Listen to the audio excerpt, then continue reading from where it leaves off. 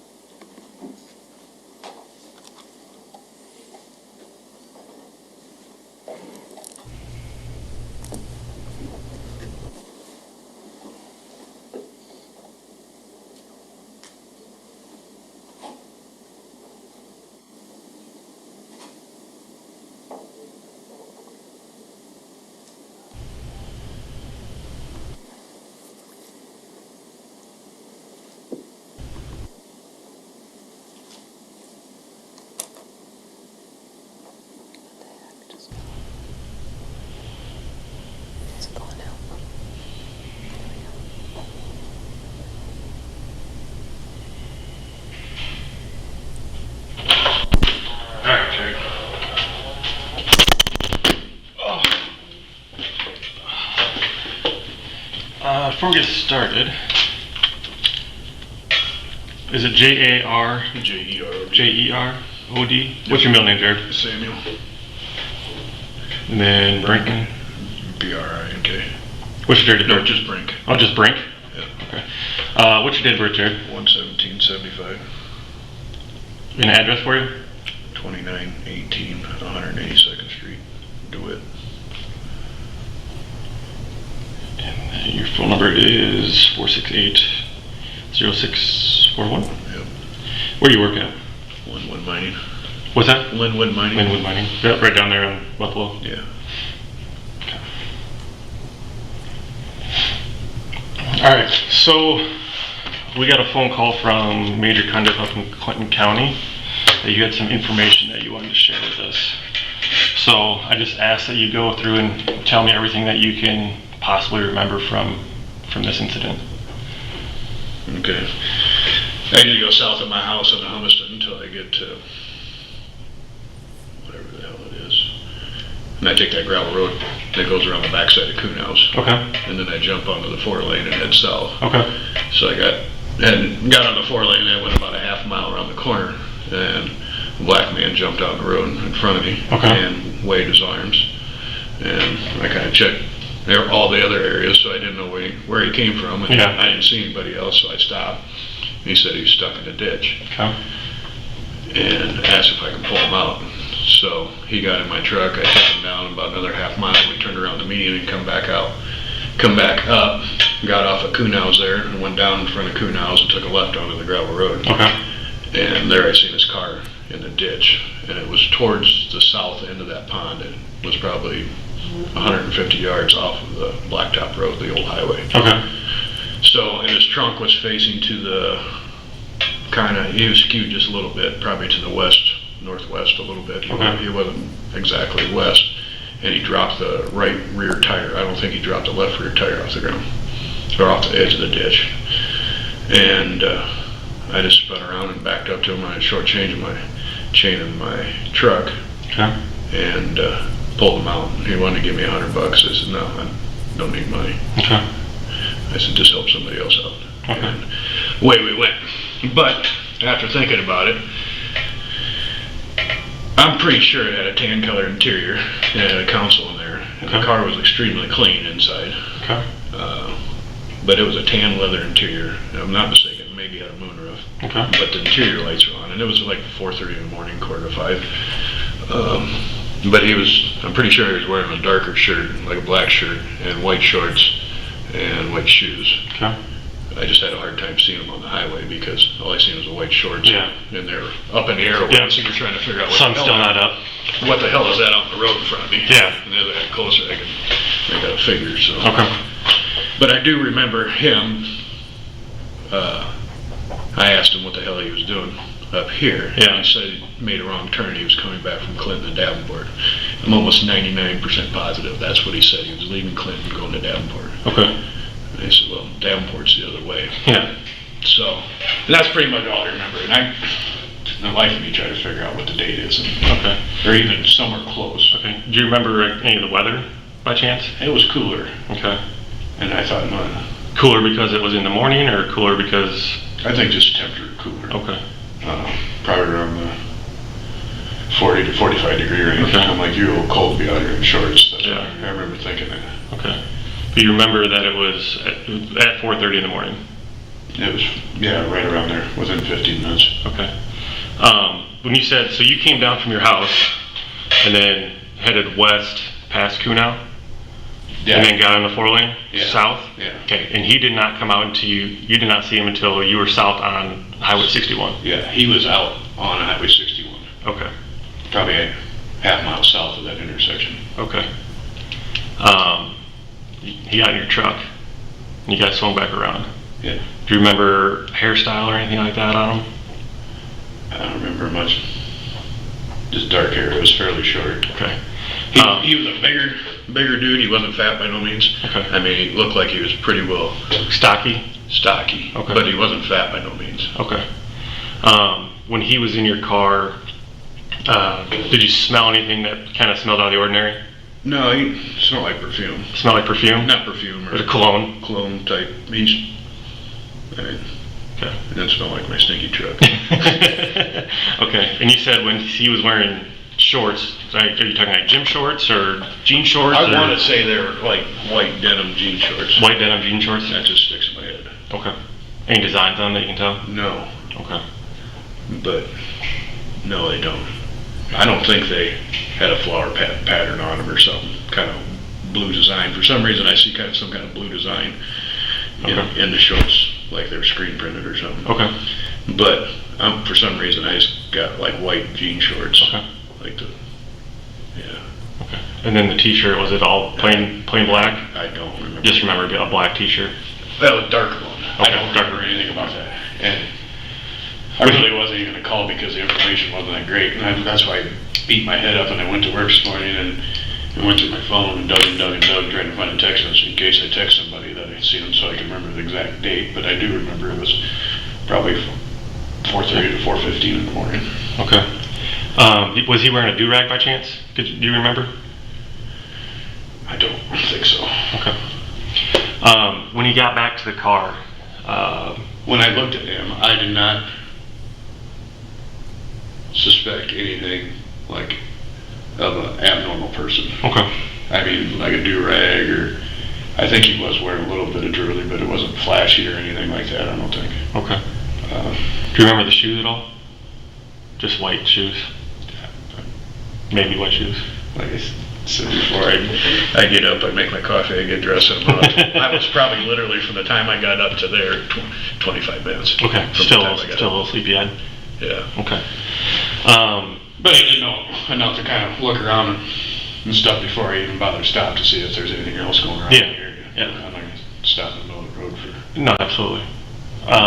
So after you picked him up and circled back around, did you take that first right when you turned onto that gravel road in front of Kunau? So did you go in front of Kunau or did you swing back around Kunau? In front of Kuda. Okay, and then you took the left to come back around. Yeah. Okay. And then you said the entrance to the pond. There's an entrance to the pond on the north side, I think. A little gravel entrance. Okay. It was probably 75 to 100 yards south of there. Okay. Okay. I drove by there this morning and I'm like, yep, it was probably within 20 foot either direction. Right here is where I pulled them out. Okay. Because I remember there's two entrances. One looks like one where like side by side their ATVs go up, and the other looks like where a car would go down. That one the car went down would probably be on the north side. Yeah. Yeah. So he was on the one where the ATVs. No, he just dropped off the ditch, and I didn't look real close, but I Okay. did walk around the side of his car, and I just seen the one tire was dropped off. Okay. And he had spun down into the gravel a ways trying to get out. But I think that's why I seen the interior of the car. Okay. The color of it. And the interior. What color was the car? I'm almost positive it was maroon. Maroon. And the make and model. I'm pretty sure it was a maroon. I can guarantee it was an Impala. Okay. Guarantee it's an Impala. I guarantee. Okay. And for some reason, there's a charcoal gray, but for some reason, it's maroon. Okay. And when my buddy was asking me that, because when I was over at his house last night, I said, you know what's weird about them putting that body up there or whatever? I said, last fall, and I said, I can't remember the date. I said, I pulled a black man out of the ditch there in the morning, like 4:30 in the morning. He's like, well, what kind of car was it? At first I said Malibu. I'm like, no, it was an Impala. He says, what color was it? I said it was maroon. I mean, not even thinking about it, and I have not seen that flyer because I don't watch the news and I don't go around anywhere. So you didn't really know anything about what's been going on for the past 8 months? I had no previous viewing of any of that stuff. Okay. You know, I heard about things, possibly they were looking in the clear right after it first happened, and that's the only thing I heard. Okay. So that flyer that his wife sent me, when he showed it to me, that was the first time I ever... First time you ever seen the car? Yeah. Oh, on printed or in the news? Yeah. Okay. Yeah, I hadn't ever seen that. Okay. Did you touch his car at all? You know, or did you I probably couldn't. I hooked the chain up on the right front. On the right front tire? No, there's a little hole in the frame. Okay. Right in front of the lower control arm. Okay.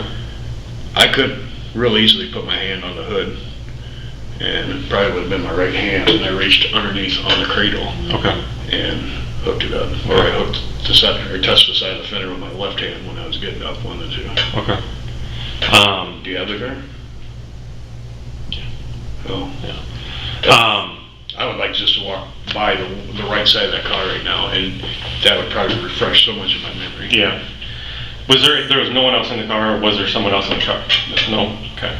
And I don't think there was even anything on the seats or anything. There was a white aux cord for a phone plugged into the cigarette lighter, but that car was pretty much, it was immaculately clean. Okay. And no, did you ever open the door or anything like that to the car? No. No, okay. He got it in the left side, obviously, when I pulled him a little bit. He pulled up right behind me. Yeah. Did you ask him if he had called anybody for any help or anything like that? No? Okay.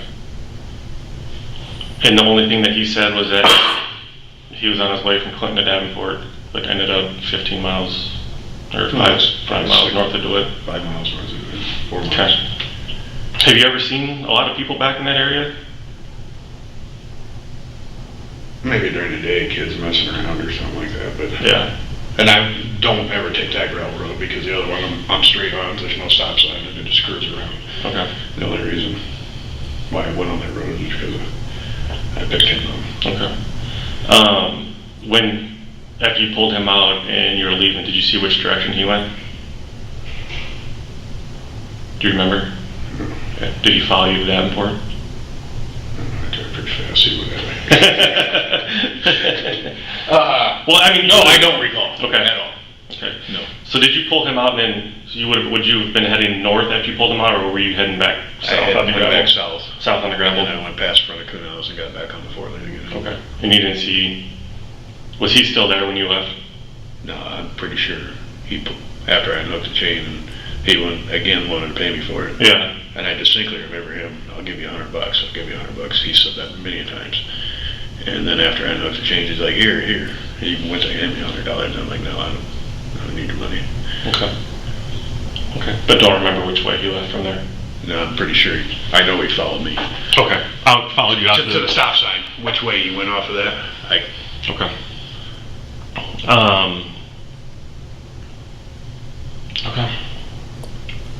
I'm trying to think of anything else. Man, he gave me your business card or something. If I remember anything. But like I said, I went to work. I told everybody I damn near hit the guy on the road. Yeah. He just seriously just jumped out and right out in front of you? No, he was on the edge of the road.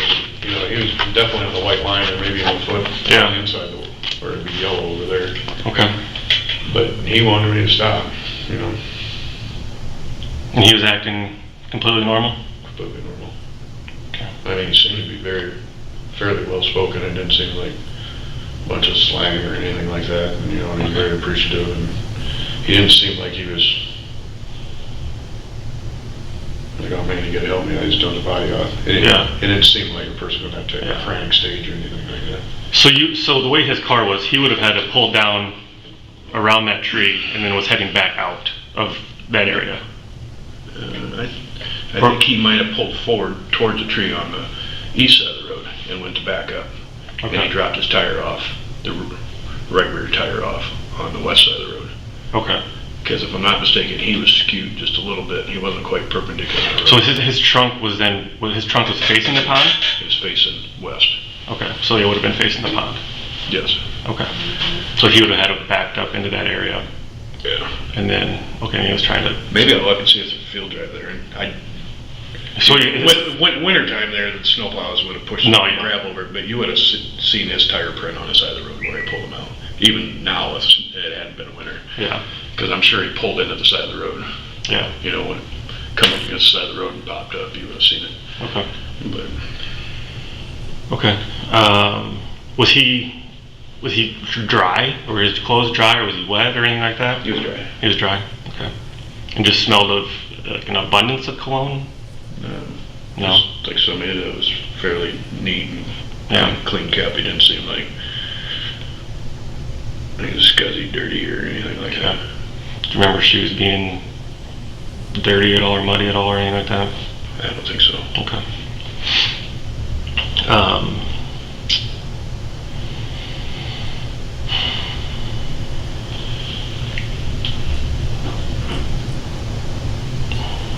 He wanted to give you $100, but was he trying to actually hand you the money? Oh yeah. Yeah. Okay. If you were to see this guy again, would you be able to recognize him and pick him out? Boy, I don't know. I only know the best way to do it. If you put 2 of them there, I'm not sure I can pick them out. And if you put 6 of them there, you know, I don't know. If you put 2 guys side by side, I'm not sure. Okay. Maybe. Probably I was thinking about that before either. You know, if you started to show me pictures, I think, real honestly, it'd be best to put 6 out first instead of 2. Yeah.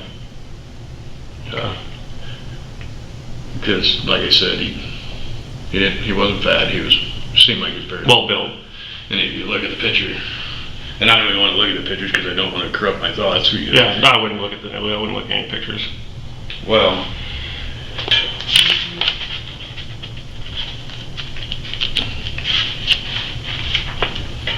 please. Okay, so this is kind of the area of your house and then Kunow. So I just want to make sure I got this right. So you came down, I left my house, come down here, the gravel road. Okay, so you drove right on the north side of Kunow. Yep, and I probably picked him up right here. Okay. And that's where I picked him up, which was pretty much straight across the gravel. So he walked right across here to the 4-lane. And then I probably came down to here, turned around, went back in front of Kunows, pulled him out. Okay. If I'm not mistaken, he was somewhere probably right in, well, he's towards the south side of the trees. I don't think I was right on the edge of the trees on the east side of the road. Okay. Probably 20 foot from that. Okay, so he wasn't near that entrance to that circle drive at all. He was down the road further. He was down here. I was pretty much straight even with the trees on the east side of the road when I was pulling them out. Okay, that makes a lot more sense then. Okay. So then you just you backed in and then pulled them out this way and then went back to 61 and took off. Okay. This is I don't know if this one's a little bit better. So you picked him up further down here? Yeah. Yeah, we'll go down there. And then circle right where you believe him, or where do you think he was at? Boy. It makes it look a little different. It'd be easier if I was standing on the road. I'm going to say somewhere between here and here. Okay. On the road. And he was backed in, so the trunk would have been facing that way? Yes. Okay. Was the trunk open at all? No. Okay.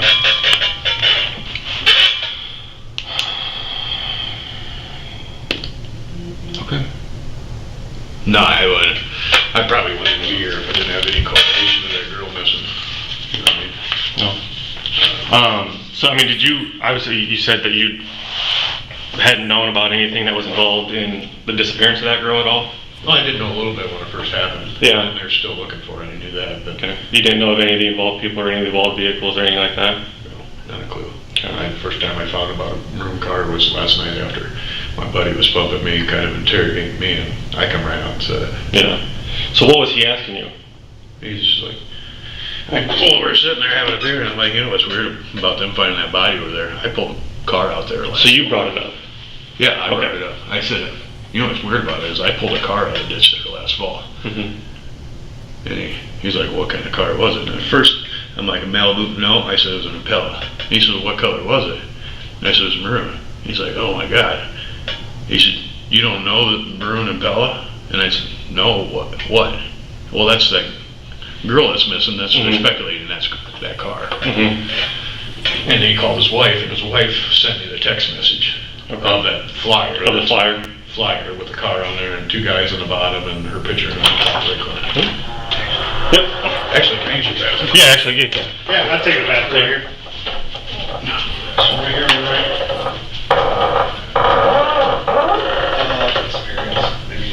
That's the same one I have. Oh, you already had that? Yep. Oh, okay. Actually, this one, I'll use this one. So use the really good. You can't train a tractor trailer out. Yes. Yes. That is my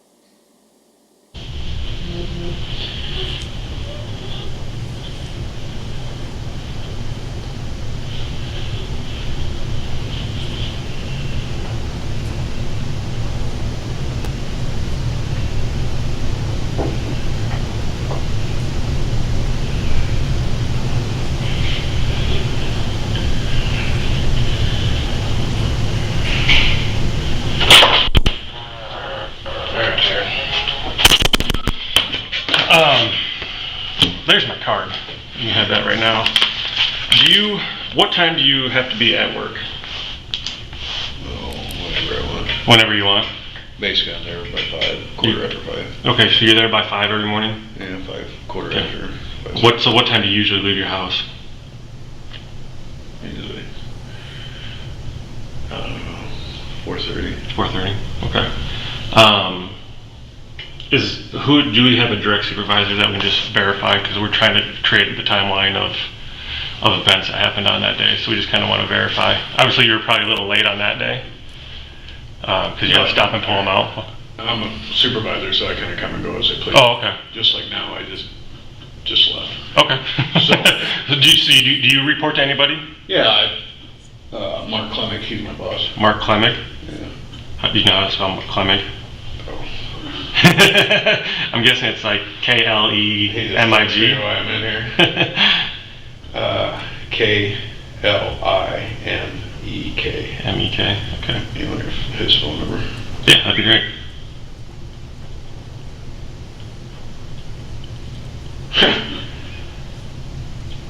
Uh, 563. Yep. 340.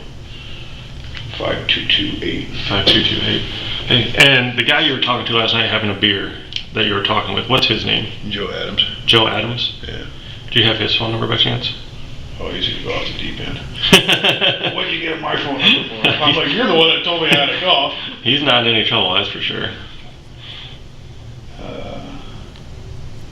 212-9230. 9230, okay. That flyer that you got sent, can I see what flyer that is? I know that we put out a couple different ones. His wife sent me that. Do you want her? Okay. So what did you see when you saw that? He showed me on his phone. My phone was in the truck. He showed me on his phone. Okay. I just looked at it as he handed me like this. I'm like, Yeah. yeah, that's the car. I never Okay. even looked at the pictures. And I'm pretty sure it's not that one. And if this guy lost weight, I could possibly say it was him. Okay. Okay. So as soon as you saw that car, you're like that was the first time you saw that car since you pulled it out of the ditch. Yeah. Okay. Okay. And I got the chain at home. I'm pretty sure, depending upon where the wrecker hooked up, I could see exactly where I hooked up to it. Okay. I mean, just in front of the right front wheel, there's a T-slot. I used to rebuild cars, so I know there's a T-slot where you hook into. So Okay. and I didn't hook up on the right front of the car. And it was pretty short chain. It was probably only 6 feet long, so I was pretty close to the car. Okay. When I backed up to it, because I knew that's the only thing I had in the truck. Okay. So there's a couple other things that I'm going to ask of you to help us further this investigation. Okay. I'd like to take you down and show you the car, the maroon Impala. Then I'd also like to take you back out to Kunow so you can specifically show us where you pulled him out. Today? Yeah, today. Yeah, today. So, no, this is no big deal. Okay. And while we're doing that, we'd like to forensically download your phone, just because our computers have more capability of pulling stuff out that you may or may not have deleted and not know about. Oh, I don't delete nothing. Okay. Just recently I started deleting text messages, but... We'd like to just do that for our records going forward. So you'd be able to pull the GPS on my phone when I turned around?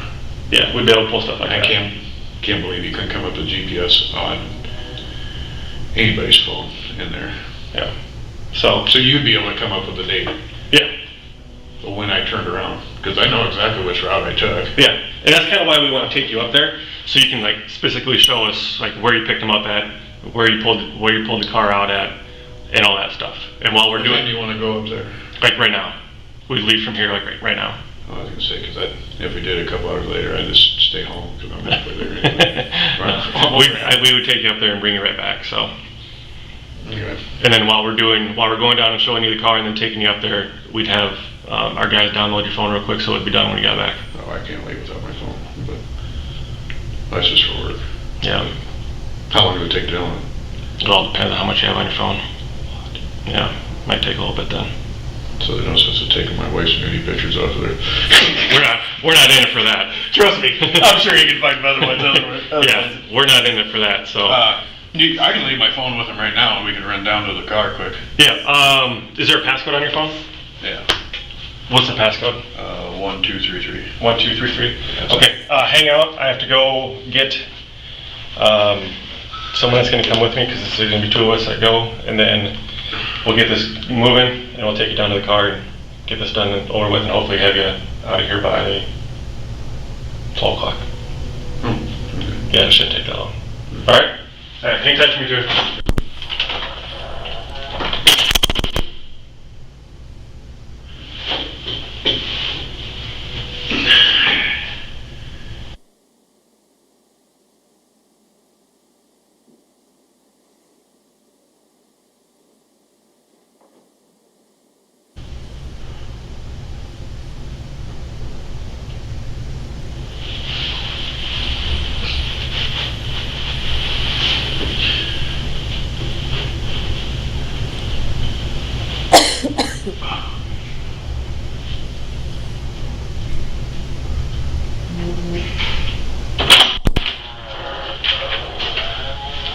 Pictures and possible shorts. See if those jog your memory at all. Mhm. What? I told you white with blue on them. Yep. Did Those I? are the shorts? Yes. I'm pretty sure. I don't recall them shoes though. Okay. But like I said, I already told you before, I don't know the shoes. But Yeah. I said white shorts with possibly blue screen printed. Yep. Like some kind of design. Yep. So I'm not sure I remember a tank top, but Okay. Yeah. But those shorts you're pretty certain on. I never seen the backside. I'd like to see Yeah. the front side. But I don't remember him being that bigly built. Like Okay. I said, he was big, but I don't think he wasn't like portly big. Yeah. I mean, he looked like he had a big frame. Okay. But I said that to you, I Yeah. remember possibly some kind of blue screen printing on it. Yeah. Yep. Okay. Perfect. I'm gonna go get the So I keys. wasn't too far off. No, not at all. I'm gonna get the keys. We're getting out of here. All right. All right.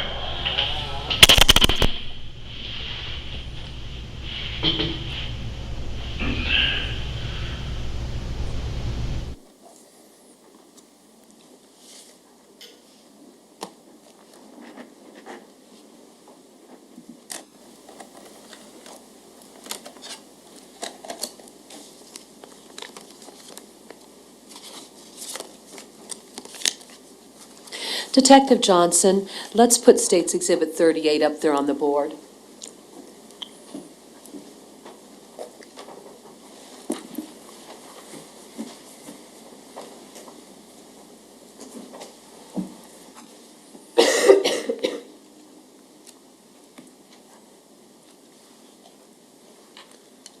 I'd like to direct your attention to that portion of the conversation where you were having Mr. Brink identify locations where, first of all, he had that initial contact with this black gentleman along Highway 61. Okay. Does that give us a good perspective there, or would another map give us a better perspective?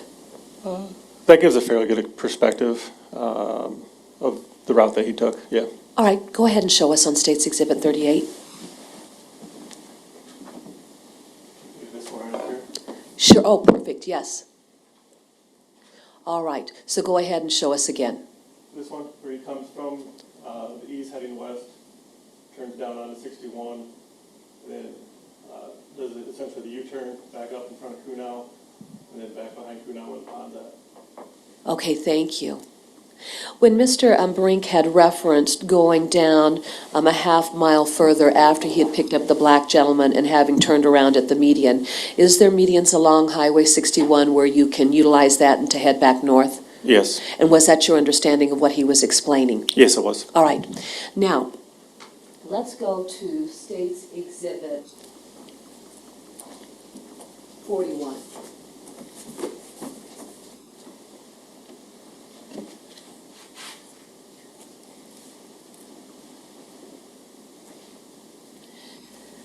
Utilizing this particular aerial map, can you go back to the area of 270th Avenue and help us understand where he was locating that vehicle, the maroon Chevy Impala, along that roadway when they came down there? Yes, I can. Okay. It would have been somewhere in this area of the property. All right. For purposes of our written record, relative to the access road, and that would be that steep access road that would take you to the pond, would that have placed him further north or further south?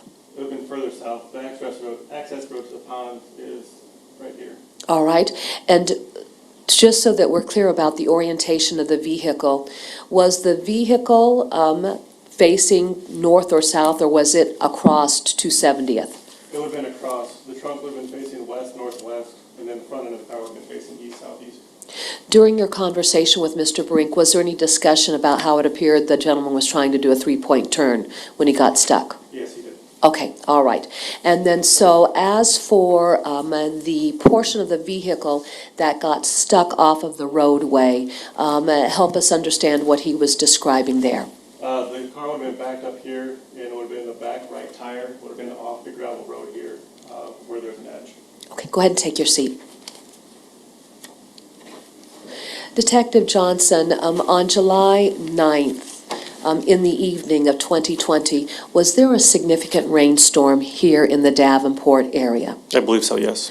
And then even when we had gone up there to recover the body, had the weather been fairly inclement during, well, no, I take that back, okay. So had the weather been fairly inclement through the evening of July 9th and going to the early morning hours of July 10th? I believe so, yes. When you were up there at the time that Breasia's skeletal remains were recovered, what is it that you, well, I don't even have to ask you that, I'm going to backtrack. Did you drive up there with Mr. Brink on March 24th? Is that when you met with him? Yes, it was. Okay. Describe what happened when you drove up there on March 24th with Mr. Brink. Mr. Brink was able to describe the location of where he remembers pulling out the maroon Impala. Okay. Now, did you have a chance to look at the shoulder along the area of 270th Avenue? Yes, I did. How would you describe the shoulder relative to the traveled roadway?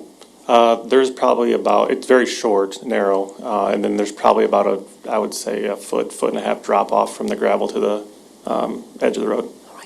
Is that distinctly different from what we typically see if we're driving along the highway and we see just a flat, level surface that would constitute the shoulder in a lot of instances? Yes. And so having been up there and viewed that, was it easy to understand how a vehicle, if it backed off the roadway, could get easily stuck? Yes, it is. Were you aware of the search warrant that had been obtained for the maroon Chevy Impala to drop the gas tank and determine how much gas was left in the tank? Yes, I was. And how were you familiar with that circumstance? I believe I authored that search warrant. Certainly. And then by virtue of the car being placed up on a lift, were you aware of additional findings that were made up underneath the vehicle itself, within the frame of the vehicle? I believe I was made aware of possibly some soil that they had been located there. Okay. And were those soil samples collected? Yes, they were.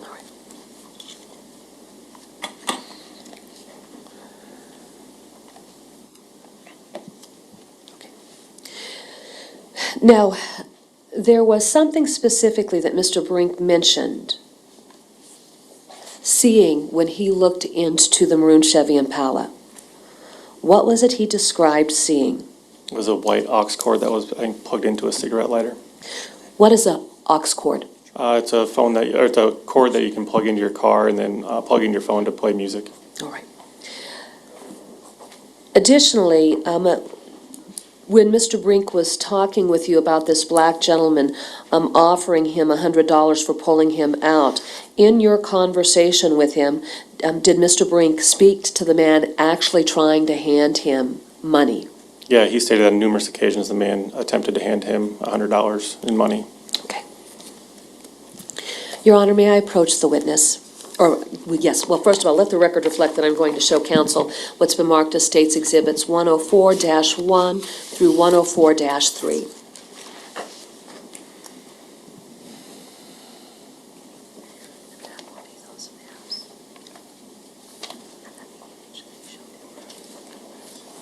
May I approach, Your Honor? You may.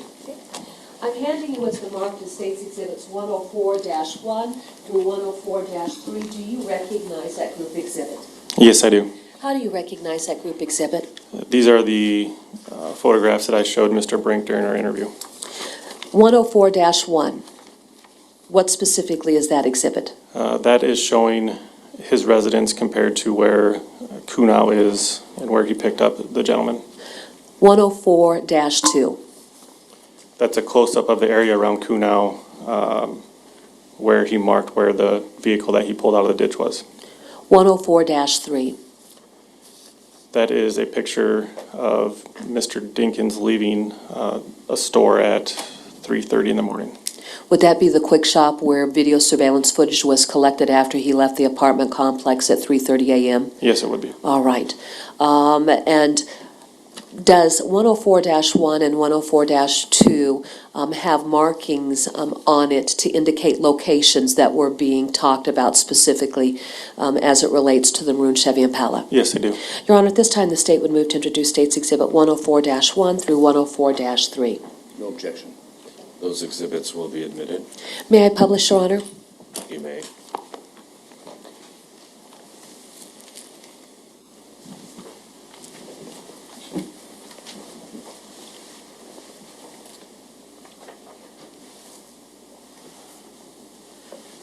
Give me a moment here. Okay. Here's a picture of your house.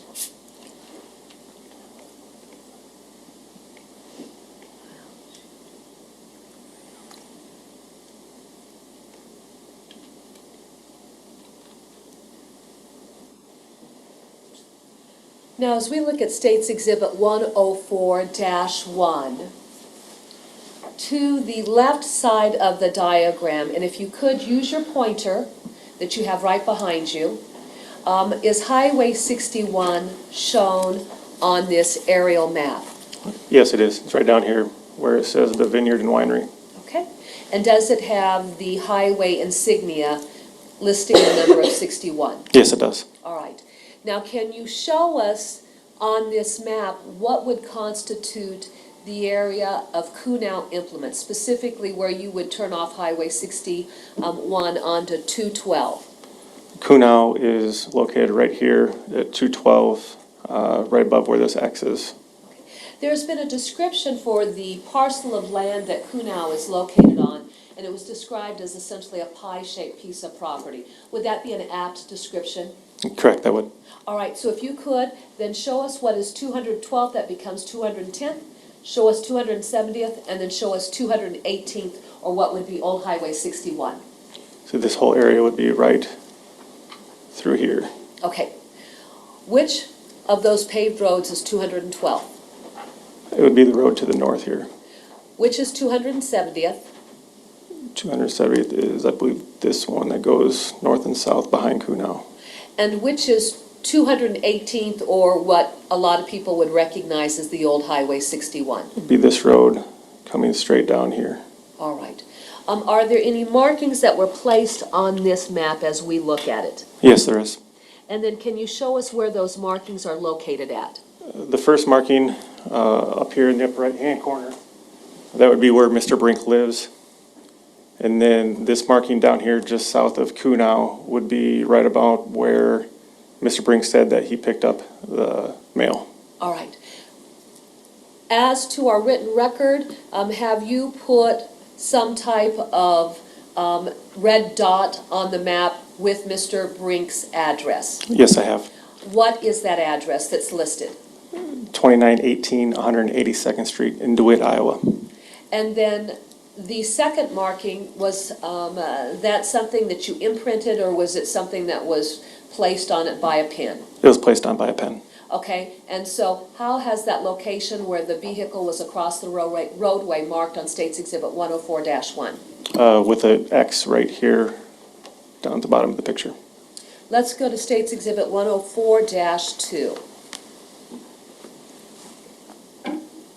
In this particular aerial image, have you zoomed in so that we've got a better perspective of Highway 61 in the area of Kunau implement? Yes, we do. All right. Now, are there any markings on this particular exhibit? Yes, there are two. Explain. So the first one would be where Mr. Brink picked up the mail, and then these markings right here on 270th Avenue would have been where he said that he pulled the vehicle out of the ditch. Thank you. And then finally, going to State's Exhibit 104-3, describe what we have in this exhibit. Now, this would be Mr. Dinkins leaving the quick shop wearing the white shorts with the blue pattern on them. All right. Are these the shorts that Mr. Brink had indicated were like the shorts that he observed the black gentleman wearing? Yes, it is. Okay. This particular image, the activity encompassed within it, what date did it happen? July 10th of 2020. And was that after 3:30 a.m. when Mr. Dinkins left the Jersey Meadow apartment complex and would have arrived at the quick shop at 3:32 a.m.? Yes. Was it your understanding that he actually had gone into the quick shop and made a purchase? Yes, it is. And then, so is that a still image taken from that video surveillance camera which documented what he wore? Yes, it is. With Mr. Brink's clothing description of the black gentleman that he picked up and pulled out of the ditch on the area of 270th Avenue, does that then help to establish a date for when he would have had contact with the black gentleman up there in the area of Kunau implement? Yes, it does. All right. There's been testimony offered by Special Agent Richard Fennerin. Do you know in the course of the investigation whether or not the cell phone that you had collected from Mr. Brink, the GPS location information, was that analyzed by Special Agent Fennerin to see if the phone was hitting cell towers in the area of Kunau implement on July 10th at 4:30 a.m.? Yes, I believe it was. Okay, thank you. All right. I'd like to approach and show you an additional exhibit. Your Honor, may the record reflect that I'm showing counsel what's been marked as State's Exhibit 105.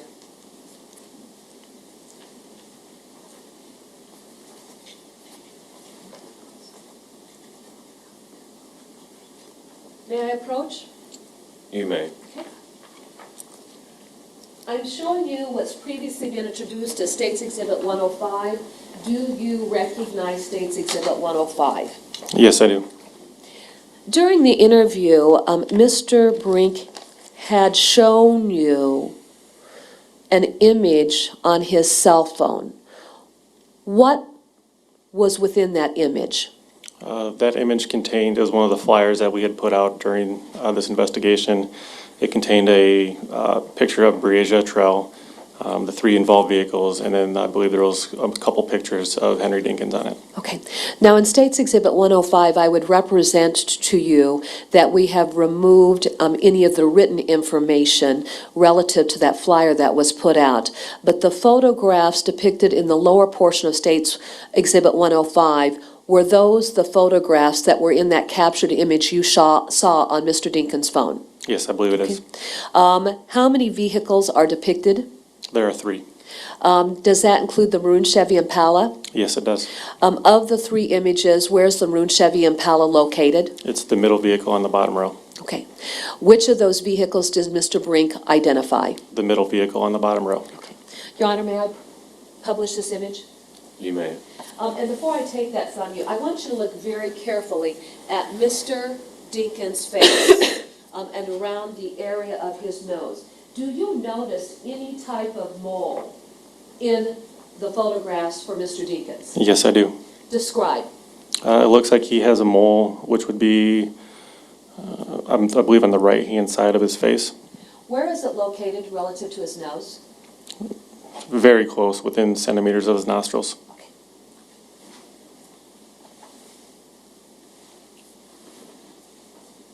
May I publish, Your Honor? You may. Okay. As we look at State's Exhibit 105, where's the maroon Chevy Impala? It's located here, the middle vehicle in the bottom row. And as you look at the photographs of Mr. Dinkins, do we see the mole that I've asked you about? Yes, we do. Can you show us where that mole is at? In the middle picture, it's located right here. In the far right picture, I believe it's right there. And then very faintly, you could probably see it right there in this last picture. Okay.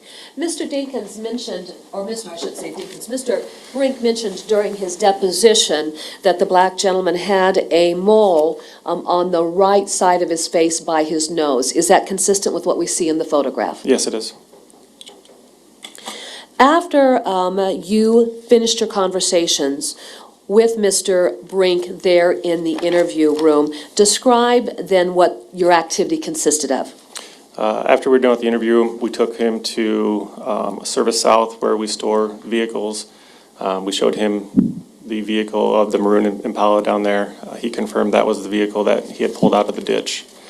After we left there, we drove him up to Kunau to let him tell us where he pulled the vehicle out and where he picked up the man at. Okay. And did that correlate with what you have noted in our state's exhibit, what was it, 140, was it 143? Goodness, let me just double check that. Yeah, our state's exhibit 104? Yes. Okay. Your Honor, may the record reflect that I'm showing counsel what's been previously introduced as state's exhibit 1-1 through 1-11, and then 1-19 through 1-20.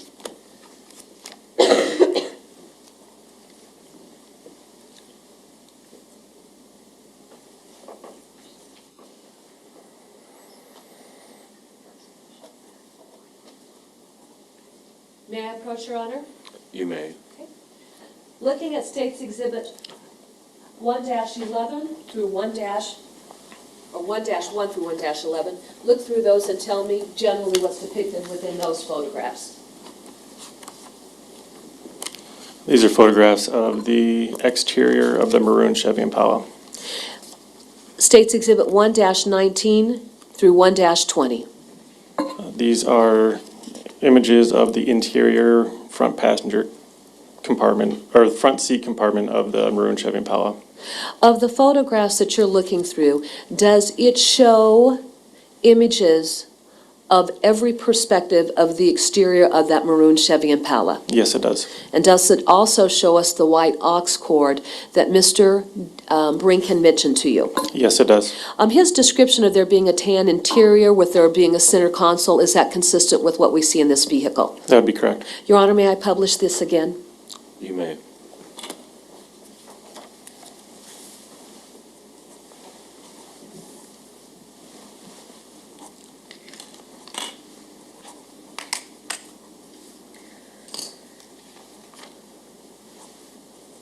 Detective Johnson, State's Exhibit 1-1, just briefly for our record, what are we seeing here? This is the ID card displaying the case name and reasoning for the kill. State's Exhibit 1-2, That would be the rear driver's side of the maroon Chevy Impala. do you see any dents on this portion of the vehicle? No, I do not.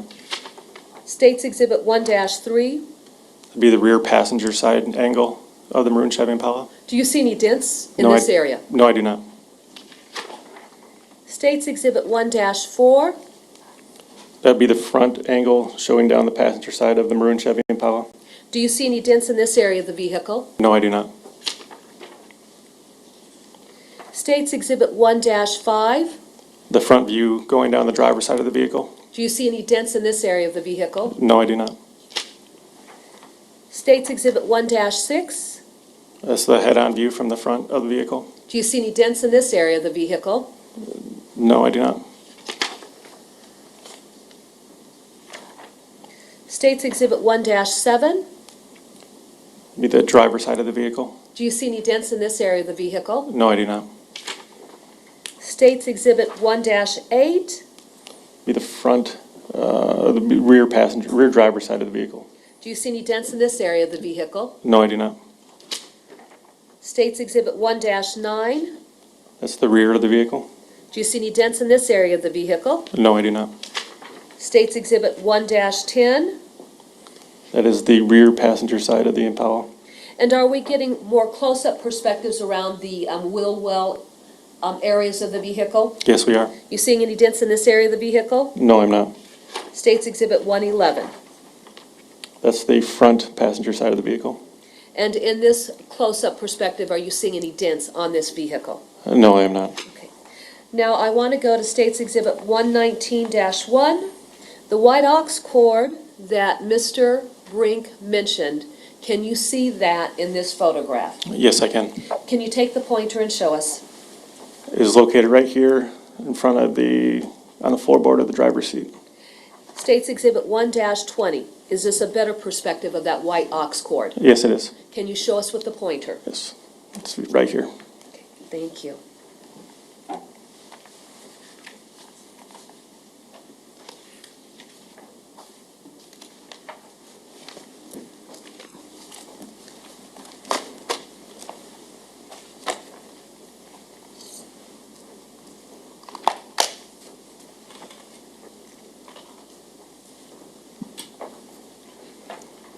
What was the name of Mr. Brink's employer?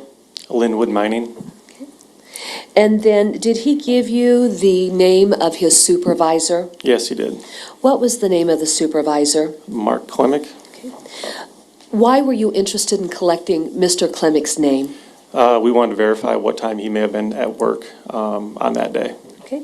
Were steps taken to see if there were any type of time cards that would show when Mr. Brink would have began his shift on the morning of July 10th? I believe so, yes. Okay.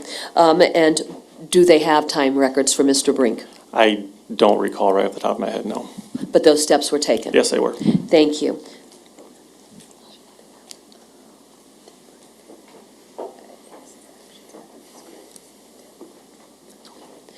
In your conversations with Mr. Brink, at any point in time, did he ever describe for you seeing a dent anywhere on the vehicle? No, he did not. I have no further questions of this witness, Your Honor. Mr. Freeze? Thank you.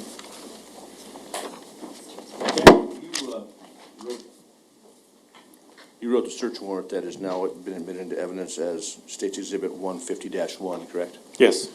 And you collected all the information that's contained therein? Yes. And how many search warrants do you estimate that you've written For this case or overall? overall? Hundreds? It's very important when you write a search warrant affidavit that it be very accurate, right? Correct. And that's because you want the judge who signs a search warrant to have the most accurate information, because you are asking to search someone's residence or person or vehicle, something like that, correct? Correct. And also because when you sign that application for a search warrant, you're doing so under oath, right? Correct. And what's that mean to you? It means that everything is verified as true and correct. Okay.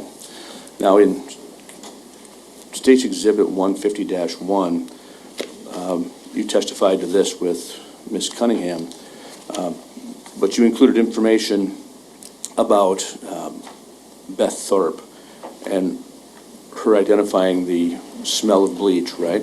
Correct. She came to you with that information? Yes, she did. Who else came to you with information about the smell of bleach? I believe it was only Beth.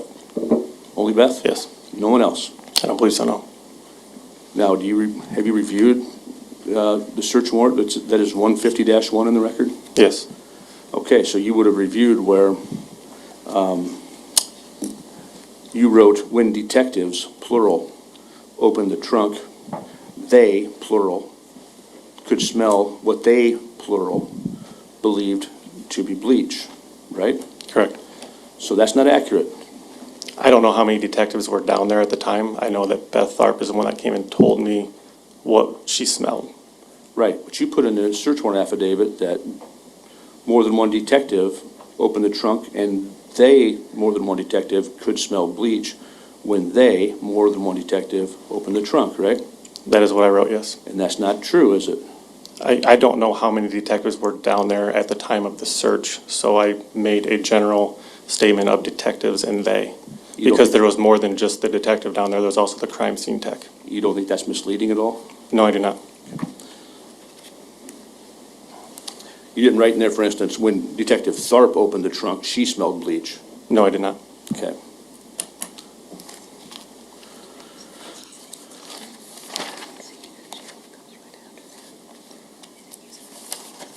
Now, Mr. Brink, you are aware that he initially thought this vehicle to be a Malibu, right? In his initial statement, he said he thought it was a Malibu, but was for sure it was an Impala. Okay, when you interviewed him, right? Correct. Are you aware that in his sworn deposition, he went back and said it was a Malibu? No, I'm not. Okay. When you interviewed Mr. Brink, we're clear on a couple things. He hasn't varied his story on the fact that this black man was wearing a dark shirt, right? Correct. And the video surveillance you showed him from the quick shop with Mr. Dinkins was wearing a white shirt, correct? Correct. And you've been involved with all steps of this investigation from July 10th, correct? Correct. Remind me of any evidence that we have collected, whether it be video or witness statements, that Mr. Dinkins was wearing a dark shirt on July 10th. I don't recall that we do. And Mr. Brink was also very clear that when he pulled this black gentleman out of the ditch, that this black gentleman was wearing white shoes, right? Correct. And the photograph you showed Mr. Brink of Mr. Dinkins coming out of the quick shop at 3:38 a.m., Mr. Dinkins is wearing gold shoes, right? That's correct. And Mr. Brink said, I don't recognize those shoes, right? Correct. Right, so those are two factors which are inconsistent with Mr. Brink's story. We can agree on that. Sure. Okay.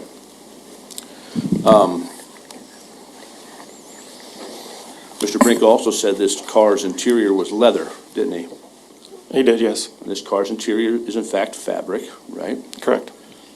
And there's been some discussion about Mr. Brink's cell phone pinging off towers in that area on July 10th. We can agree on that. Yes. Right?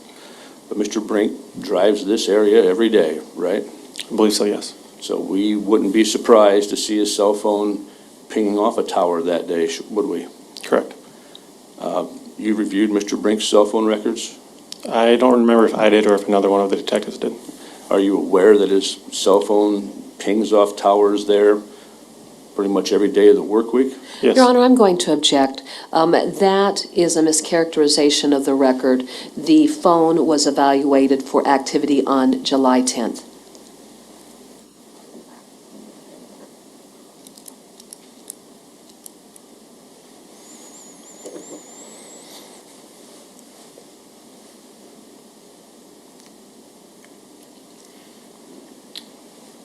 I'm going to overrule that objection. Can you read the question back, please? Could you just rephrase, please? Are you aware that that cell phone pinged off towers in the area every other day of the work week? No. Was it checked to see if it pinged off the cell phone towers in the area every other day of the work week? I believe our search was only a shortened search for that location data. For one day? No, I believe it was just 3 days. Okay. Did it ping off those towers in the same area during those 3 days? I don't have direct knowledge of what it was on those other 2 days. So you're telling me that the Davenport Police Department did not want to collect evidence to see if Jerod Brink, his cell phone, would ping off those towers in dates other than the 3-day window around July 10th? Is that your testimony? We were trying to corroborate his story pertaining to July 10th of 2020. Okay. Jerod Brink told you that the time of year was a time of year where it was colder, 45 or 50 degrees, right? Correct. And you didn't want to corroborate that part of his story by cell phone towers to perhaps see if he was out there in, let's say, October. At that time, no, we did not. How about since that time? Have you taken steps to corroborate that? His cell phone data? Right. We did the search warrant for his location data for the July 9th through July 11th of 2020, and just to corroborate his story pertaining to July 10th of 2020. Okay. So you knew that the identification of Henry Dinkins did not include the same shirt, right? Correct. Did not include the same shoes, right? Correct. He couldn't pick Henry Dinkins out of a lineup, could he? According to him, it's possible, but no. In fact, he pointed at a picture and said if he gained 50 pounds, maybe that would be him, right? He said if he lost weight, that could be him. Okay, so if he lost 50 pounds, that could be him, right? I don't know if he said a direct pound, but if he lost some weight, that could possibly be him. Okay. But you certainly don't call that an identification, do you? Not a positive identification, no. And in your training and experience and education as a peace officer, we don't accept someone having a mole on their face as a positive identification, do we? Not completely. Okay.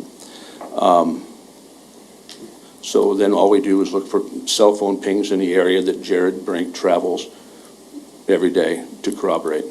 Is that your testimony? Correct. And we know Jerod Brink travels that way pretty much every day during the week to go to work because he told us that, right? Correct. When you took Jerod Brink out to the scene, was that videoed? I believe I had my body-worn camera on, yes. And the same question for when you took him down to the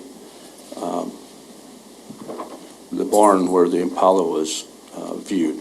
Was that on video as well? I believe I also had my body-worn camera on that day, too. Okay. Now, out there by Kunow Implement on that road where this vehicle was stuck, I'm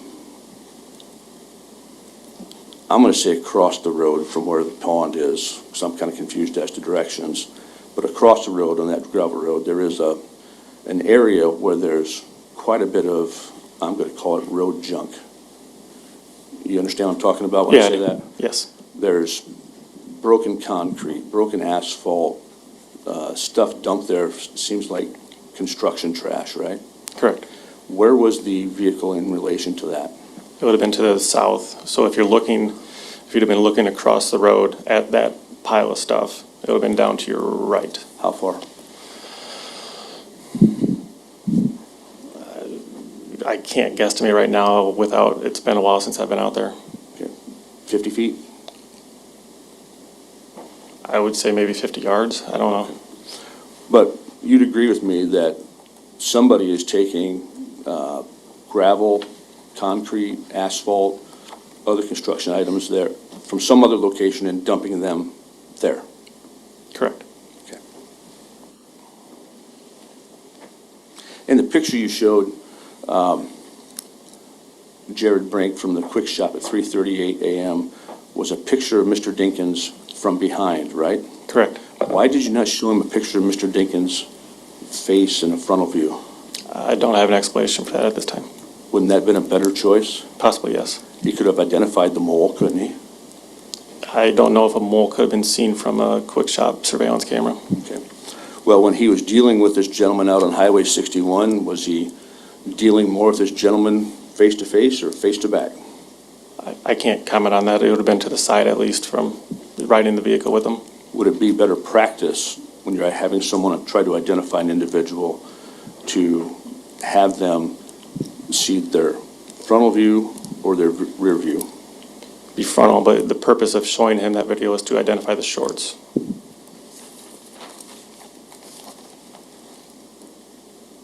And that's because you knew or had a feeling that the shorts would match, right? Correct. And Mr. Dinkins, if he's this person who you say Mr. Brink identified, Mr. Brink said he acted completely normal, right? Correct. Was not nervous, right? Correct. Not breathing heavy, right? From my understanding, that's what he said, yes.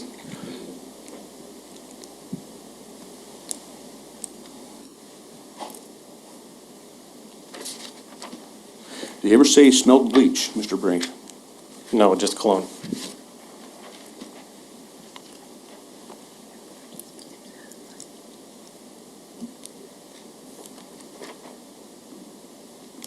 That's all I have, thank you. Ms. Cunningham? Thank you, Your Honor.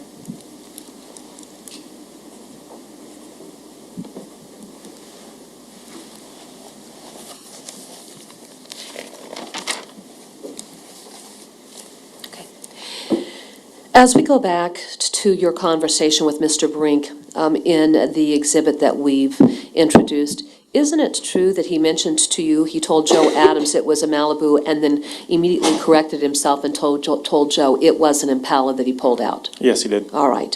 As far as the description of clothing, Mr. Brink, in your discussions with him, what was the one piece of clothing that he was very definitive about as far as descriptions? The shorts that he was wearing.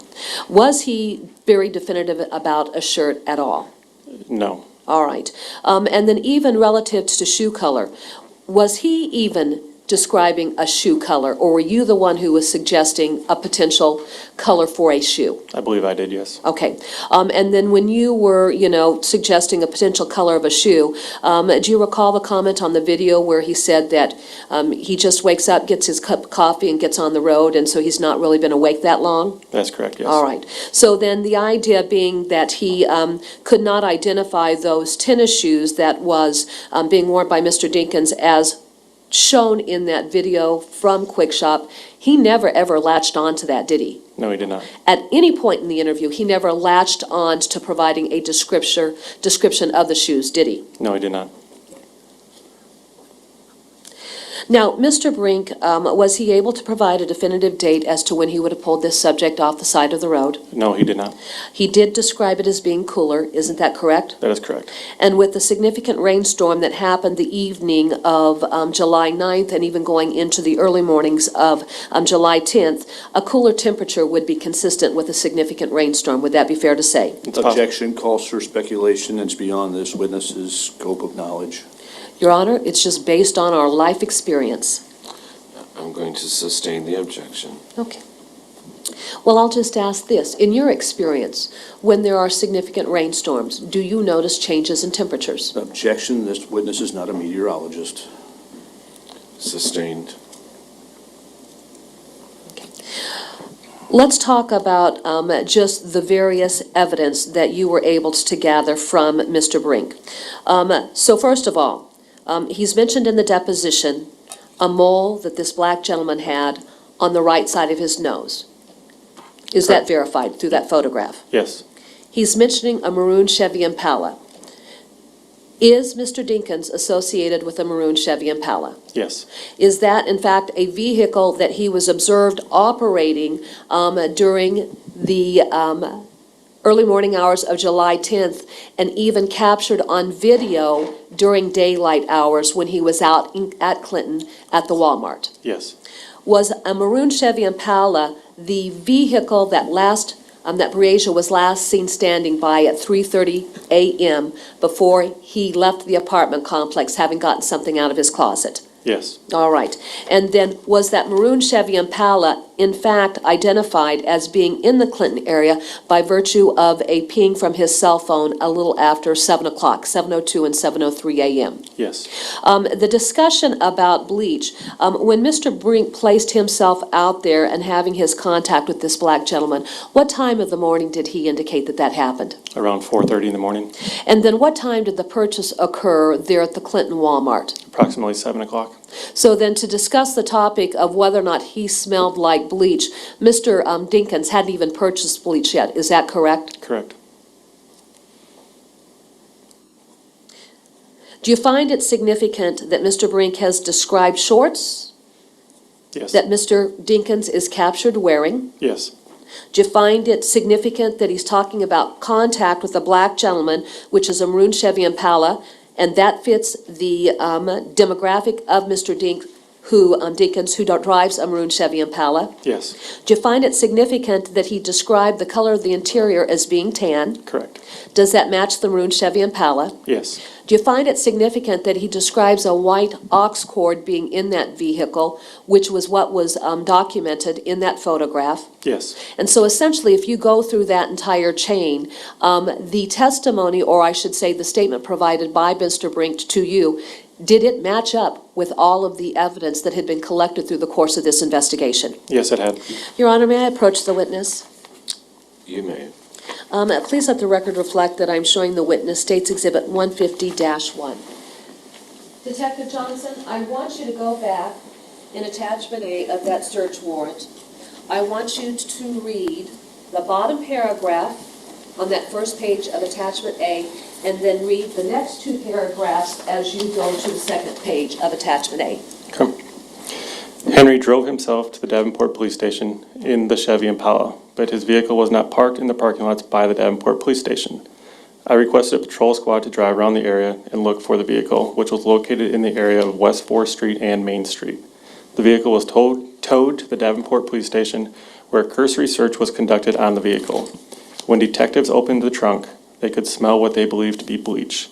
When the trunk was fully opened, they observed an axe and a box of cleaning supplies. The civilian crime scene technician shined a blue light on a metal part of the axe and observed what she believed to be blood. The trunk was enclosed and secured for further search by the FBI. All right. Is that consistent with what happened during the course of this investigation? Yes. And in your reading, do you reference at least two individuals being down there in the area of the vehicle when the trunk was opened? Yes. I have no further questions. Do you find it significant in your investigation that there was no blood found on that axe? I am not aware of what was found on that axe or what was not found on that axe. In your training and experience, if there was no blood found on that axe? Your Honor, I'm going to object. He's asking this witness to speculate, and this witness has indicated that he has no knowledge. Okay. I'll sustain that I'll objection. withdraw my half question. How many Chevy Impalas are there registered in Scott County, do you know? No, I do not. Have you checked that? Can I? Have you? No. Okay. But you agree with all the things that Ms. Cunningham says match up. There's several items, in fact, that don't match up with Mr. Brink's story, right? Small things, yes. Small things like the color of a shirt, right? He never definitively said a color of a shirt, just possibly darker.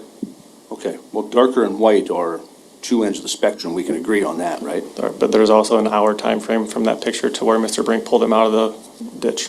So your testimony now is that Mr. Dinkins changed his shirt? But anything's possible. Okay, I got nothing further. Your Honor, can you give me a moment?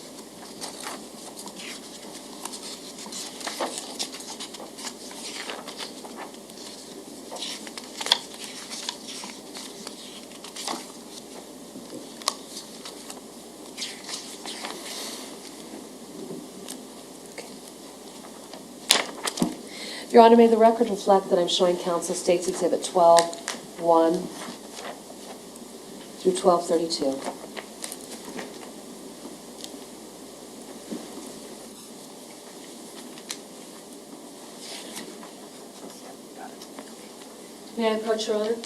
You may. I'm handing you States Exhibit 12-1 through 12-32. I would represent to you that those are photographs taken by the FBI as they removed articles from that vehicle. Go through and look through all of those photographs.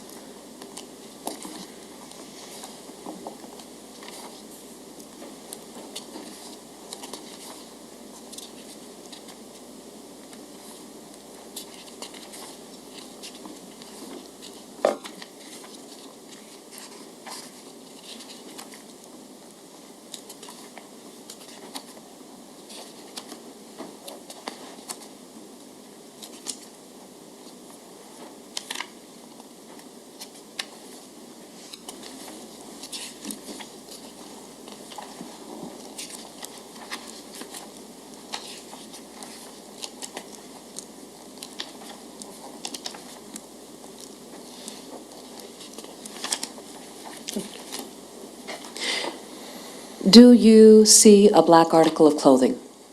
Yes. And in addition to that, do you also see a box of clothing that had been taken from the trunk? Yes, I do. I have no further questions. Nothing further.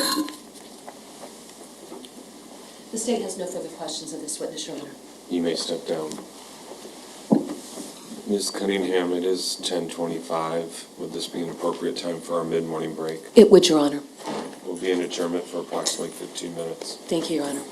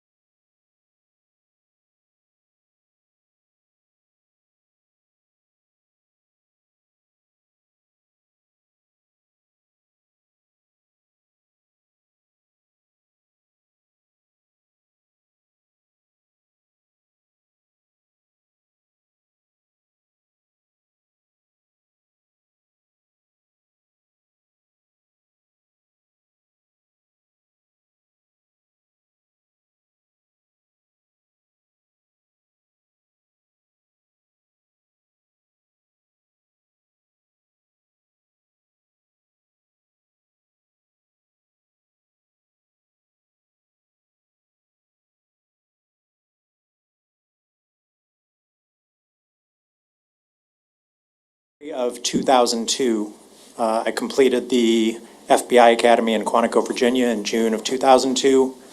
Then served my first assignment in Dallas, Texas until 2007. And then in 2007, I was transferred here to the Omaha field office, Quad Cities resident agency. What are your duties as a special agent with the FBI? To conduct criminal investigations involving a wide variety of federal violations.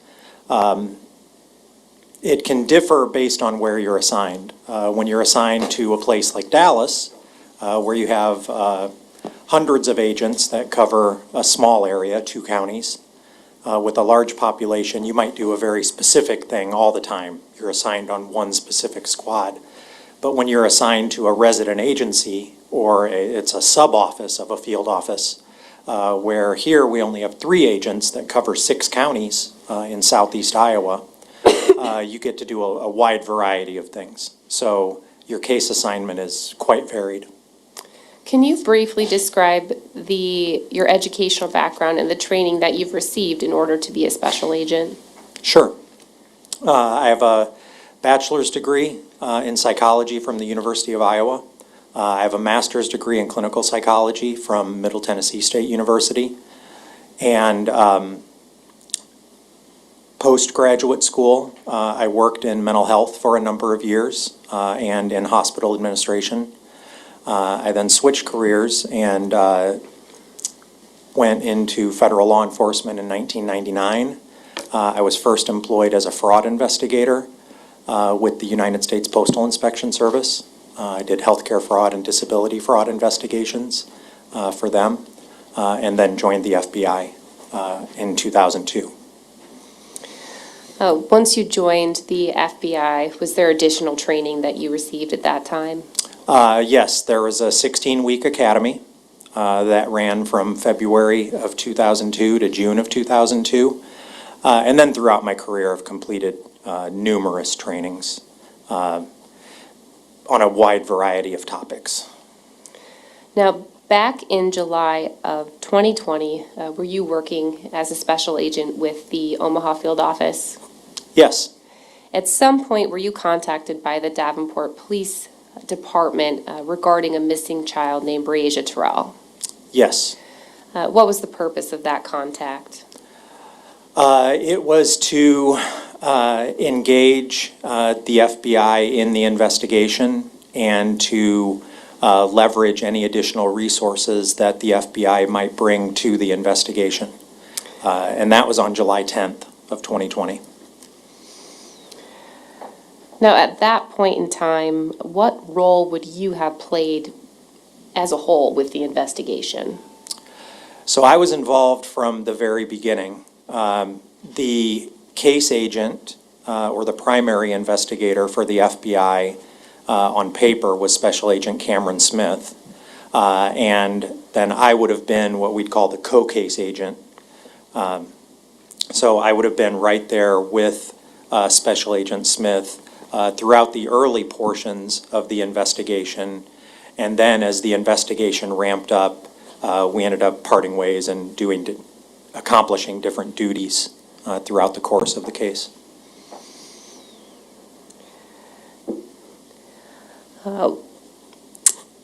Initially then, when you were a co-case agent with Special Agent Smith at the beginning, what role or what types of things would you have been doing? So the first day that it was reported, Special Agent Smith and I responded to the Davenport Police Department. Most of that first day, I was engaged in liaison with then Lieutenants Brent Biggs and Kyle Chisholm and Sergeant Jeff Pfeiffer. And we were more or less game planning the investigation. What initial steps should we take? What has already been completed? What needs to be completed? So we were in on the very initial planning stages of the investigation and then on the initial execution of those steps. And would that have involved calling in the evidence response team and executing search warrants on various vehicles? Yes, as well as following any leads that had come in. In the early stages of any missing persons case, and especially with the missing child, you need to investigate those from the inside going out. So you want to start with the people that were closest to the missing party. In this case, we had information that Mr. Dinkins was one of the last people to be seen with Breasia Terrell, and so the investigation focused there. And so we spent a lot of time trying to establish Mr. Dinkins' location in and around the Quad Cities and other places. So there was a lot of investigation involving neighborhood canvasses, canvassing for videos that may exist that would establish a location of Mr. Dinkins' vehicle or his person around town. Now, you've indicated that in any missing person case, you start with the people closest to that individual and then branch out from there. Why do you do that? Well, it's either to include or exclude those people as suspects. And so if we can establish a timeline, an accurate timeline as to when the missing person went missing, and establish a location of where the abduction, if it was an abduction, or the missing, for lack of a better way to put it, took place, then we have a starting point and we can go from there. If we can focus on the people that were the last people to be associated with the missing person and rule them out, that's great. We can then focus our energy elsewhere and following other leads. If we can't rule those people out, then we need to continue to investigate those people either until they are excluded or until they're ultimately included. And so having information that Mr. Dinkins was the last individual seen with Breasia Terrell when she was alive, fair to say your goal was to try to establish his whereabouts to either exclude him or include him as somebody who may have abducted her. Yes, that's accurate. So in addition to trying to establish his known whereabouts by virtue of canvassing and obtaining surveillance video, what other steps would you have done initially during the beginning of this investigation? Well, that was the first few days, as I recall. And then from there, as the Davenport Police Department obtained search warrants to search vehicles, apartments, and things like that, then we were helping with getting pieces of evidence to the lab and getting lab examinations done in an expedient manner. And so would you have assisted Special Agent Smith with making those determinations about what items were sent to the FBI lab for further processing? Yes, and in fact, I personally submitted 2 separate lab examination requests for dozens of items. I think it was around 50 items, and that was around July 22nd of 2020, so within 2 weeks of the initial event. How did you decide which items of evidence to send? I don't recall that I was involved in those decisions. I think that the Davenport Police Department and Special Agent Smith were more involved in that process. And so we should rely on their testimony regarding how certain items were selected. Right. Now, at some point you mentioned that you and Special Agent Smith, your roles started to split a bit, where he would cover one area and you covered something else. Do you recall approximately when that would have taken place? That would have been within the first week or so. Because when you're the case agent in a large-scale investigation like this, I mean, there were multiple agencies involved in this. At one point, we ended up having scheduled searches that involved hundreds of law enforcement officers and volunteers that were searching a lot of areas up and around Clinton County. And so when you're the case agent in a case of that scale, it's more important for you to be co-located in the command post area, which is usually located at the local police department, as it was here at the Davenport Police Department. And so you can kind of quarterback things for the FBI. You're the coordinator. You can delegate roles. You can tell people, hey, cover this lead, cover that lead. And that was Special Agent Smith's role. My role was more as an active investigator out in the field. And so as we branched out around July 14th, 15th, 16th, we were conducting those large-scale searches up and around Clinton County. And I was, for example, I was a team leader for one of those search teams. And we had gridded off several areas and searched fields, creek areas, a lot of different places up there. So I was out doing active investigation like that.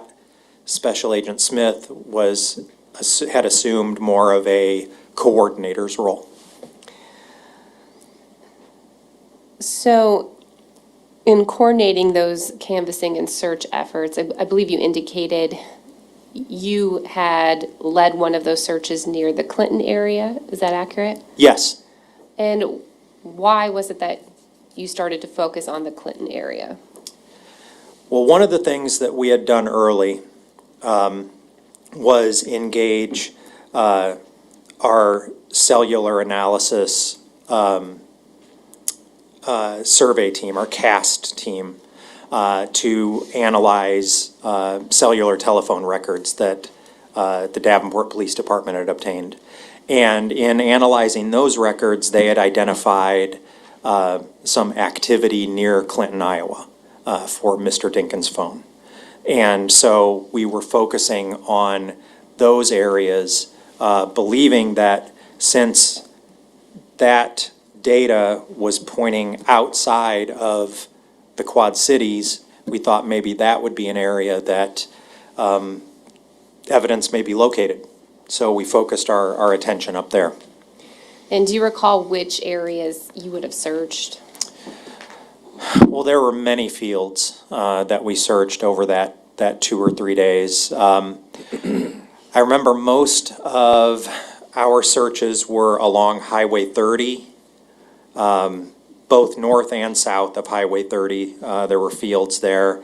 I was also involved in searches of creek areas, and then I recall on July 16th, while we were out searching one field, I was approached by a female who said, hey, I found some tracks in this field over here that shouldn't be there. You guys might want to check it out.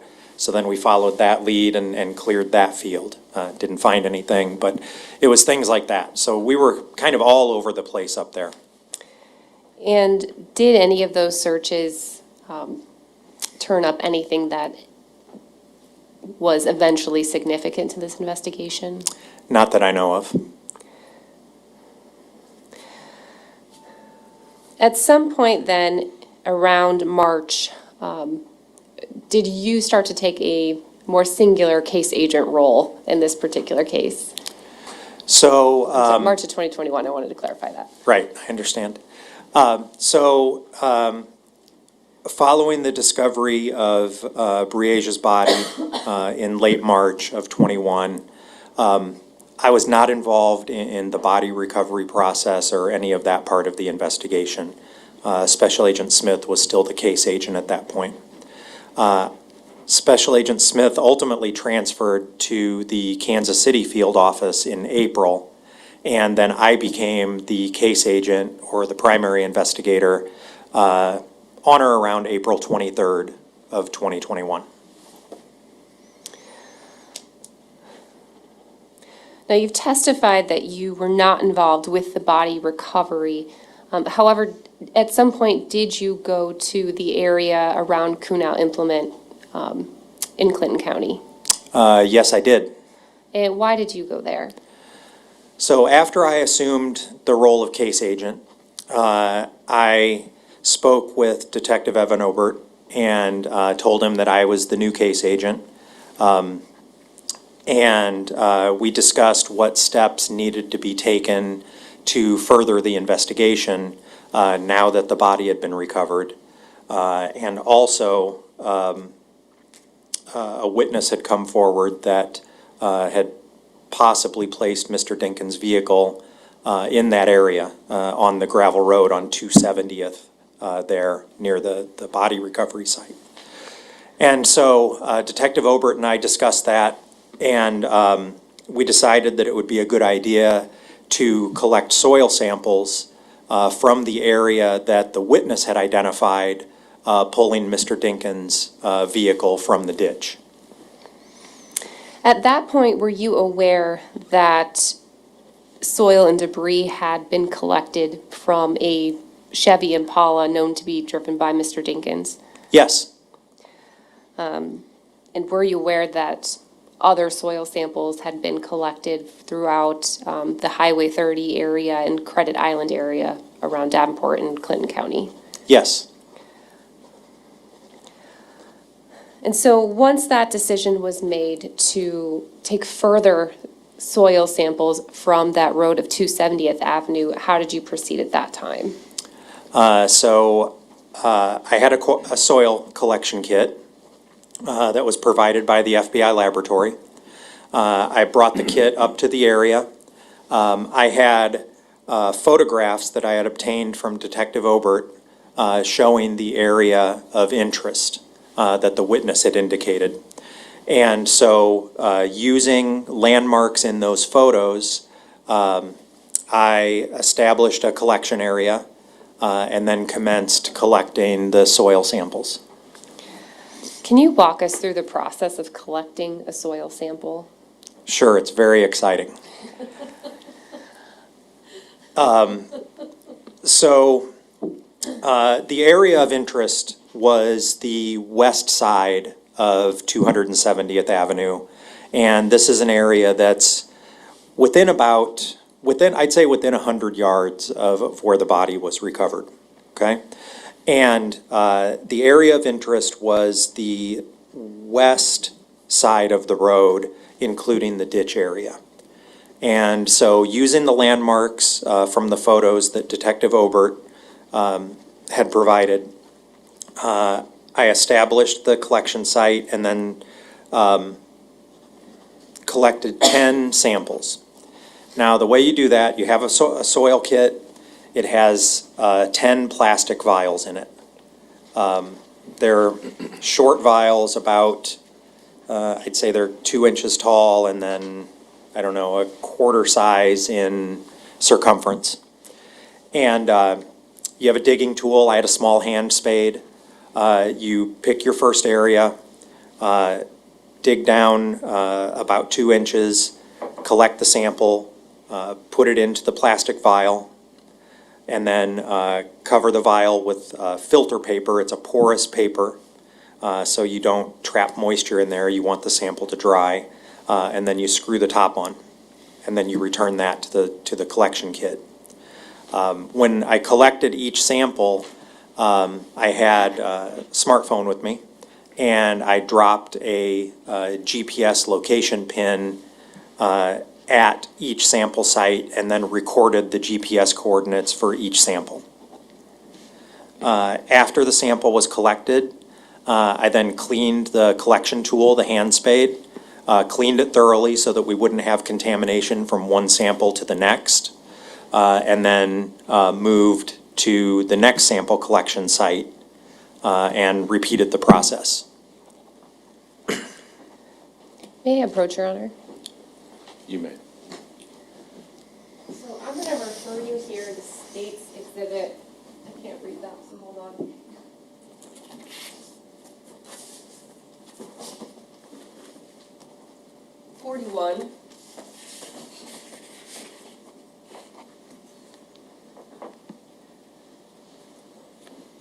Do you recognize the area depicted in State's Exhibit 41? Yes, I do. What area is being shown here? This is the area of the pond just south of Kunau Implement. Highway 61 is just to the west, and then there's a triangle that kind of forms around the pond. It's bordered on the east side by 270th Avenue, on the west side by 218th Street, and then by that dirt road to the north that's kind of a connector. So right next to here is a pointer. Are you able to show us on the map where you would have collected those soil samples from? It would be, it's right around this area here. And it appears you're pointing towards the southwest portion of 270th Street. Yes, it's closer to 218th Street than it is to the gravel road that bounds that triangle on the north side. I would definitely say it's to the southeast of the pond.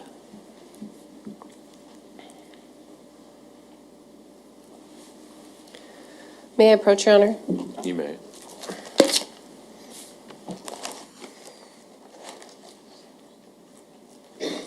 I'm showing you what's the state's marked as Exhibit 138.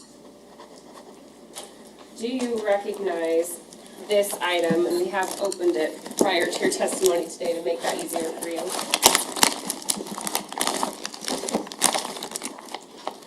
Yes, I do.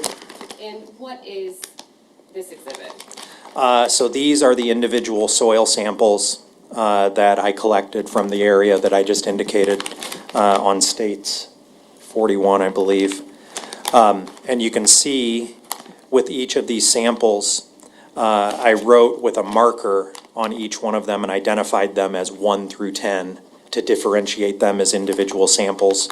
And you can see that each sample is secured by a piece of tape across the top to ensure that they weren't accessed between leaving my custody and arriving at the lab. And would each of those samples also been given an individual FBI evidence log number? No. Okay. So for evidence logging purposes, these would be considered one item. Now, once they get to the lab, they were each assigned a specific number that the lab used.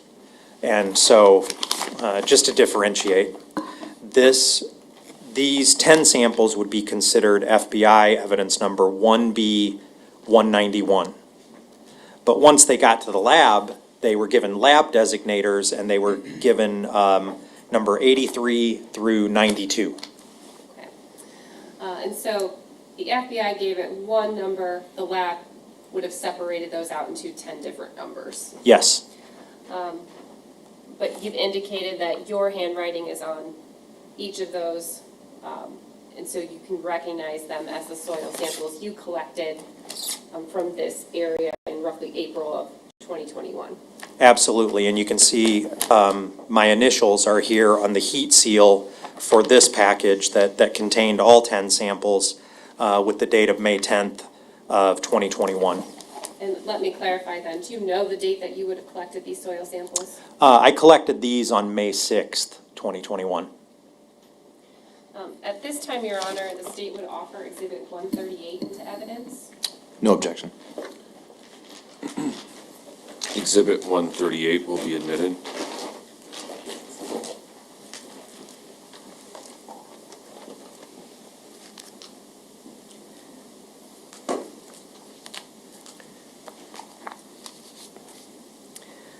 But Special Agent McMillan, after collecting those soil samples, you've indicated that at some point they were sent to the FBI crime lab. Is that fair? Yes. Do you recall when those would have been sent?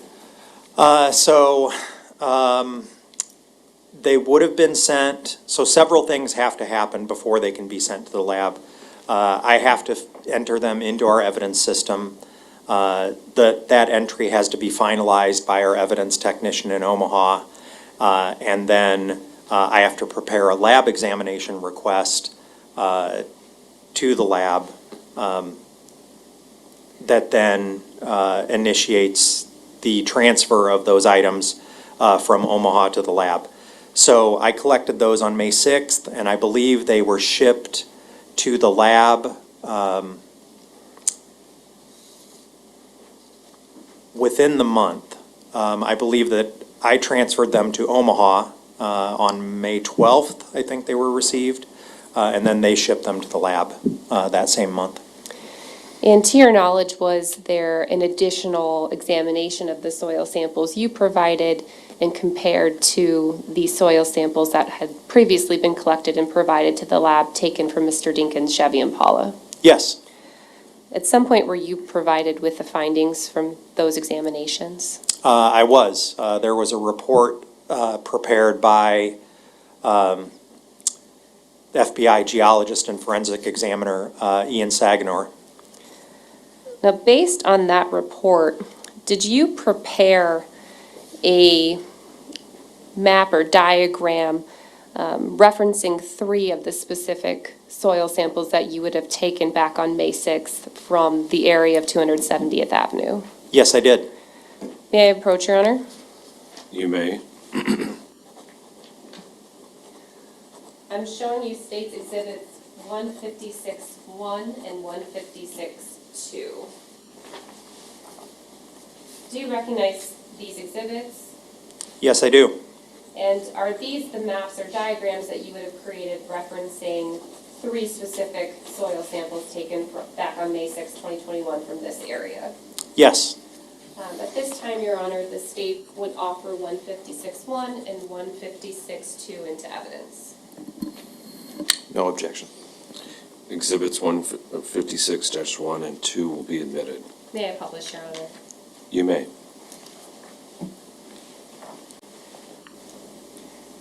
So showing you first 156-1, can you explain what we're looking at here? So we're looking at an overview of the collection area, and you can see that there are 3 items labeled there, item 89, 91, and 92 on the area of the west side of 270th Avenue, near where I indicated previously on States 41. And what are items 89, 91, and 92? So those are the lab numbers for 3 samples that were included, using the lab's language, they were included samples, meaning that they were indistinguishable from the samples taken from Mr. Dinkins' car and the samples that I took from these 3 areas. So then showing you State's Exhibit 156-2, what's the difference here between 156-1 and 156-2? So this is a zoomed in view, a closer in view, where you can see the 3 distinct collection areas along with the GPS coordinates for each collection. And you can see that the 3 collection areas are from distinct areas. One is actually on the gravel road, one is kind of in the shoulder where there's a little vegetation, and then one, it's not really reflected, the depth in this 2D map, but the collection point labeled item 92 is actually quite a ways down a steep embankment off the road.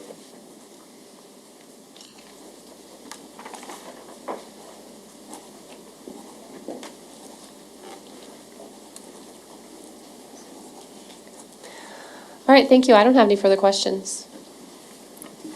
Mr. Waters? Mr. McMillan, I think you said that you were involved in this case several days after the disappearance of Breasia Terrell, right? I think it was the first day. Okay, and then just to summarize, I think you were involved in executing search warrants and taking evidence from, certain cars in an RV or an apartment, right?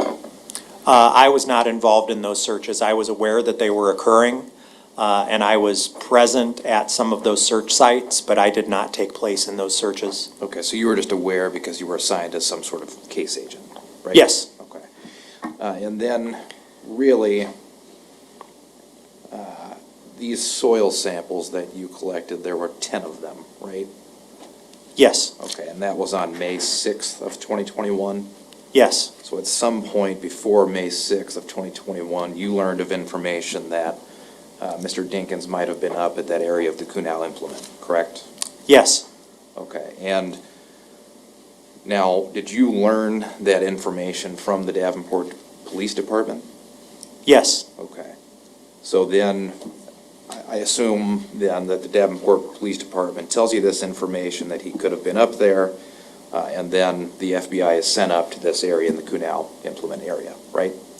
right. As I discussed earlier, I had discussions with Detective Obert, and we discussed what steps needed to be completed to further the investigation, and the collection of these samples was just one of them. Okay, so these 10 samples then that you've collected, I mean, you physically collected them with a spade and everything that you just told us, right? Yes. How long do those samples then take to get to that lab you were talking about? So I believe that they were there within 2 weeks. So I collected them on May 6th, and I would have to look at the evidence log as to when they were actually shipped. But I think it was by May 19th, they had been sent to the lab. Okay, so then you just told us essentially where you found these items. How do you keep track of that? I'm not quite sure what you mean. Well,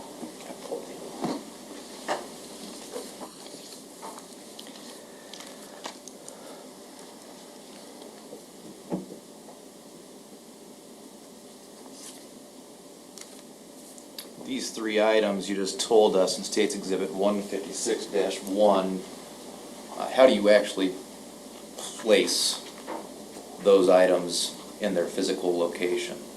I mean, how do I know that item 89 is right there where you say it is? Oh, as I testified on direct, after each collection, I literally stood right on top of the collection point and dropped a GPS pin using Google Maps from my smartphone. Okay. And then noted those GPS coordinates. Sure, and if you can take that pointer to your left, can you tell us where the other 7 items are that you found?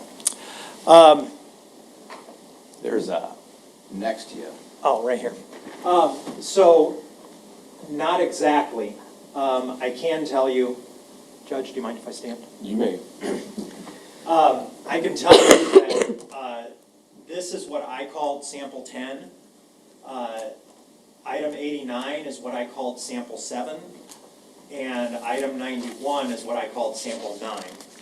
Okay? So I can tell you where those were.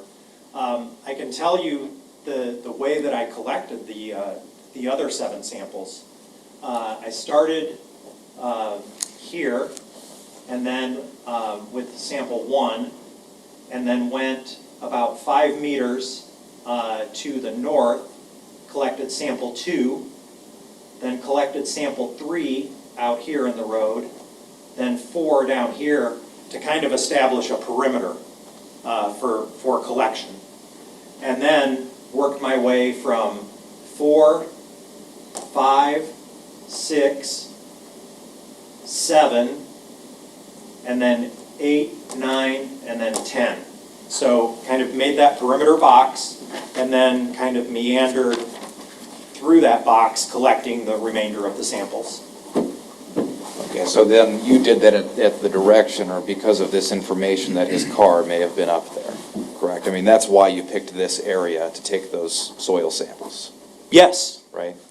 Okay, nowhere else did you take any soil sample, right? No. Okay, so then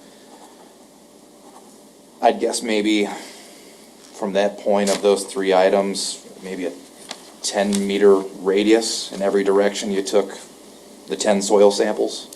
Oh, not even that. I think that original perimeter box that I just described with the first 4 collection points was only about 5 meters north to south, and then about 3 to 4 meters east to west. Okay, so I mean, it's just, you know, right around your personal presence. Well, I mean, it's about the size of a car, if you think of it that way. Sure.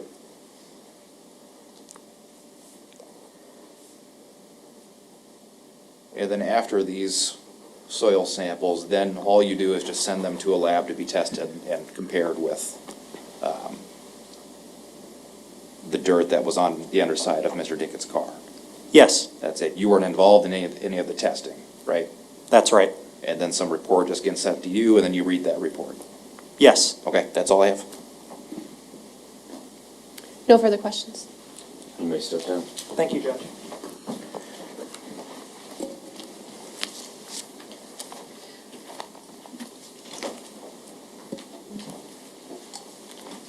Your Honor, the state calls forensic scientist Ian Saganor.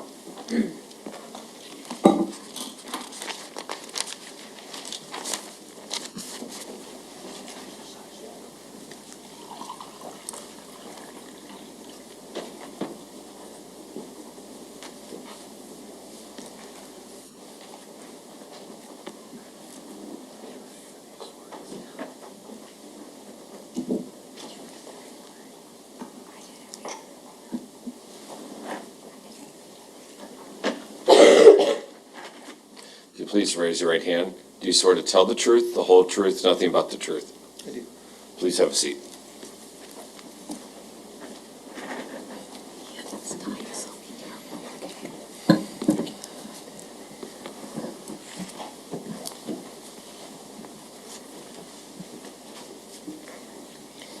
Please state your name for the record and spell both your first and your last name. Ian Saganor, I-A-N-S-A-G-I-N-O-R. Mr. Saganor, what is your occupation? I'm a geologist, forensic examiner at the FBI laboratory in Quantico, Virginia. How long have you been employed with the FBI? Approximately 7 years. Could you describe your educational background? Yes, I have a bachelor's in geology from Vassar College and a PhD in geology from Rutgers University. When did you conclude your formal education?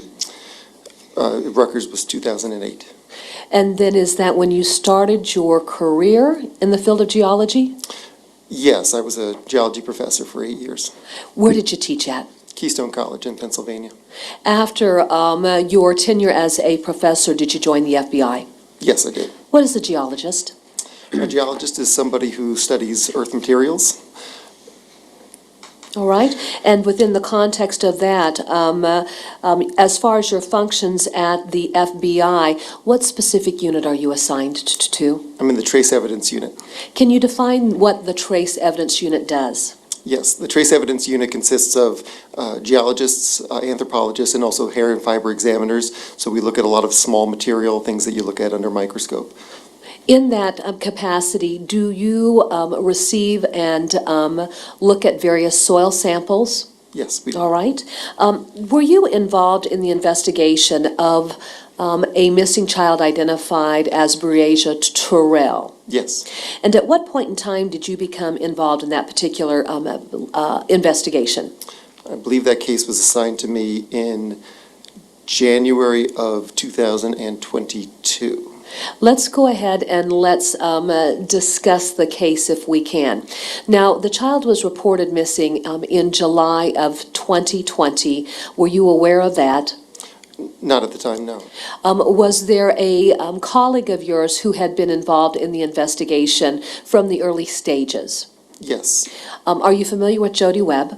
Yes, I am. And how are you familiar with Jody Webb? She's the other geologist in the trace evidence unit. What types of responsibilities had Ms. Webb carried out prior to you becoming involved in this particular investigation? She was involved in a provenance investigation. So I believe there was material of unknown origin, soil of unknown origin, and she was helping for investigative purposes to narrow down where that soil might be from. All right. That being said, were you aware of soil samples having been collected from an area identified as Credit Island in the southwest portion of Davenport before you ever became involved? Yes, at the time I wasn't aware exactly where those were from, but yes, she had multiple known soil samples sent to her. from that location? And then were you also aware of soil samples being collected in Clinton, Iowa, along 300th Avenue and Highway 30? Yes, And again, you were not involved with those soil samples, would that be fair to say? yes. Okay, just for purposes of perspective, before we go through and talk about your involvement in this particular case, did you have knowledge that those soil samples had been compared to soil samples collected from a vehicle of interest specifically described as a maroon Chevy Impala? Yes. And then what findings did you note that Ms. Webb had made when she had compared the soil samples from the area of River Drive and the soil samples collected along Highway 30, 300th Avenue to the soil samples collected from the undercarriage of the maroon Chevy Impala? She had excluded them as having come from the same source. Okay. That being said, was your involvement triggered after the remains of Breasia Terrell were discovered in an area north of Clinton? Yes, it was. I also performed a technical review on Ms. Webb's report. Okay, thank you. And let's talk about that, because she had indicated that she had also performed a technical review of your report. Describe your technical review of the processes that she followed and then the ultimate conclusion she reached by virtue of her analysis. So the technical review, excuse me, is specifically a review of the standard operating procedures, ensuring that they were all followed. Basically, that's what the technical review is. All right. Did you agree with her findings? So the verification is a separate review, and that was performed by Maureen Buttrell. So I did not perform a verification of the results themselves. The technical review was more focused on the procedures. Okay, all right. And you had no issues with the procedures that she had followed, is that correct? That's correct. All right. Now, Ms. Webb has testified, and she gave us a very good education as to how you go about comparing soil samples. So what I'd like to do is I just would like just to get right to the heart of the issue, if I could. Are you familiar with FBI agent James McMillan? Yes. Okay. How are you familiar with James McMillan? He was, I believe, the lead investigator, at least FBI investigator on this case. Okay. And did you have knowledge of Agent McMillan having collected soil samples along the area of 270th Avenue there in Clinton County? Yes. Were those soil samples submitted to the FBI laboratory in Quantico to be compared to the soil samples collected from the undercarriage of that maroon Chevy Impala? Yes. And were you specifically tasked with going through the process of comparing the soil samples from the vehicle to the samples that he had collected along 270th Avenue? Yes. Okay. Your Honor, may the record reflect that I'm showing counsel what's been marked as State's Exhibit 51. May I approach? You may. I'm handing you what's been marked as State's Exhibit 51. I'd like for you to look at that exhibit and tell me if you recognize that exhibit. I do recognize this. How do you recognize State's Exhibit 51? This is the report that I issued for this particular case. Okay. Now, on this particular report, how is it captioned at the top? With the case ID OM 3290265, is that what you're referring to? Absolutely.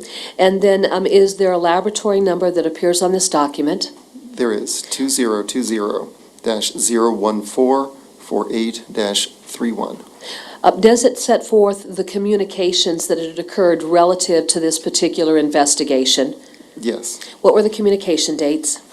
July 29th, 2020 and May 13th, 2021.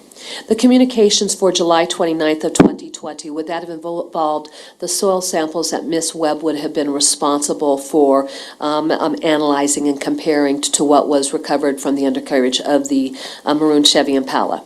I would have to double check.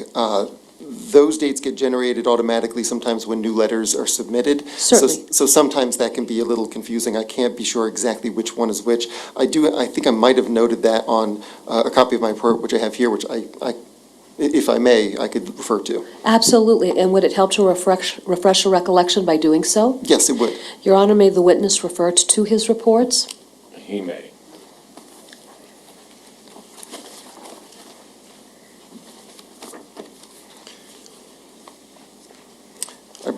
My understanding is that July 29th, 2020 was debris from the vehicle. All right. I'm sorry, July, yes. No, hold on.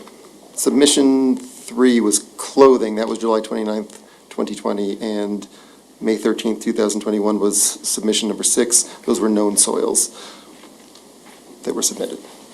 Okay, all right. Now, is there a subject name identified on your laboratory report? There is, And does the name of Breasia Terrell appear on this particular document? yes, And does it also identify a discipline for this document? yes, What is that discipline? mineralogy, And then does your name appear as the FBI analyst who would have performed the analysis of various submitted items? yes, my name is on the final page. Your Honor, at this time, the state would move to introduce State's Exhibit 51. I have no objection. Exhibit 51 will be admitted. Okay. Your Honor, may I publish this exhibit as we talk through it? You may. Okay.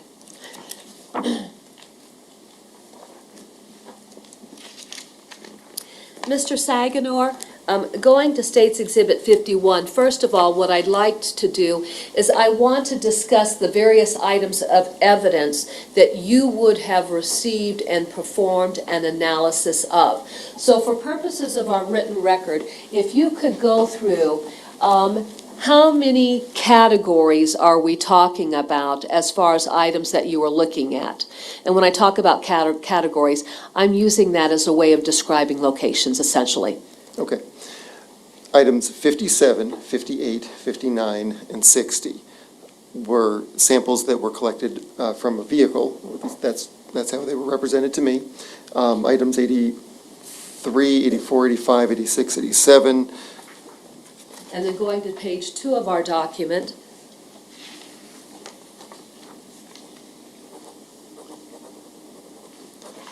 Item 88, 89, 90, 91, and 92 were soil samples with those coordinates that you can see right there. all right.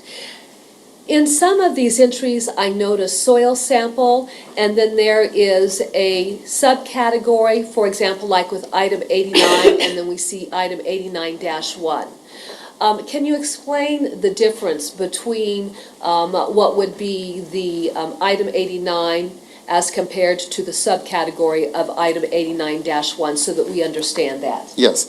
In this report, all items that have a dash, -1 for 57-1, etc., are a black particle that I had removed specifically so that I could go look at it with a scanning electron microscope. So I pulled it out and identified it as 89-1 as black particle from 89. So I'm using them collectively with the item to which it refers. It was just given a separate item number for convenience so that I could transport it to the scanning electron microscope without being confused about where it was from. Certainly. Now, if you could, I want you just to walk through then your analysis and how that process worked. A soil comparison is the examination of soil to determine the color, texture, and composition of the soil. So the first thing that happens typically is looking at the color, and that's done side-by-side comparisons between soils that are being compared and documented with a Munsell soil color chart, and I can spell Munsell for you. It's Munsell. If the color is found to be indistinguishable, then we can move on to texture. Typically, that works with a stereo binocular microscope.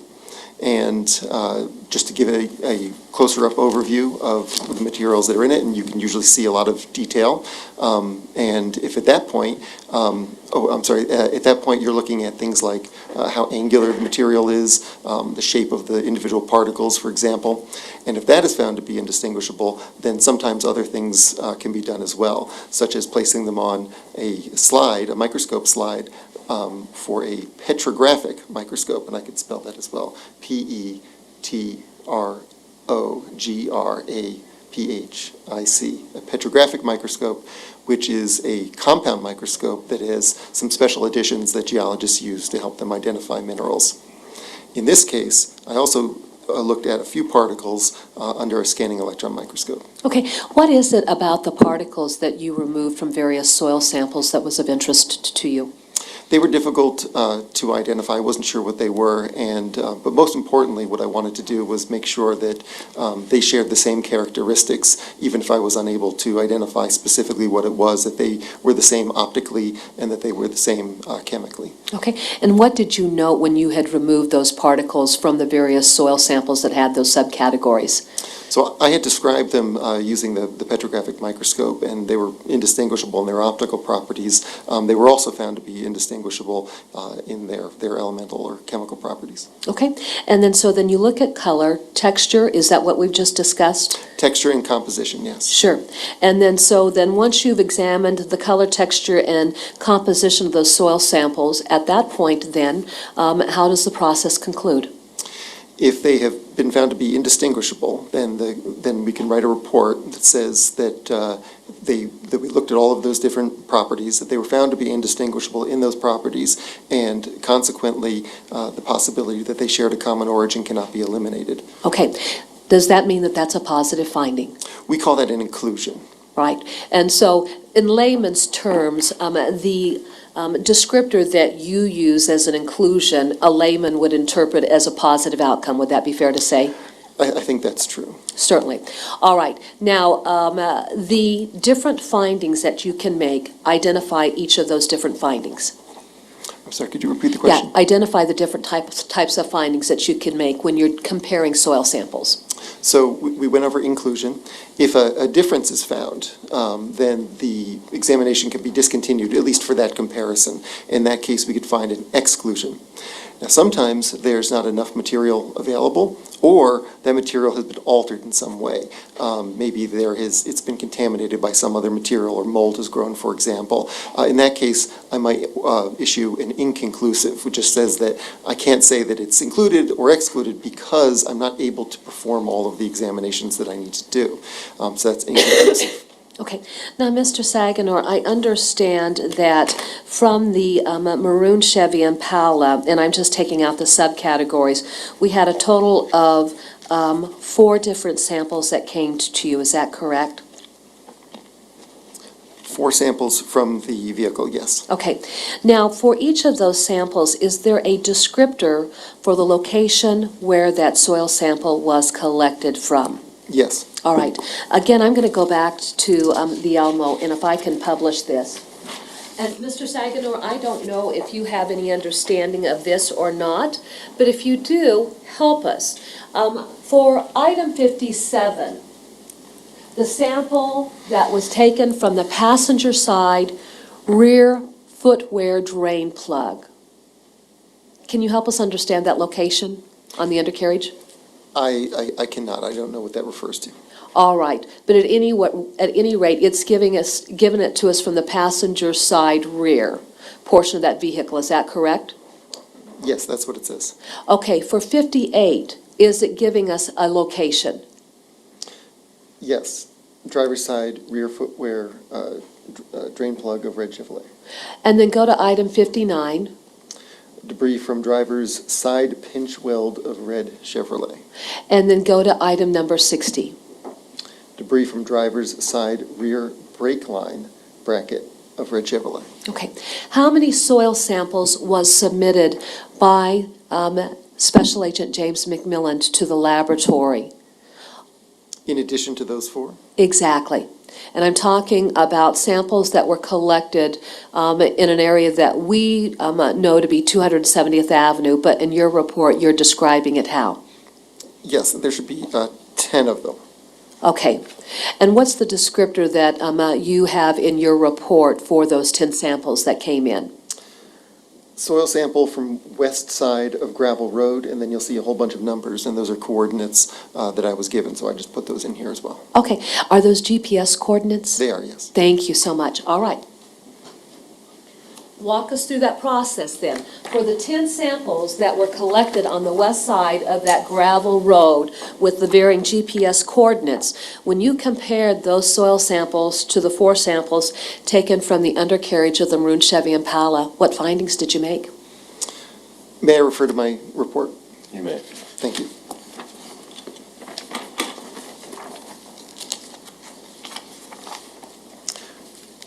I'm on page 3,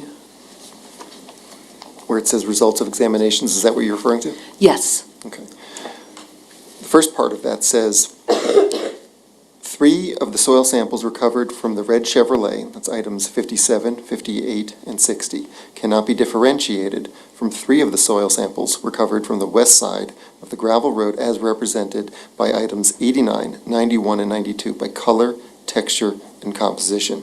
Consequently, the west side of the gravel road as represented by items 89, 91, and 92 cannot be eliminated as a possible source of 3 of the soil samples recovered from the red Chevrolet, items 57, 58, and 60.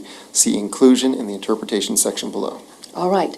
Now then, just for purposes of our written record, item 57 came from what location then, under the red Chevy Impala?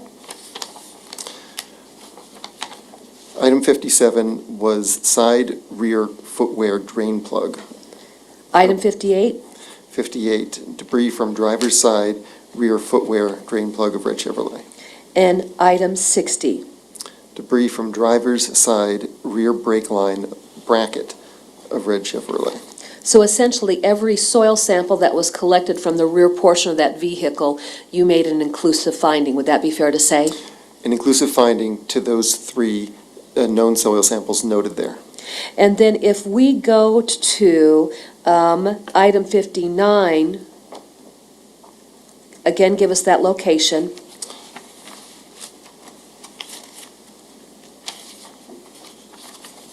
59 is debris from driver's side pinch weld of red Chevrolet. And so that was the only sample that you were not able to make an inclusive finding. Would that be fair to say? Yes, the only one that was found to be different and thus excluded from all the known samples. All right. But, just to be clear, Sure. some of those other ones, 57, 58, and 60, were excluded from 7 of the soil samples. Certainly. All right. So of the 10, we have 3 that were inclusive of the soil samples taken from the rear of the maroon Chevy Impala. Would that be Yes. fair to say? And is that an accurate summary of the findings that you made when you went through and did the comparisons? Yes. Thank you. I have no further questions. Mr. Waters? Dr. Saganor, just to be clear, your involvement in this case was essentially getting these soil samples and then comparing them to other soil samples that you already had, Yes. right? Okay, so,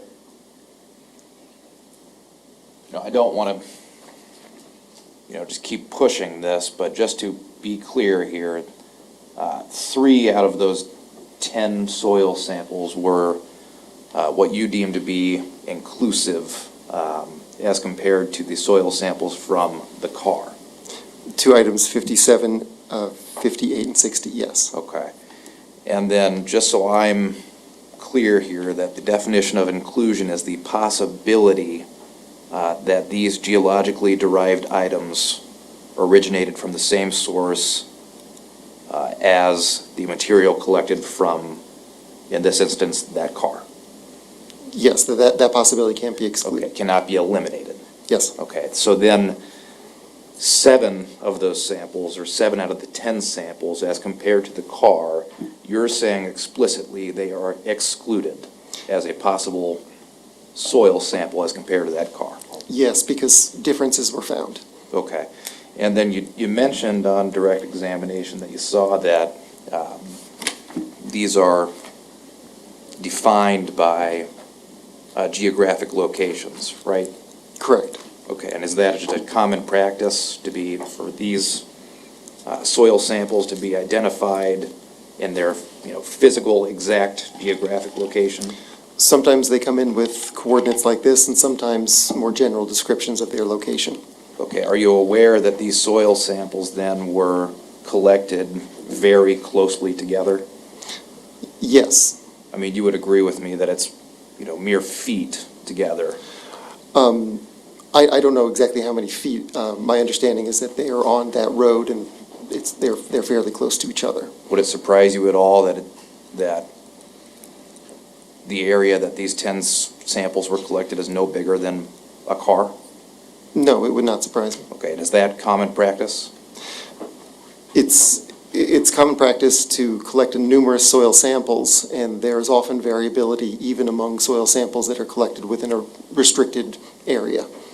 So in that, and in this instance, in this restricted area, 70% of those soil samples were excluded as being the same dirt or soil as those collected from the car. Yes, that's correct. And then one of the samples was excluded from everything. That is also correct. That would be item 59. Correct. Okay. So then,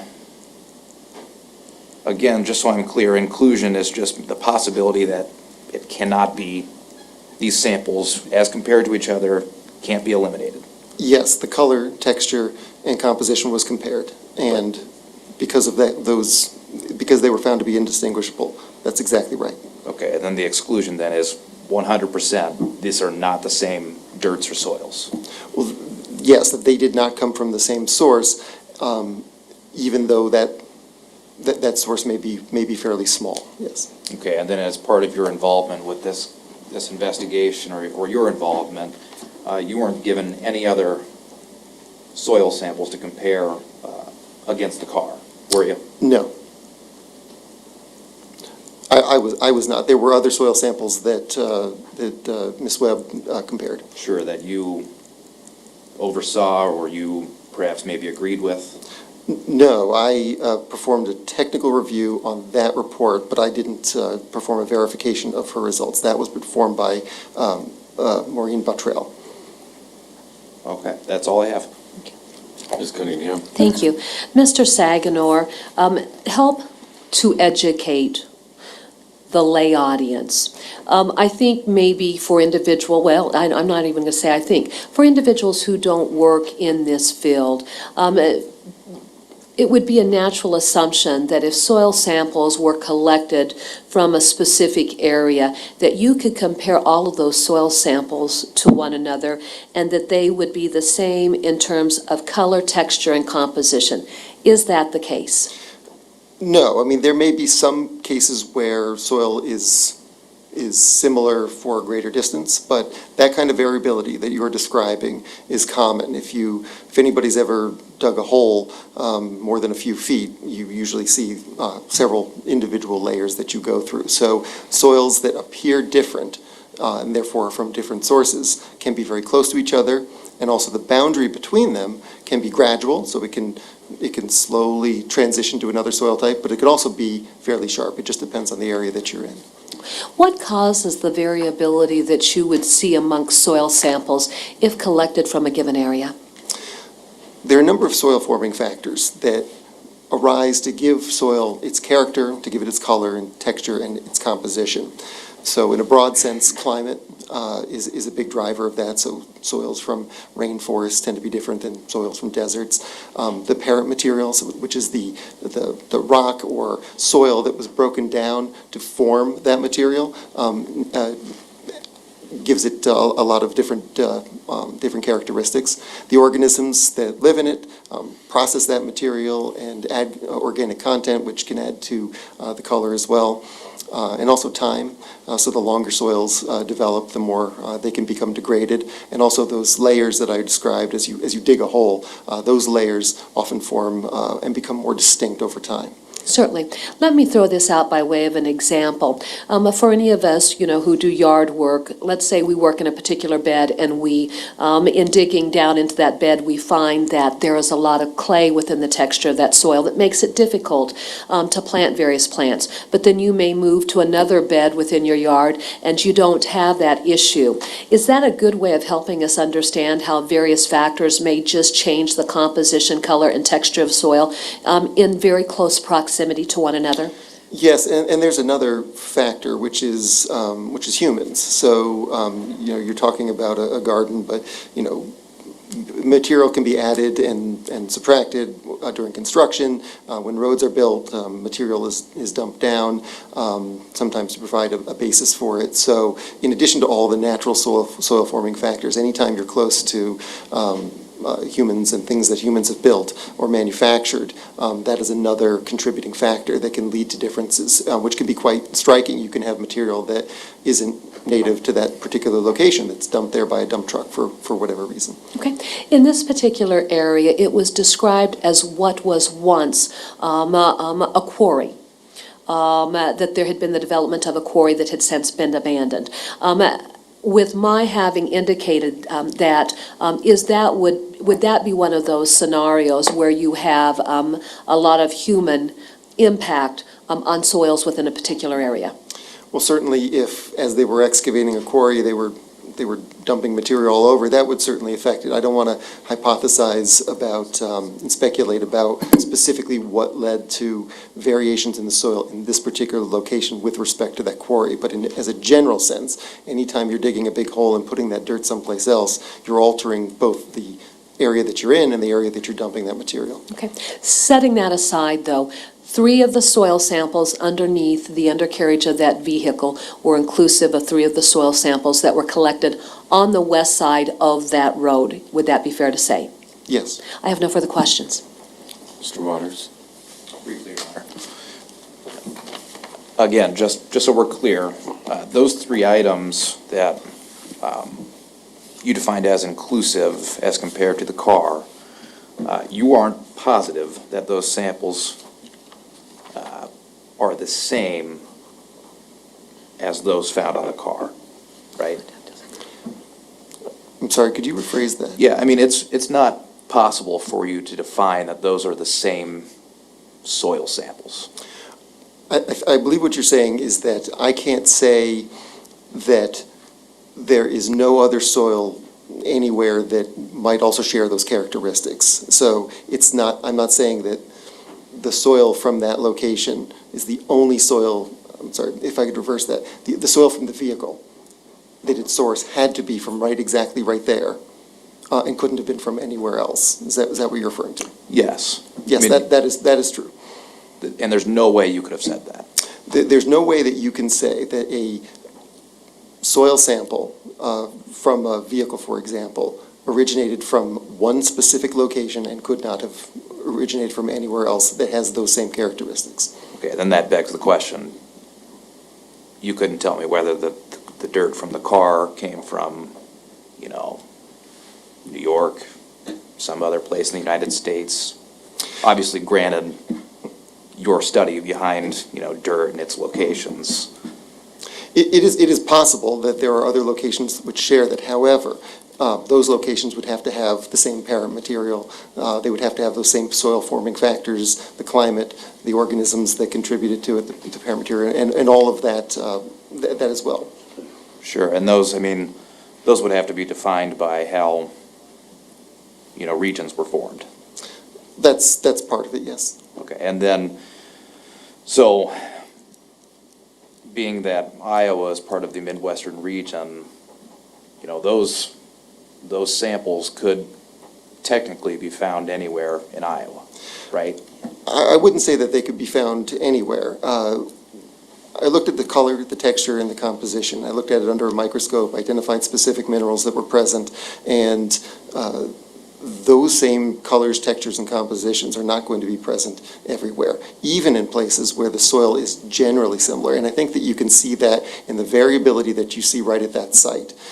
Some of those soil samples found from the west side of the gravel road were found to be inclusive. Others, small differences were found as well. And I'm imagining that the Mississippi River has something to do with that. Am I right? Well, the Mississippi River is massive and certainly has affected the development of soils in this region, yes. Sure, so given that we're very close here, especially this place by the Kunal implement is close to the Mississippi River, anywhere along that river you could have found inclusive soil samples as compared to that car. Again, I wouldn't say anywhere. What I would say is that I can't exclude as a possible source any area that I have not specifically looked at. Sure. So you would have to look at it before you could make that determination.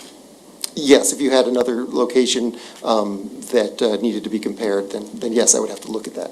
And lastly, then of course, and I think you might have already testified this, but you didn't look at any other location, right? Every sample came from that one location. The only examinations that I performed were on soil or debris that was removed from the vehicle compared to soil from this location that we're referring to. Okay, that's all I have. Ms. Cunningham? Yes, thank you. Mr. Saganor, would you agree that throughout the course of any given investigation, law enforcement will gather facts that they're able to develop either through witness statements, and in a situation such as this, paths of travel that the vehicle was known to have taken? I suppose that's true. Certainly. As a component of this particular investigation, I would represent to you that there was a large amount of video surveillance footage that was seized. And in the course of the investigation, locations that vehicle had traveled to, there were soil samples collected from those locations where it was would have potentially been off a paved roadway. That being said, is it significant to you that at any given location where that vehicle had traveled and would have been off a paved roadway, that soil samples would have been collected from those locations and compared to the undercarriage of what was found underneath the maroon Chevy Impala? I'm sorry, are you referring to the soil samples that Ms. Webb analyzed? Absolutely. So, I apologize, I don't know exactly what the question is. Were you asking, Certainly. is it significant? Well, let's just say this. If a vehicle is traveling on a paved highway, we wouldn't imagine that there would be mud stuck up underneath the undercarriage, would we? That is often the case, but, when the specifics of how soil ends up on a vehicle depend a lot on the conditions, how wet it is. So it is possible to drive down a road and pick up debris from that. It is possible to drive down a road and not. So I can't say that any place a car goes, it will pick up soil from that location. Certainly, I understand that. But if law enforcement had gone to locations where that vehicle was identified as having traveled in areas or parked in areas where there could be soil up underneath that undercarriage, isn't it significant to you that soil samples would have been collected from each of those locations and compared to what was underneath the undercarriage? I would say that the examination that Ms. Webb did showed that the soil samples that were collected from those locations that you're referring to were different from the soil that is on the vehicle and is therefore excluded from having come from a common source. Thank you. But yet with your findings, when you compared 10 of those samples to the dirt under the undercarriage, 3 of those 10 soil samples were inclusive of what was taken from under the undercarriage of that vehicle, correct? Correct. Thank you. I have no further questions. You may step down. Thank you. We'll be adjourned for lunch. We'll reconvene at 1:30.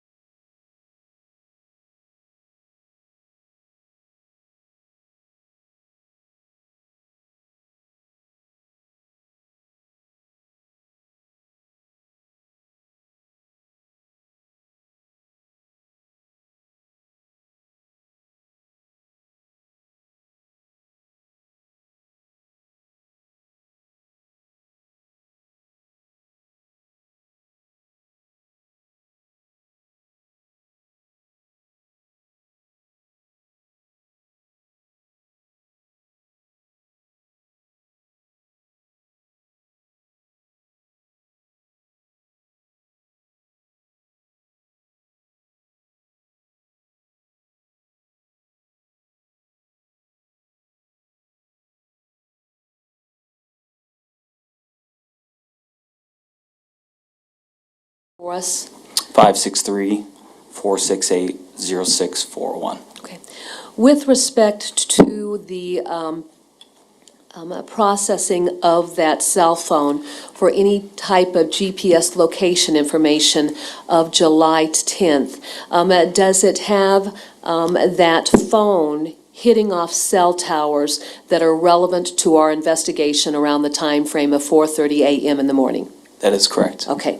And are you familiar with the activity that's depicted in that exhibit? Yes. Your Honor, may I publish this exhibit? You may.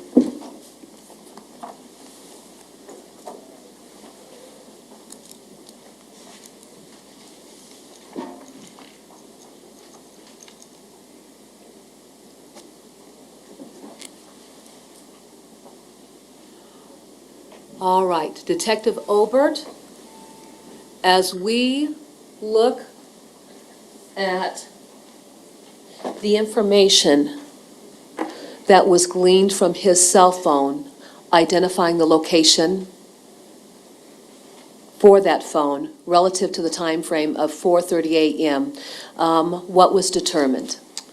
That it hit off a cell tower near the area of where Breasia's remains were located.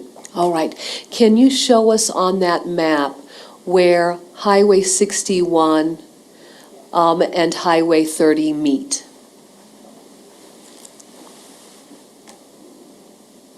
Then can you show us the location of where 212th Street and Kunow Implement is located?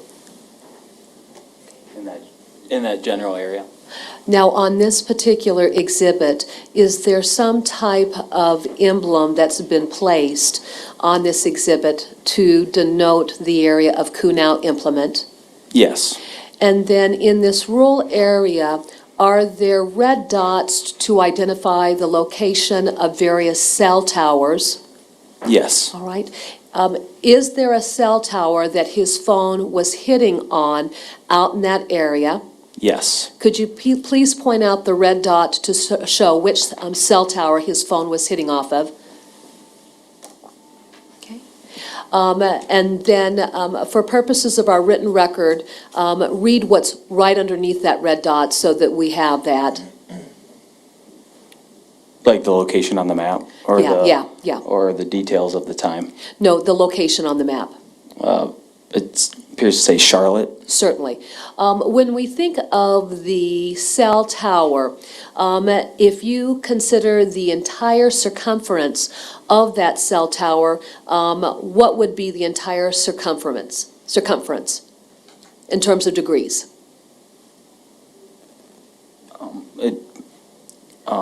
Just less than 180. Okay. Is that- Well, not that, but is a cell tower, as far as the cell phone's ability to hit off of it, are there three different sectors?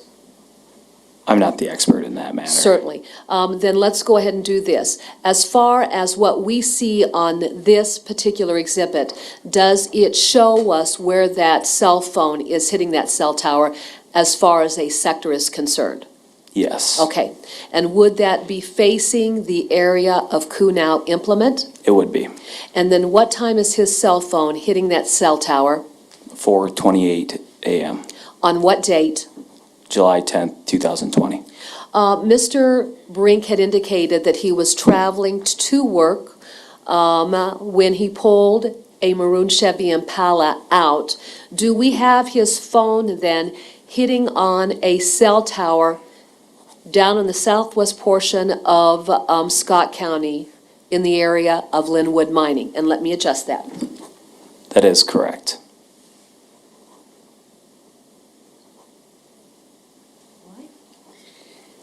Can you show us on the map where Buffalo, Iowa is located at? Okay. Are there a number of cell towers down in that area of Davenport? There are. Is his cell phone hitting on a tower that would be in the area of Buffalo? That is correct. And then what time do we have his cell phone registering that cell tower down in that area? 6:59 a.m. All right. I have no further questions. No crossing. Thank you.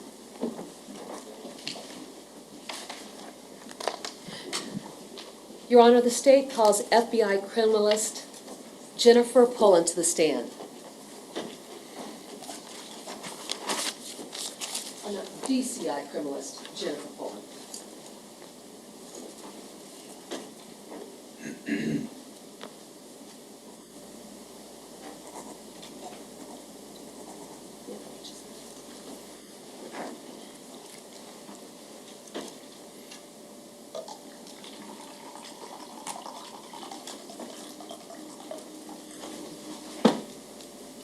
Come forward. Raise your right hand. Do you swear to tell the truth, the whole truth, nothing but the truth? I do. Please have a seat. Careful, Jennifer, because it's pretty tight on here. Get yourself situated.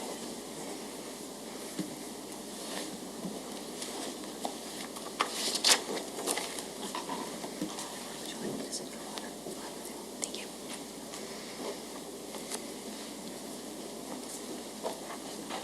Please state your name for the record and spell both your first and your last name. Jennifer Pullen, Jennifer Pullen. What is your occupation? I am a criminalist with the Iowa DCI Crime Lab. How long have you been employed with the Iowa DCI? About 8 years. Please describe your prior educational background. I have a Bachelor of Science degree in Biochemistry and Forensic Science. Where did you graduate from? Simpson College. When did you complete your formal education? In 2013. Following the completion of your formal education, is that when you started your career with the DCI laboratory? No, I worked at what was then called DuPont Pioneer. What type of work did you do for DuPont Pioneer? I worked in research and regulatory and compliance. And what types of research were you doing for that business entity? It involved crop research. How long were you with that particular organization before you joined the DCI laboratory? Approximately 1 to 2 years. Okay. Now, when you were hired at the DCI Crime Lab, did you go through some type of formal training? Yes. Describe what that training consisted of. Initially, I was hired as a forensic science technician, and I received on-the-job training. And then I became a criminalist and received on-the-job training specific to DNA analysis, which is my primary role. And then once I began serving on the crime scene team, I attended 2 separate crime scene schools. What is the function of the crime scene team? It is to respond when requested to crime scenes throughout the state. And then when you do respond to crime scenes, what type of role do you play in the investigation? We are there to document, preserve, and collect any evidence. What types of processes do you engage in at crime scenes? Could you rephrase? Certainly. So, for example, if you go out to crime scenes, do you photograph the crime scene? Yes. All right. Are there times when you're involved in the collection of physical evidence? Yes. Okay. And when you respond to crime scenes, other than taking photographs, do you ever take videos of crime scenes to give us a real-life perspective of the crime scene itself? Yes, we do. Okay. Now, were you working in that capacity on or about March 23rd of 2021? Yes. Prior to that morning, had you been contacted by any of your superiors requesting your assistance in an investigation conducted by the Davenport Police Department involving a child named Breasia Terrell who had been reported missing back on July 10th of 2020? We, meaning my partner and I, had been contacted by Special Agent in Charge, Rick Ron, regarding some remains that had been located in the Davenport area. Okay. And who was the other member of the crime scene team that went out to that location with you to process it? Anna Young. All right. What address were you directed to? We were first directed to arrive at the Could I please look at my notes? Certainly. Would it help to refresh your recollection by looking at your notes? Yes. Okay. Your Honor, may the witness refresh her recollection. She may. We were requested to arrive at the Clinton County Annex building. And then when you responded to the Clinton County Annex building, what would have been the time of your arrival at that location? 8:38 a.m. Was there a briefing that took place? Yes. What types of information was shared with you and Anna Young for purposes of the task that you were to perform? We were informed that skeletonized remains had been located in a wooded area near a pond and a farm implement, and that we were requested to document and process the scene and then collect any items of evidence that were located. All right. Now, were you working in conjunction with a number of law enforcement officers who had responded out to the scene the previous evening and even that morning? Yes. In addition, did you work in conjunction with an anthropologist from the State Medical Examiner's Office identified as Dr. Heather Garvin? Yes. If you could describe for us then the working relationship that existed amongst you as a member of the crime scene team, law enforcement officers, and Dr. Heather Garvin, so that we know how those processes played out relative to one another. We all worked together. Our job was primarily to document, so take photographs, video, notes and sketches, the scene first overall, and then we were assisting Dr. Garvin in locating and collecting remains. Okay. Now, was there a video made of that scene before the process of collecting those skeletal remains began? Yes. And then, as far as the photographs were concerned, was there a progression in how those photographs were taken? Yes. Explain the progression and how that process works. The photographs begin as overalls to get a bigger picture or overall depiction of the scene, and then they will move closer in to the remains. Okay. And then as the recovery process began, would you then take even more photographs to document what was present there at the site? Yes, more photographs and overalls and closer photographs of specific items were also taken. I want to direct your attention to an exhibit that we have up on the easel. Give me a moment so that I can look at the exhibit number. This is State's Exhibit number 41. Do you recognize what's depicted in this exhibit? It appears to be a satellite image of the area around where the remains were. Is this where you performed your functions on March 23rd of 2021? Yes. All right. Your Honor, may the record reflect that I am showing counsel what's been marked as State's Exhibit number 61.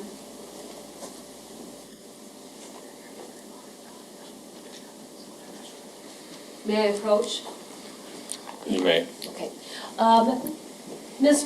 Poland, I'm handing you an envelope marked State's Exhibit number 61. Was there a disc that was prepared that the video you collected was downloaded onto for purposes of introducing into evidence at trial? Yes. Okay.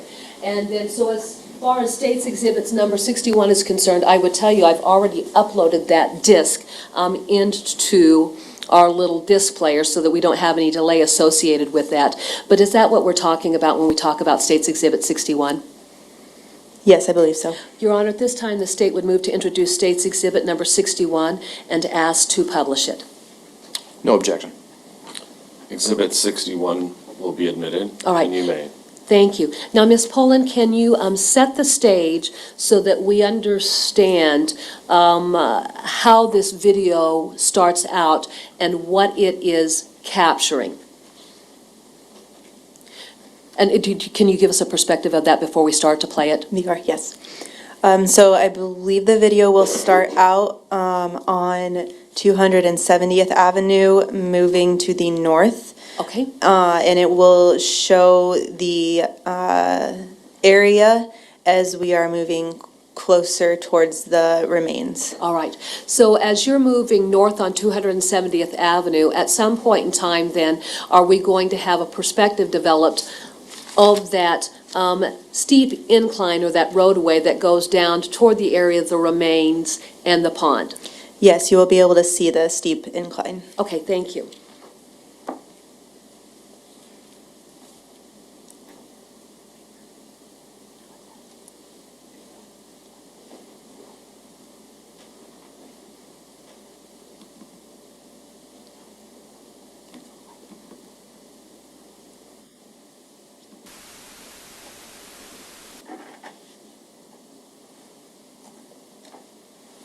Your Honor, would it be all right for the witness to narrate for us as we go through this video? Just what? She may. So in the back there, you can see the pond. And then the area where the remains are marked off with that yellow crime scene tape. And the embankment is on the right side of the screen, and the video is being taken from 270th Avenue. And that is facing north.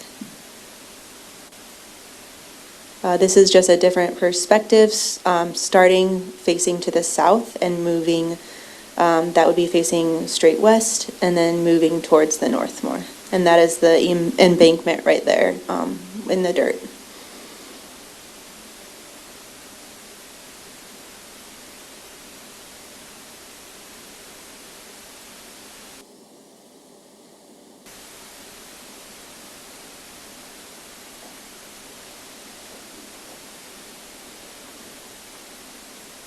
And it ends north. In looking at this video, even though there is no plants that are blooming or no leaves on the trees, was the brush really, really dense? Yes. So that is zooming in on the remains. You can see a white spot. Is that where the skull of Breasia Terrell was located? Yes. This is on the south side of, there's a circle drive there in the middle, which is, the south side is opposite of the remains. So again, the pond is in the back towards the west, and then the remains are about there. Okay. Again, can we see the skull? Yes. With the zooming in of the camera, is it focusing on the skull where it's laying on the ground? Yes. And then the camera is just moving further to the north, and it ends on the embankment there.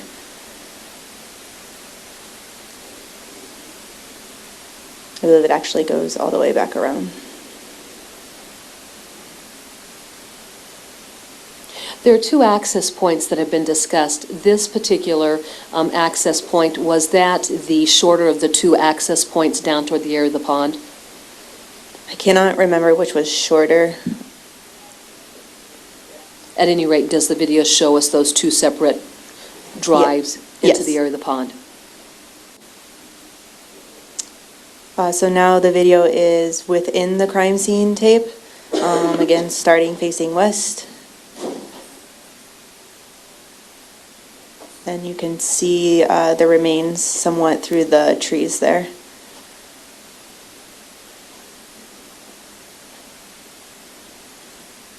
There's also a slide, a shoe slide. Is that the white object that we see there, just Yes. a little to the south of the skull?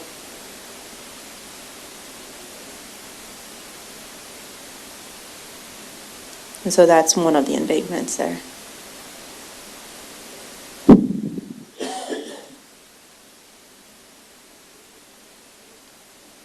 So this would be taken from west of the remains a little bit inside of the tape.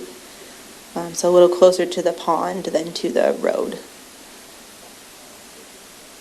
Are you closer to that brush line? Yes. And by brush line, I'm talking about the brush line where the remains would have been encompassed. Yes.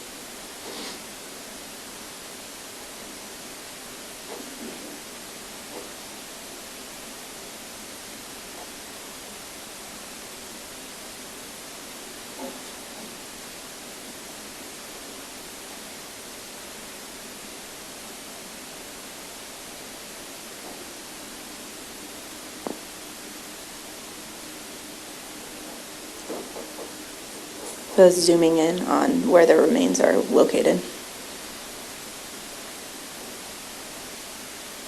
And then you can see one embankment on the left, and then the other is to the right of that. There was discussion about a satellite center having been set up out here at the crime scene. That large RV, was that the satellite center? Yes. What are we seeing here now? This is standing more in that brush line, again, just showing the area around and the remains, and then closer to the remains. Okay. So there's a tire there, and then next to that are the remains.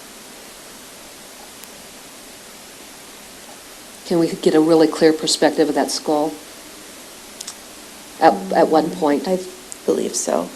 And then when you zoomed in just to the north of that tire, what was being depicted there?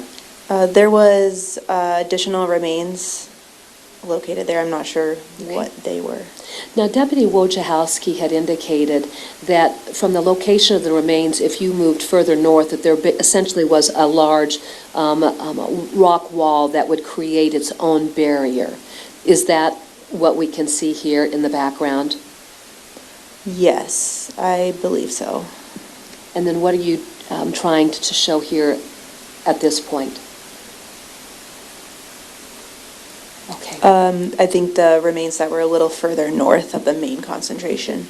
As we look at that large rock that has the moss on it, can we see a portion of the skeletal remains associated with the skull? Yes, there are some darker portions and then the whiter portions as well.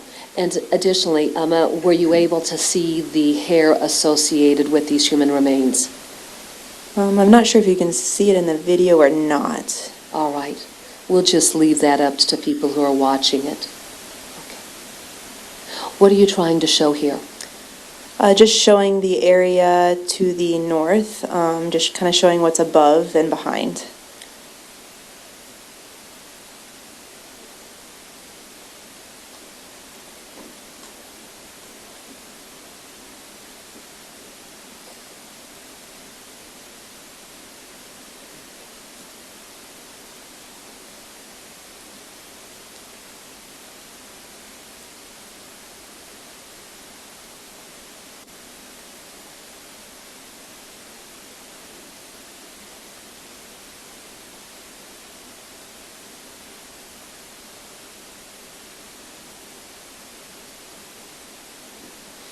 As we see the area of the skeletal remains, even though there are no leaves on the trees and the vegetation obviously is, still dead, was there a significant amount of branches and just debris around those skeletal remains? Yes, there was a large amount of plants and leaves.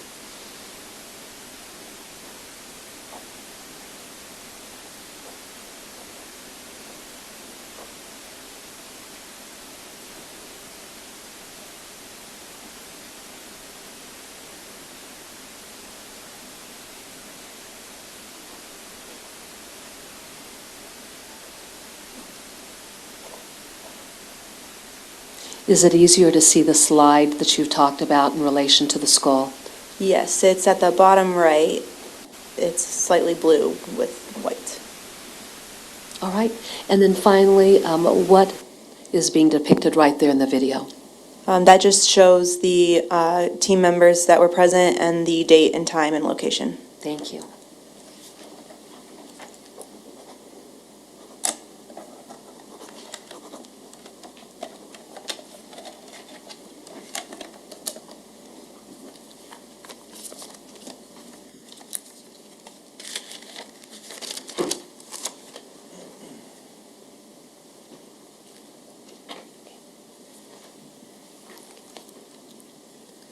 Once that process was completed, is this where you then started to document the scene with photographs?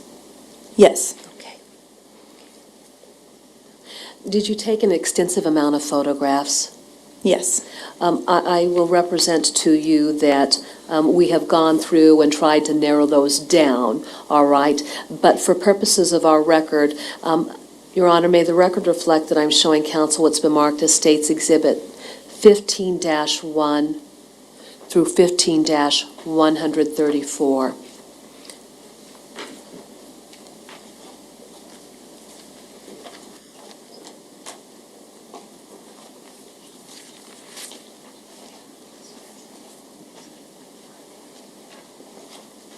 May I approach, Your Honor? You may.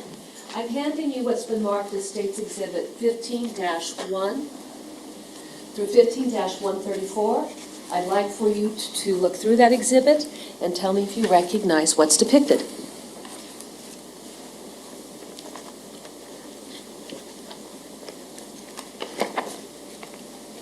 Yes, they appear to be photographs or copies of photographs from this case. Okay.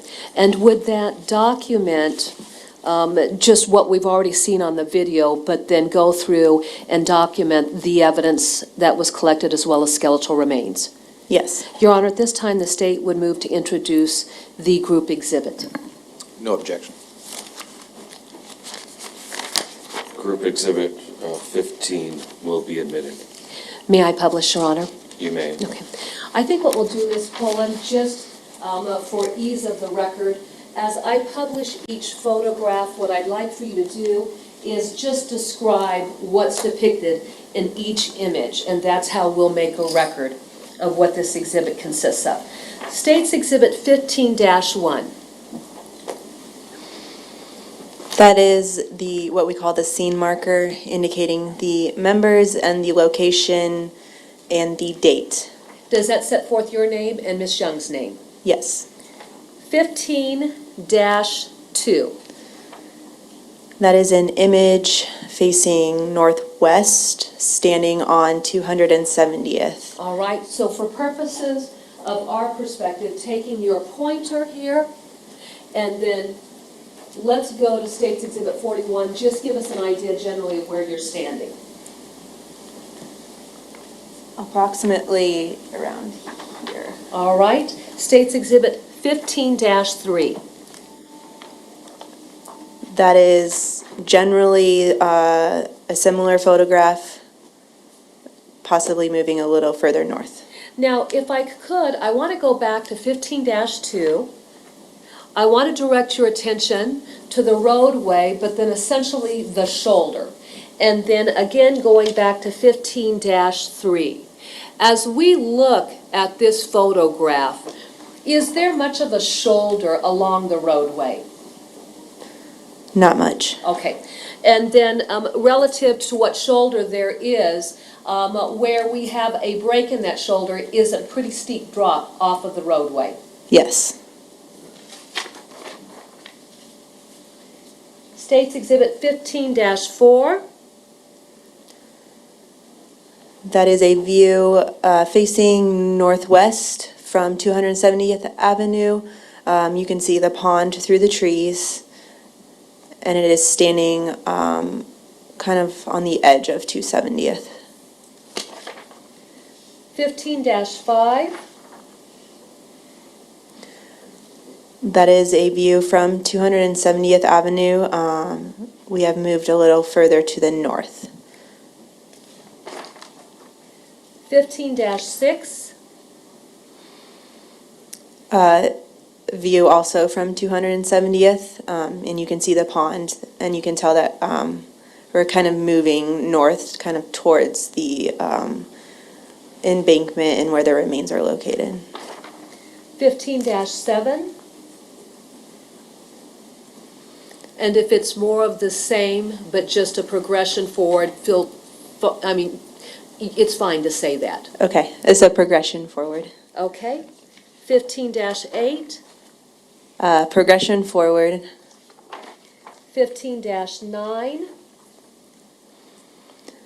That is kind of the same. You get a bigger view of the road, and you cannot see the pond as well. All right. Are we starting to see that roadway that goes down to the area of the remains? Yes, I believe it's kind of where that white vehicle is. Okay. 15-10. This is a view from 270th facing the opposite direction, so facing south. 15-12. A view from 270th facing west. You can see the pond barely through the trees. Okay, so when you're facing west, would you be looking in a direction toward Highway 61? Yes. All right. Can we see Highway 61, though, through these trees or vegetation? I don't think so. All right. 15-13. Progression forward, moving towards the remains. All right, and then I'm going to jump ahead on some of these photographs, since we've got so many, just to get to a point where we start to see the development of some different perspectives. As we go to 15-16, did you take a photograph of the area on the east side of 270th Avenue? Yes. And this particular photograph, what is it showing? This is showing the area east of where the embankment is. So the embankment would be behind the photographer. All right, looking at State's Exhibit 15-17, is that a broader perspective? Yes. During this period of time then, along this area, the east side of the roadway, did you notice any type of, what do I want to say, large chunks of concrete or rebar where this area was being used as essentially a dump site? I don't recall seeing that. All right, but this is what it looked like back then on March 23rd? Yes.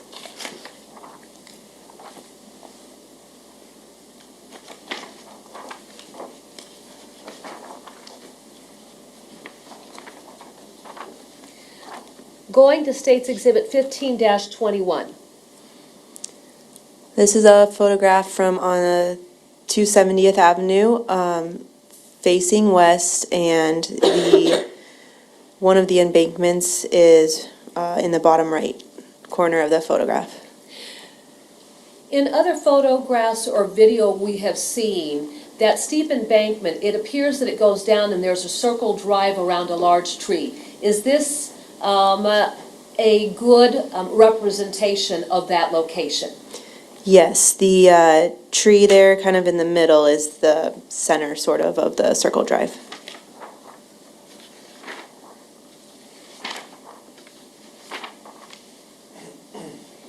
Going to State's Exhibit 15-26. That is a picture of the embankment. 15-27. A different perspective of the embankment.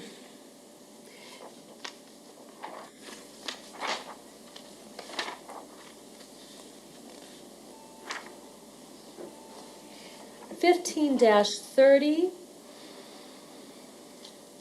15-31, 15-32, 15-33, 15-34. What is being shown in that progression of photographs? Those show the remains, most specifically what appears to be the school, and then a blue and white slide.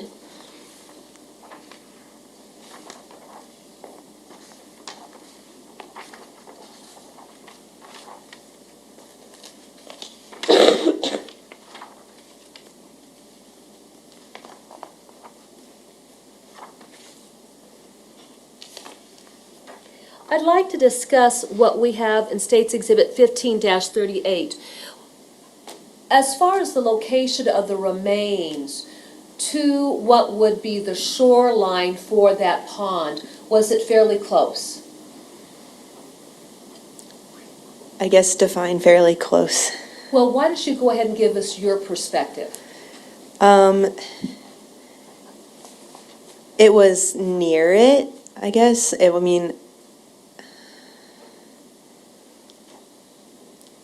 mean, maybe 20 yards, Okay, if I were to guess. that's fine. That helps us understand its relationship to the pond.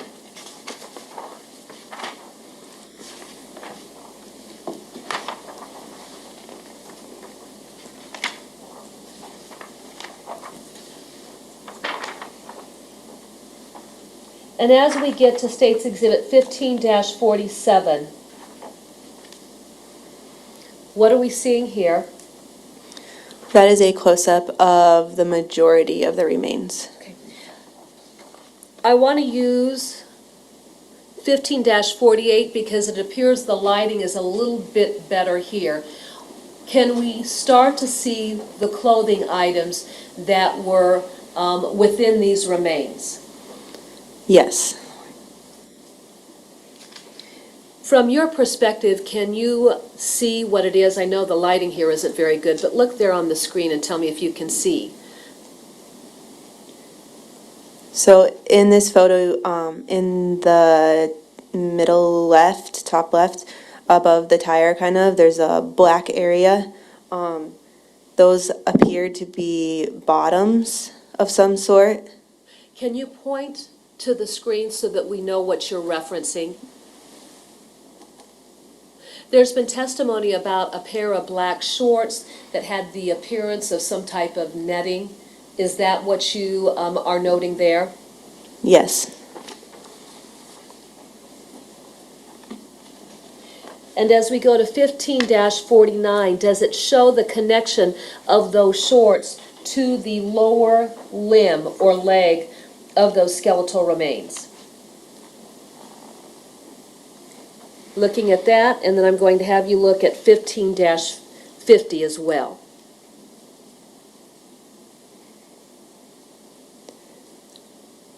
Yes, I can only say that they appear to be black bottoms associated with remains. All right. Now, I'm going to hand you 15-50 so that you can look at it up close. Do you see the shorts? Yes. And then do you see a portion of these skeletal remains here? Yes. Let's go back to 15-49. Can you point out the shorts and then the skeletal remains that I was showing you there? So that's what appear to be shorts. Mm-hmm. And then here's the remains you were pointing out. Okay. 15-51. That is a close-up of the skull. 15-52. Close-up of additional remains. 15-54. A close-up of additional remains. In this particular photograph, are we seeing what appears to be a leg of those skeletal remains with the foot? Yes, it appears to be what could be a lower limb. Sure. And then also additionally, we see a series of curved bones. Did that appear to be a potential rib cage? I'm not an expert on human remains, but yes, it appears consistent with ribs. 15-55. I want you to look at this up close, and then I'll put it under the elbow. All right? Mm-hmm. In 15-55, as you had an opportunity to look at it up close, I'd asked you earlier, could you see hair mixed in within those remains? I can see a dark brown, what appears to be potential hair. Certainly.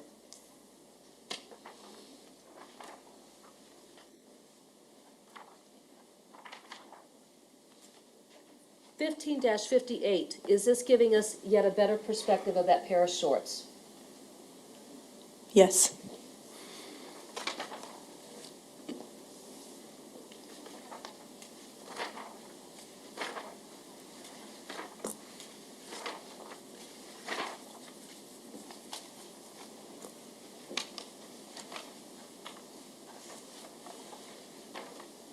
Now, as the process of collecting those skeletal remains began, with the removal of debris, what process was being followed there? The debris was removed and placed into buckets that were then additionally sifted through What was the purpose for sifting through the buckets? to ensure we had located all of the remains that we could find and to locate any potential evidence. Certainly. And then even after the debris was completed, were you involved with Dr. Heather Garvin in using a trowel to go through the soil, or did she simply engage in that process?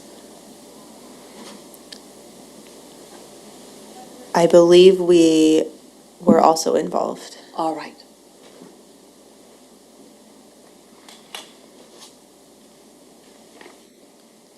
I'm just going to jump forward because I think we're all very familiar generally with that area. But just to give a perspective, if we look at State's Exhibit 15-79, describe what it is that we see developing in this photograph.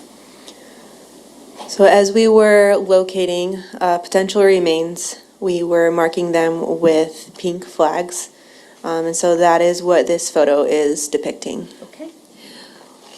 With the removal of the debris, was there photographs taken of various branches? Yes. Now, were the breaks on some of these branches of particular interest? Yes. And by breaks, I'm talking about the tips of those branches. Yes. State's Exhibit 15-85. 15-86.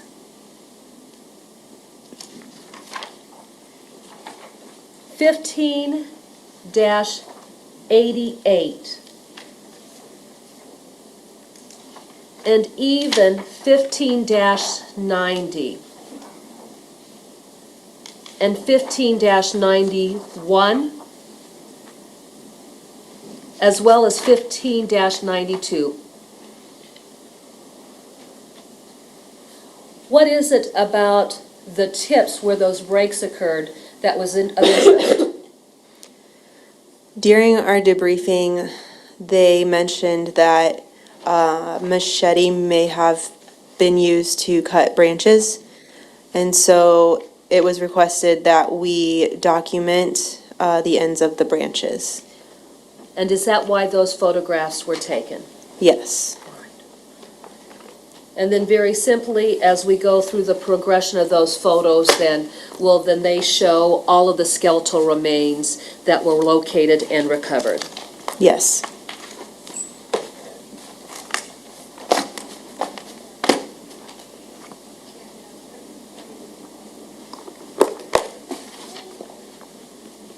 What further responsibilities did you have out there at the scene?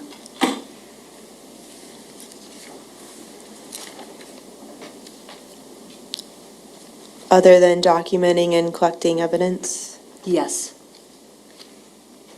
That is all. That would have concluded it. And then, was there a county medical examiner out there at the scene? I believe a state medical examiner. What was the name of the individual? Mary Malcolm. What role did Mary Malcolm play in this investigation? She would have arrived on the scene and taken some documentation herself. All right. Was Dr. Malcolm the individual then that would have taken control of those skeletal remains after they were placed in a body bag and sealed to be transported to the state medical examiner's office? No, that was Charles Fleming. And who is Charles Fleming?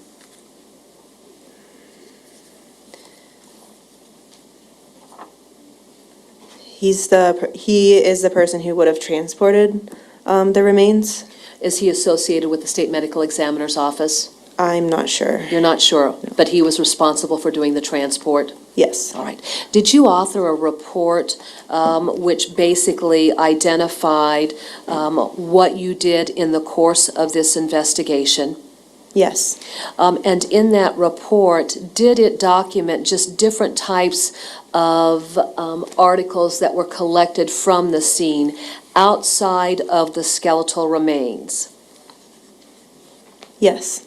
Your Honor, may the record reflect that I'm showing counsel what's been marked as State's Exhibit Number 60.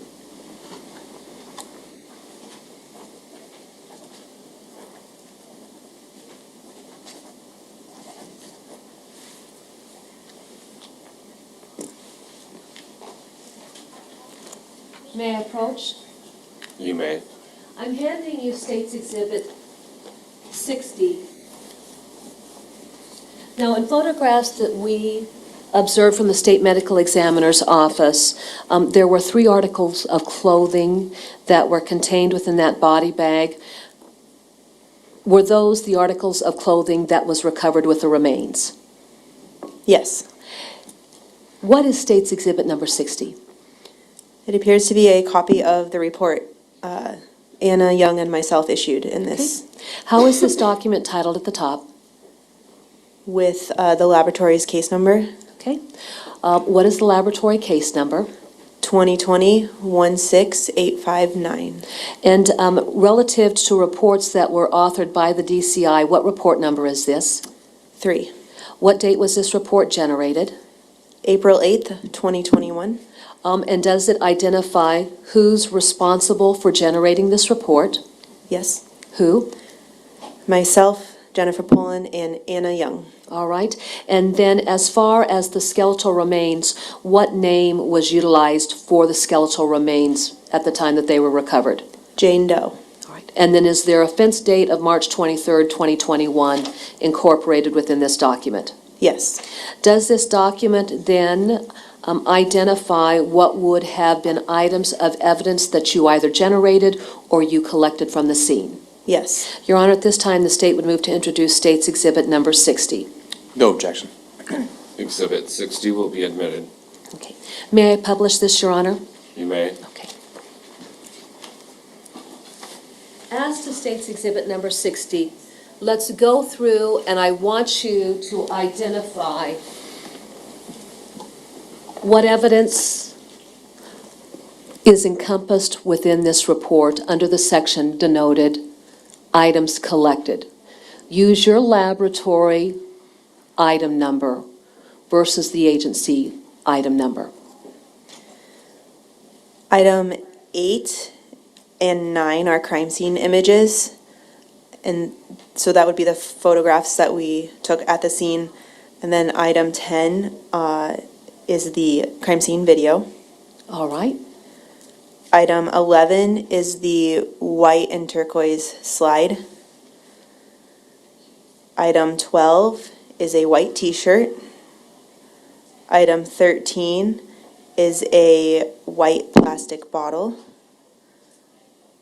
14 is a red shirt. 15 is a Mary Kay makeup container. 16 are pieces of a broken white plastic bottle. And then 17 is a fired bullet, and 18 is a fired bullet that was deformed. And then 19 are the tree branches that were cut from the scene. There's specific items that I want to talk with you about. Lab item number 12, with the description of one white t-shirt, and lab item, I believe, 13. Hold on, let me make sure I'm seeing that correctly. Let me get up close.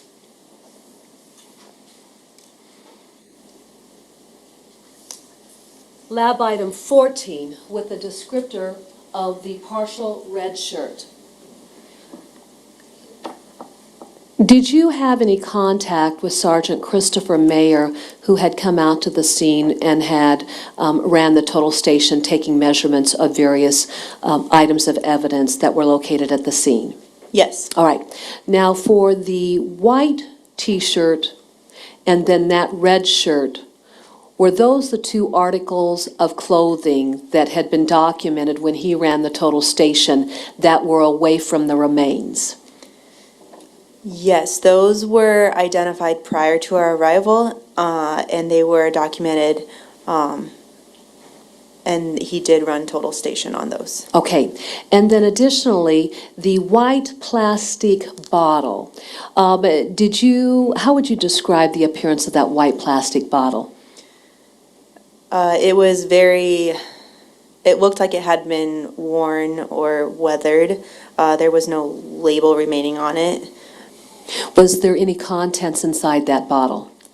I did not open it, but it felt empty. All right. Now, did you know that Clorox was an item of interest in the course of this investigation? Yes.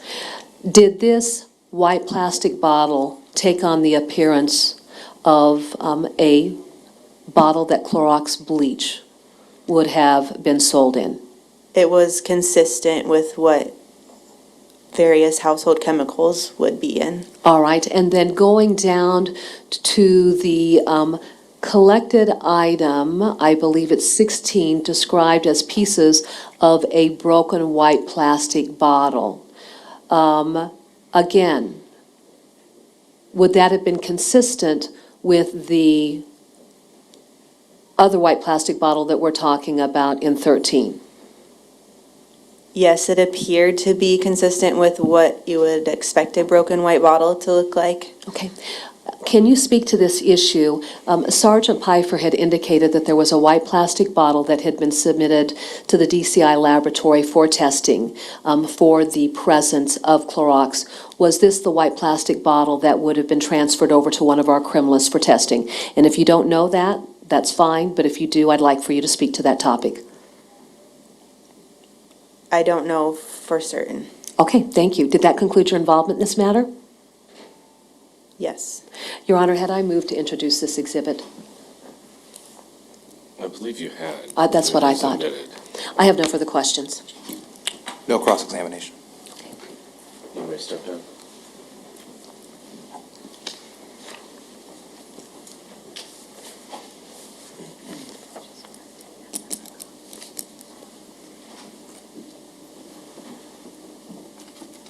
Your Honor, the state calls Mark Polos to the stand.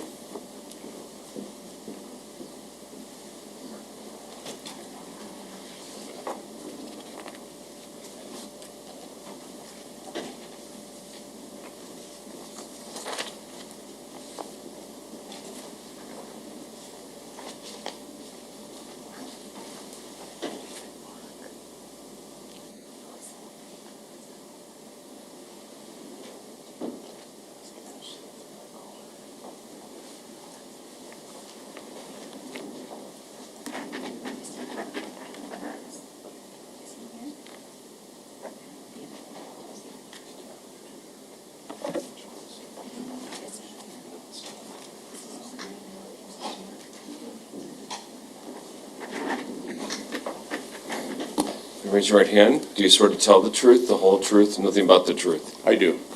Please have a seat.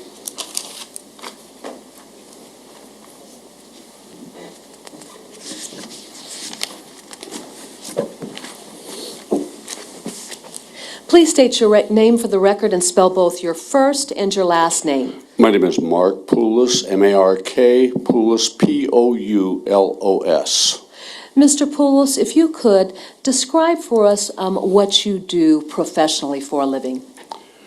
Well, right now I'm retired. I'm a retired police officer, and I teach at the University of Iowa and Augustana. I teach scuba at the University of Iowa and then Augustana College. Certainly. And then which agency were you employed with when you were actively involved in the field of law enforcement? I spent 33 years as a police officer for the city of Rock Island and 5 years as a chief of police out in Coal Valley. In what capacities did you work as a law enforcement officer?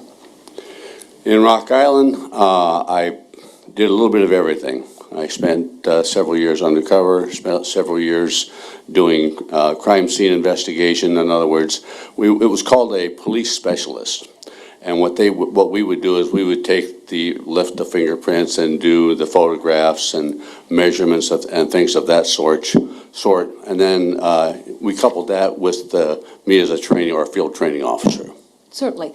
Now, I want to ask you about whether or not you have become professionally involved in a field outside of your responsibilities as a law enforcement officer that actually focuses on the issue of rescue and recovery. Yes, in 2011, we formed a nonprofit at the request of some local agencies, called ourselves the Big River Rescue and Recovery Dive Team, so that we could provide services to first responding agencies needing underwater divers.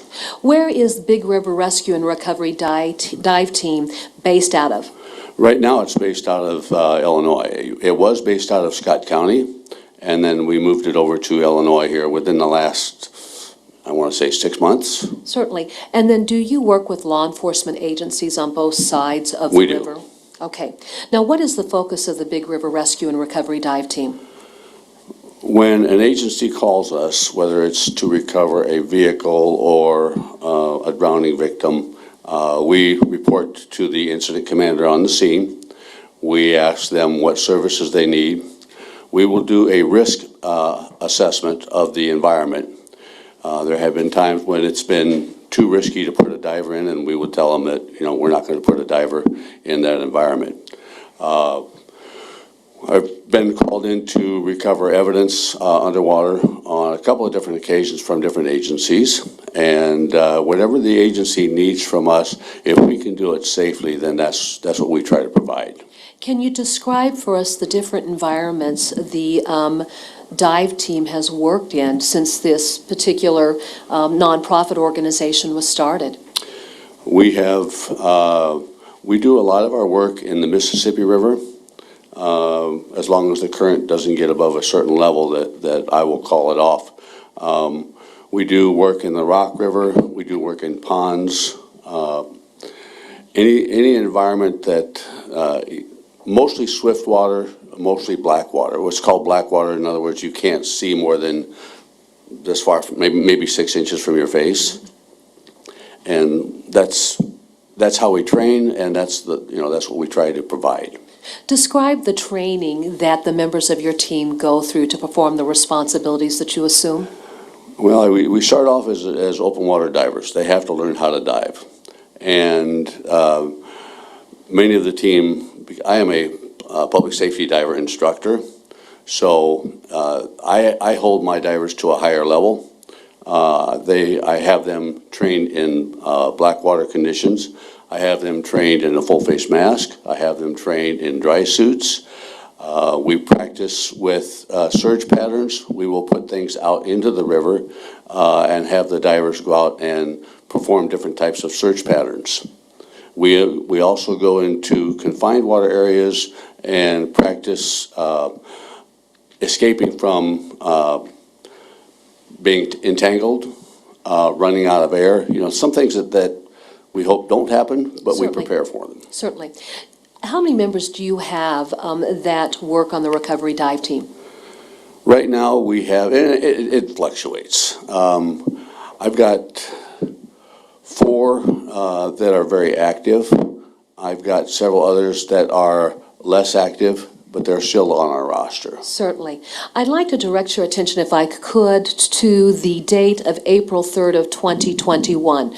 Prior to that date, were you contacted by the Davenport Police Department to assist in an investigation that they had been conducting for a period of time involving a child, Breasia Terrell, who had been reported missing on July 10th of 2021, or 2020? Yes. Okay. Who made that contact with you? I believe it was Sergeant Pfeiffer. Okay. What was the nature of the contact? Basically, he asked me if we could help them recover, search a pond to recover some evidence. All right. Now let's set the stage for your involvement in this investigation.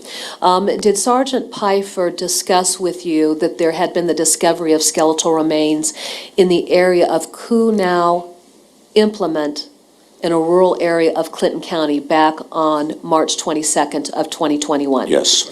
And then did he describe for you the recovery of those skeletal remains which occurred on March 23rd of 2021?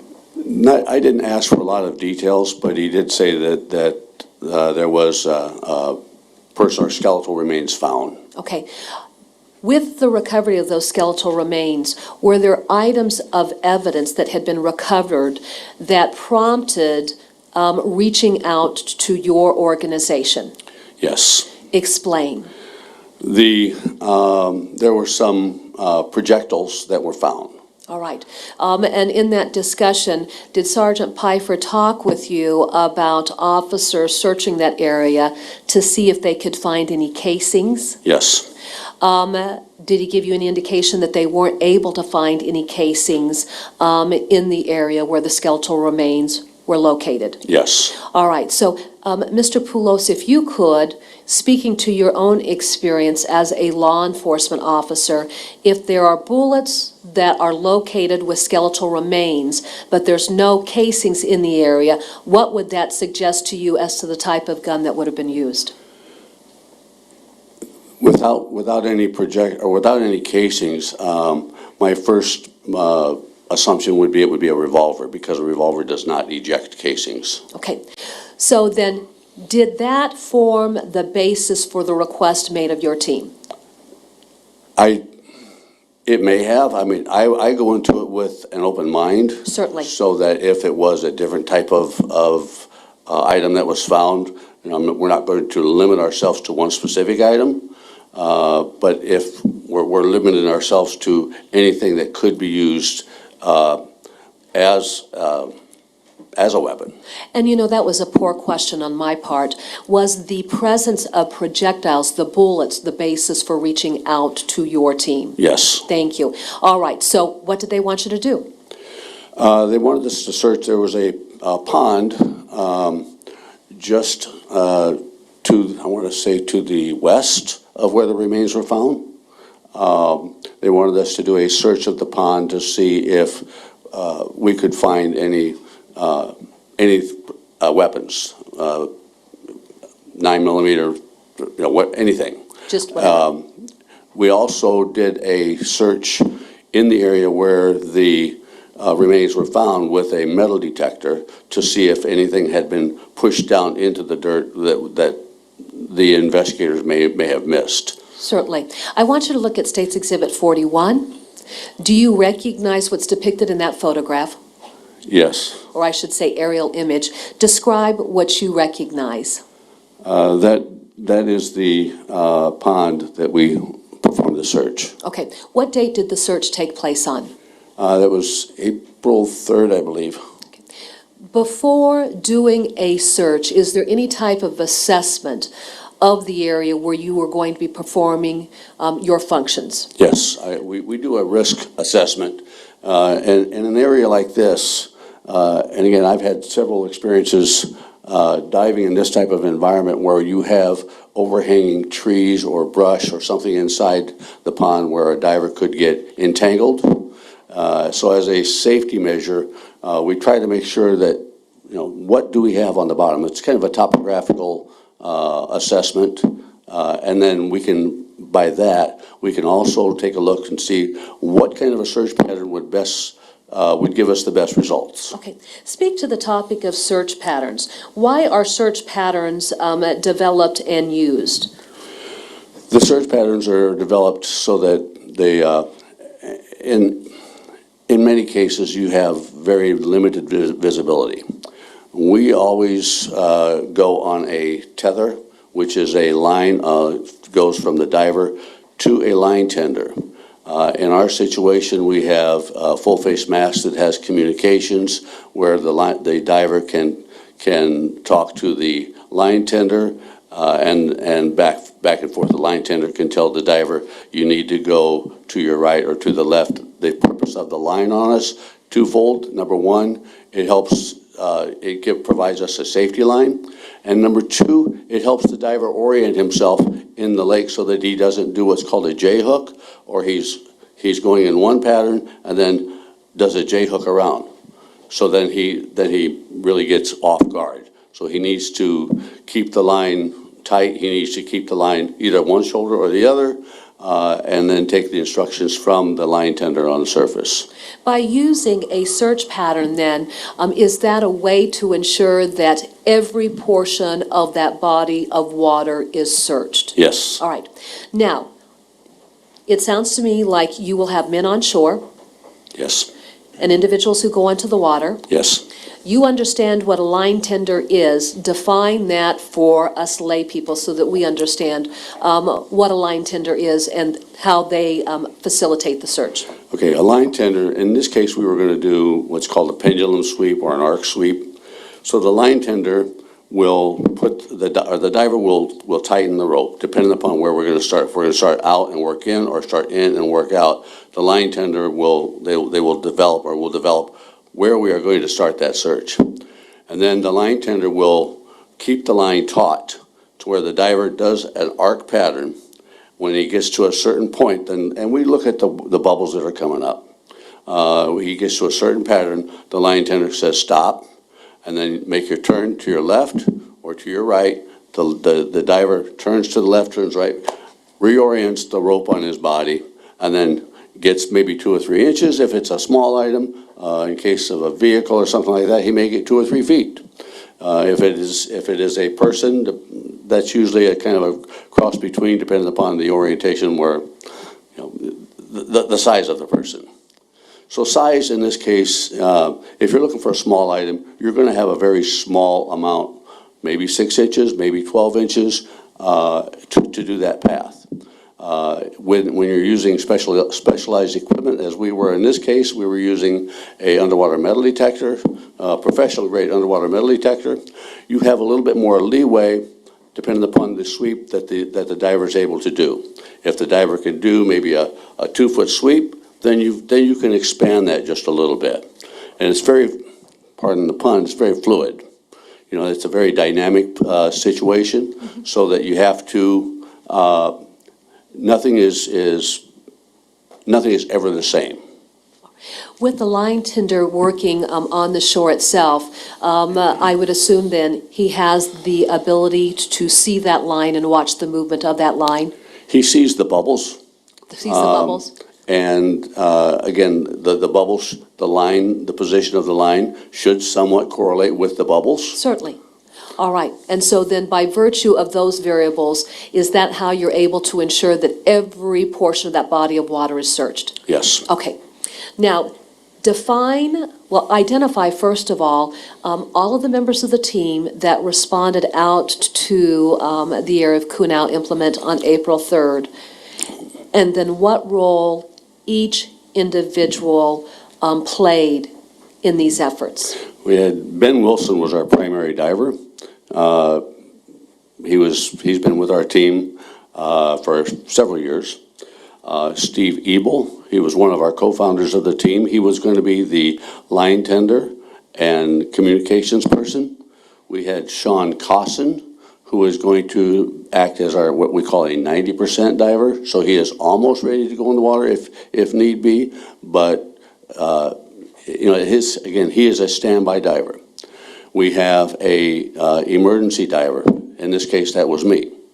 I was going to go in if there was an entanglement. My second task would be to go out, if any evidence was found, to go out and make sure that the evidence was kept in a water environment similar to the area in which it was found. Why do you want to keep any object that is found within the water environment that it has been located? When you take metal out of the water, oxygen hits it and it starts to rust. Now it's not a flash rust, but it starts to rust. So to maintain the integrity of the item, we try to keep it inside the water, a water vessel with the water, the same water in which it was found. In other words, I wouldn't put it in a bath of salt water, or I wouldn't put it in a batch of vinegar or something like that. I want to keep it in the same water of the lake. Okay. And then let's go back and speak to your experience as a law enforcement officer and even having worked in evidence collection. As a law enforcement officer, were you involved in submitting guns to what would be your state laboratory in the state of Illinois for firearms and tool mark examination requests? Yes. And whenever a firearm is submitted to a state laboratory, is one of the requests made to determine whether or not the gun would be a functioning gun? I have never filled that portion of it out. I have boxed them up. I turn them over to our evidence technician who mails them out. Certainly. I will make sure that if it's, and most of the times it is in a dry container vis-a-vis a box, and it would be secured in a box. And most of with my experience, that all of them were unloaded. Certainly. So before they were sent to the crime lab. Yeah, but at the crime lab, is the crime lab going to determine whether or not that firearm is functioning if a request is made to make that determination? That would be up to the crime lab and the detective that would be involved in that case.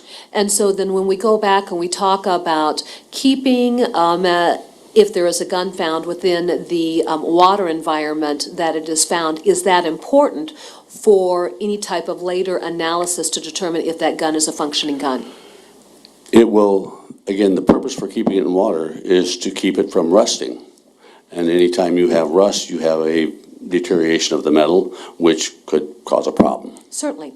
All right, so let's get back on track. I diverted for a moment. Then who else did we have out there at the scene performing certain functions? The other person we had was Tom Murchie. And Spell Tom, Murchie for our record. Merchie. Tom is a retired Illinois State Police evidence technician. What role did Mr. Murchie fulfill on April 3rd of 2021? He basically took the times, took notes for our dive team so that we know how much air went in, how much air went out, what patterns we did, who went in at what time, when did they exit the water, so that we have notes that would assist the agency that requested us. So essentially, was he acting as a scribe for this Yes. operation? Yes. Let's be kind to our court reporter. Spell Ebel, if you could. EBEL. All right. And that's STEPHEN. Oh, thank you. Thank you. I appreciate that. All right. So then, by virtue of your assessing the environment that the operations were to be performed on April 3rd, is there anything else that we need to discuss as far as what you felt you would need to carry out this operation? Again, we had the detectives on scene, and so anything that we would find, they had the vessels to put any evidence that was recovered, so that I could. And matter of fact, I did take the vessel out to Ben after he had found the item under the mud, under the silt, so that we put it in the paint can. Brought it back. The gun was too big for the paint can. So when I got closer to shore, I was able to get another vessel, which was a blue bucket or blue pail, and I put the paint can and everything inside the blue pail with water. And then I handed it to the detectives on shore. All right, and then would they have transferred it into another bucket that had a cover on it? There was I believe it was a rectangular vessel that they had. There was a rectangular vessel there. I don't know. I didn't watch them put it after I delivered it to the detective. Then I went back to my truck and started to get my gear off. Okay, all right. So now let's talk about that portion of the story. The team arrives. Yes. Walk us through that. We did the topographical search with a sonar to see what kind of depth we have. Is there any underwater obstructions? After we did a very brief once around the lake pond, we came back, put the boat on shore. Met with the detectives and the team. made assignments to the team. We followed the detectives down. This is the first time I'd been on the property. We followed the detectives down, and they showed us where the remains were found. We then took the metal detector and went over the area surrounding the area where the remains were found.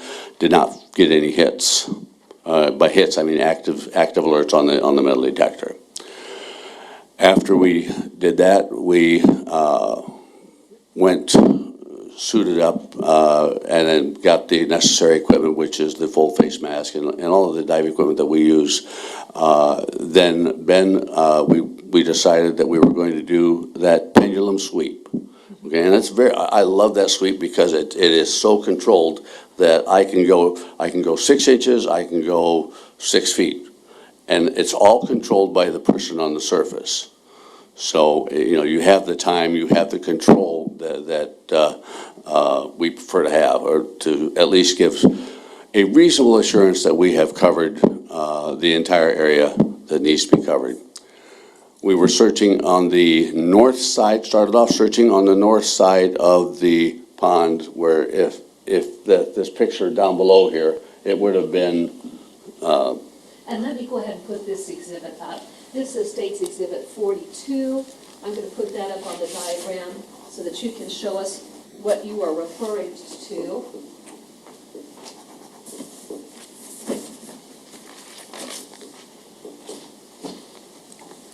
And then you've got that pointer. Yes, please, if you could. May I step down? You may.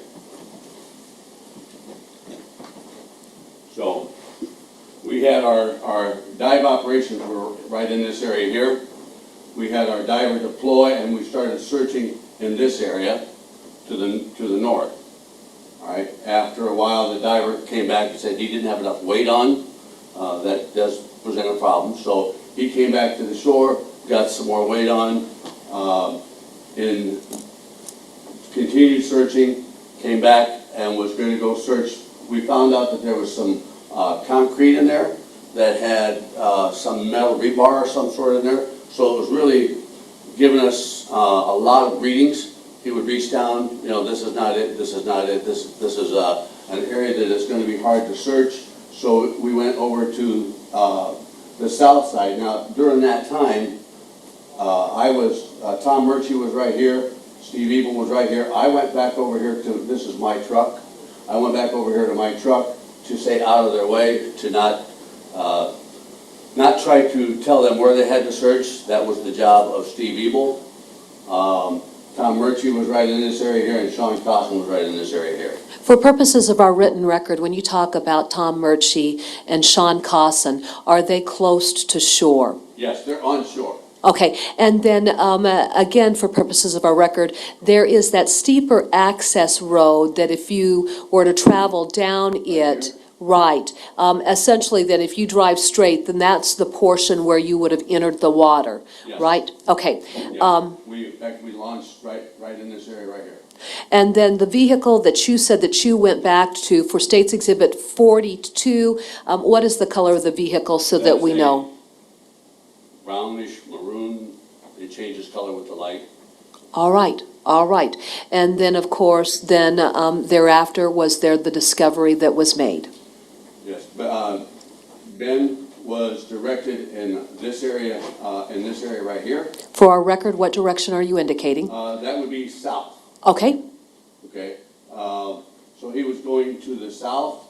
I was over here, and I heard the comms when Ben said that he found an object.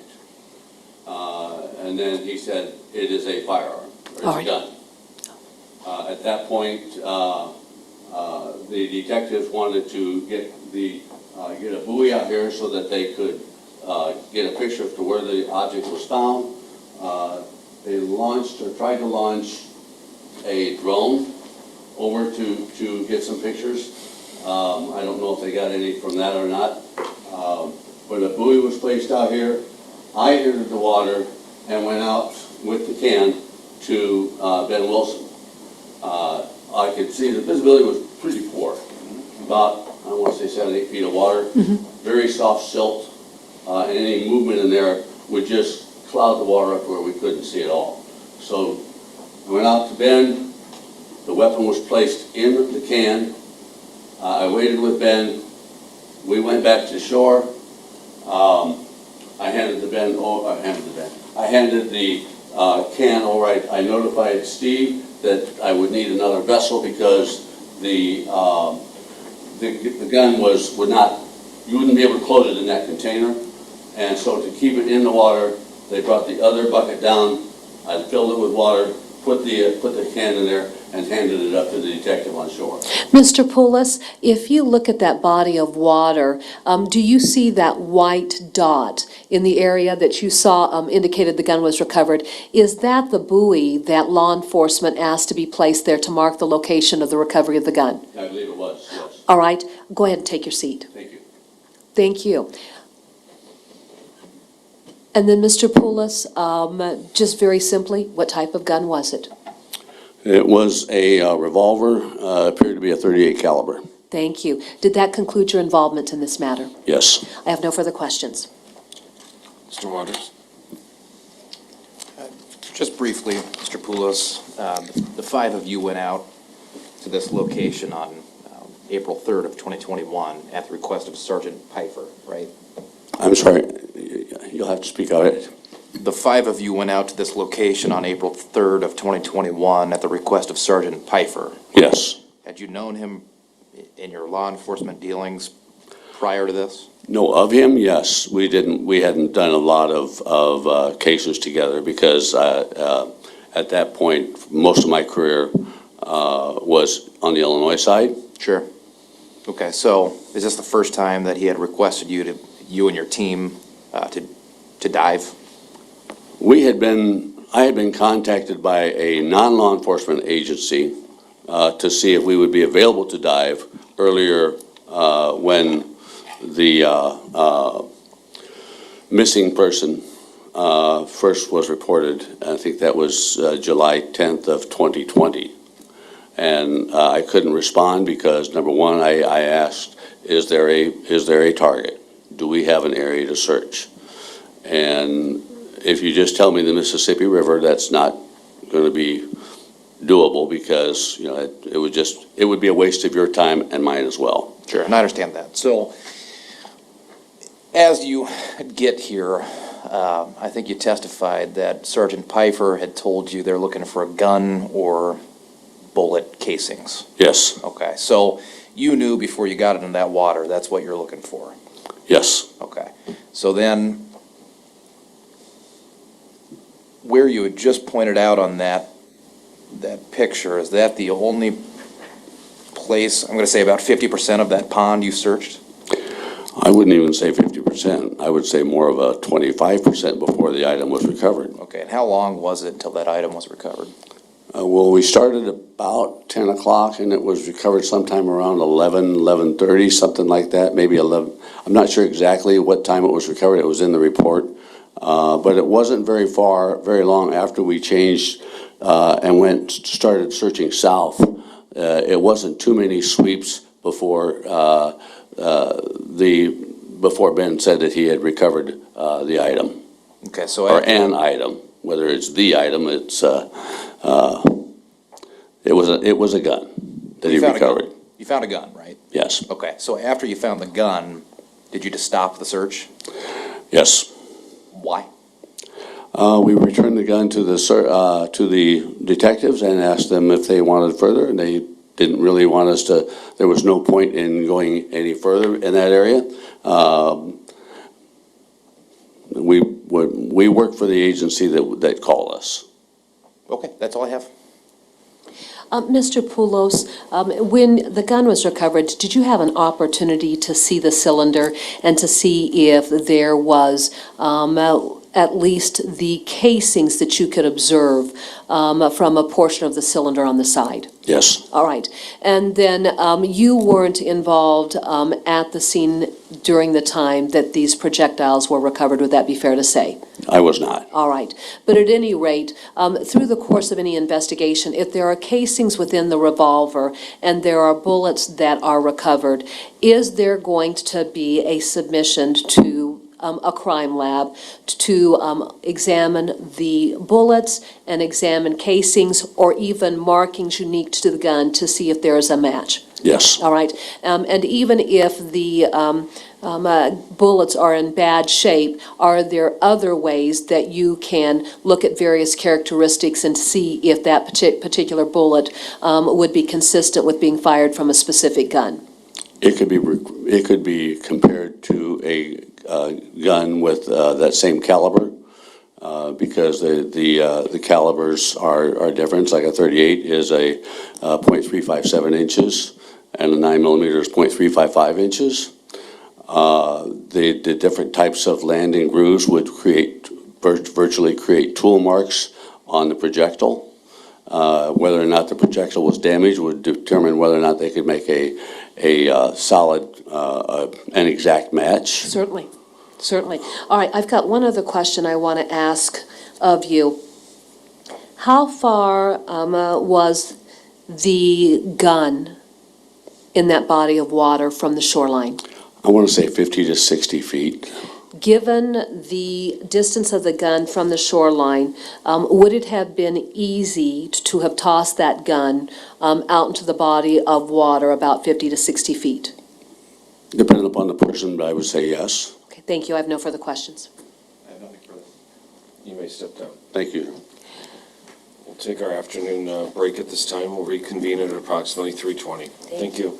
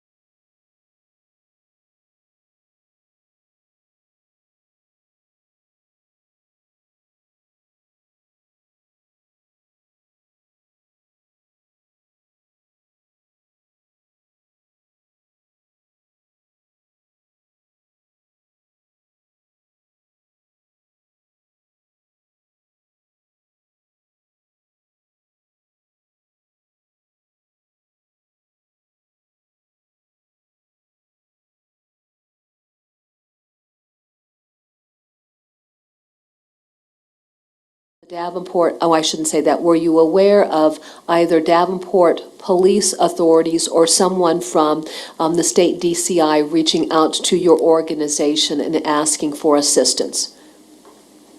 Was I aware of it? Yes. Just shortly prior to our mission, yes. All right. How did you become aware of the mission that you were going to be performing? They contacted Mark Poulos, I believe, and then he got a hold of me. Okay. And then when Mark Poulos reached out to you, what information did he share with you about the tasks that you would be performing as a member of the team? We developed that pretty much on scene. All right. All right. So did you go out to an area north of Highway 30 and Highway 61? Yes. Looking over to a diagram that we have previously introduced, and I think that states Exhibit 42. Let me check on that real quick. Yes. Looking at States Exhibit 42, do you recognize States Exhibit 42 and what's depicted? Do I recognize that? Yes. How do you recognize the depiction in that exhibit? Is this the county road down here? Yes. And if you look down below here on States Exhibit 41, which is up there on the easel, I think that that'll give you a better perspective. Does that help? Yes. Okay. Yes, we, Let me put States Exhibit 41 up there for you so that you have that to refer to.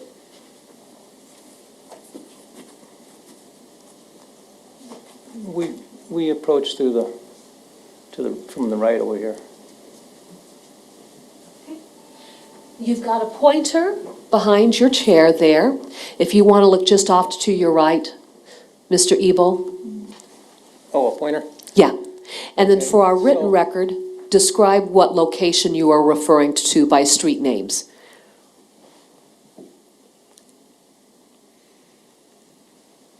That 270 what?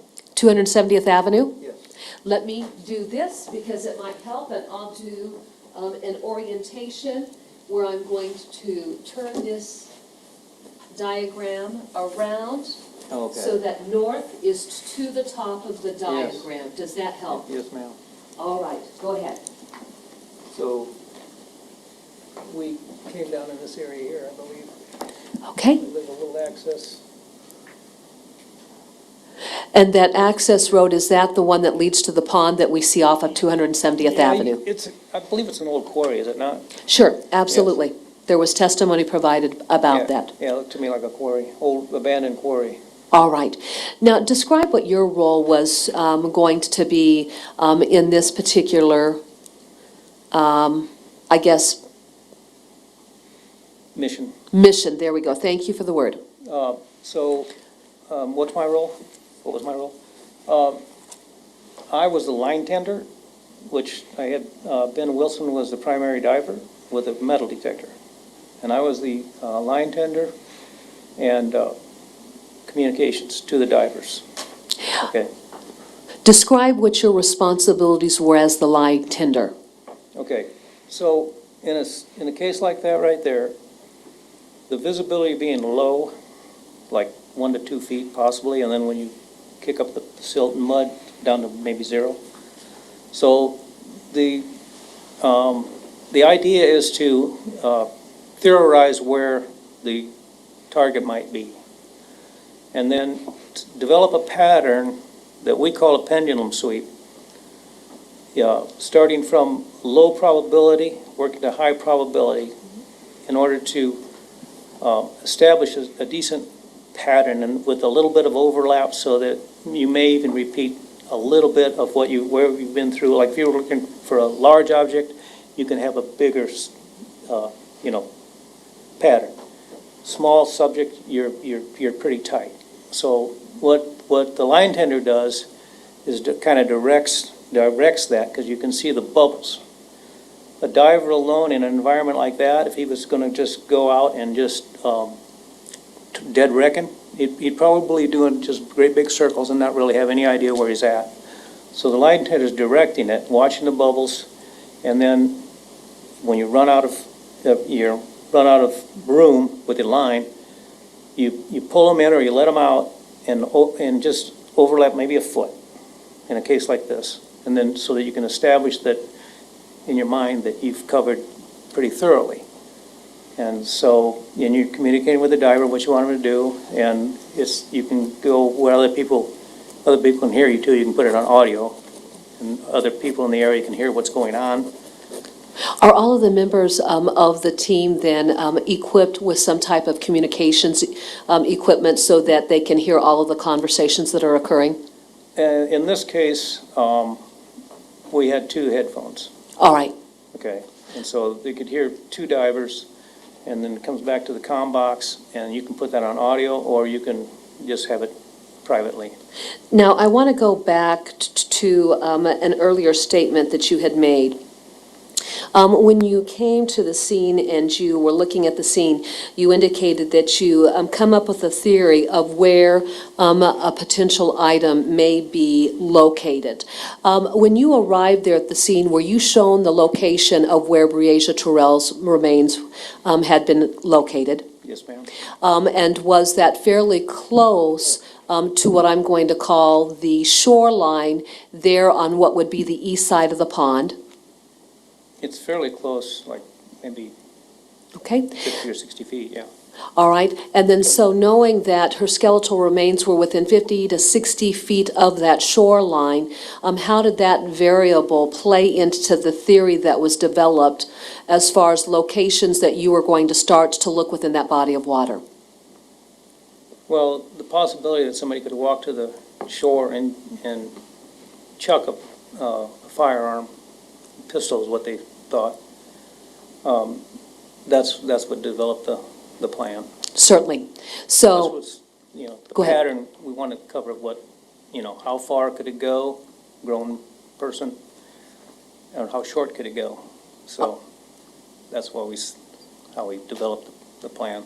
all right, and so with that being said then, did you work in that body of water that would have been closer to the shore versus going out to the far western shore? No, we didn't start up really close. And we got into a debris field of, must have been demolition concrete with rebar in it. So as Ben was searching with the metal detector, he's picking up the rebar. So every time he'd look at something, it was a chunk of concrete, and it was not so, the metal detector was pretty much not so useful. So we redirected him to still a probable area, but away from that, trying to get away from that debris field. And another diver was just groping by hand, looking to see if we could come up with something. So it wasn't long after that move from a north direction, basically, to a south direction. It wasn't very long, and he found that. He found a pistol. All right. A revolver, I'm sorry. A revolver. Sergeant Pfeiffer had talked about making a request of the team to place a buoy in the water to mark the location of where the gun was recovered. Do you recall that? Yes. And then did you have any involvement in setting that buoy out there so that that location could be documented in some way? My involvement was I directed Ben not to move, stay where you're at. Then there was some discussion, and I'm not sure who came up with the buoy idea, but I believe it was Sean took that buoy out there and marked it. And he was still in the same position, marked it for the detectives, for, I guess, record keeping or whatever. Okay. If you could, what would you estimate the distance from the shoreline to the buoy that was set out in that body of water?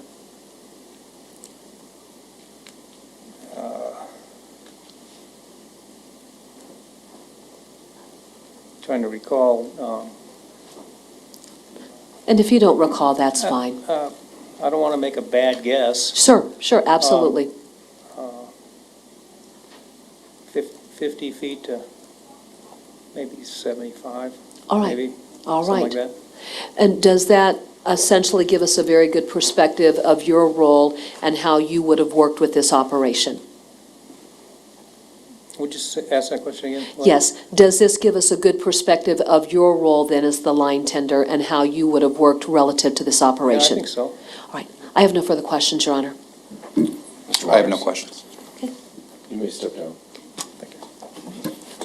Your Honor, the state would call Benjamin Wilson to the stand.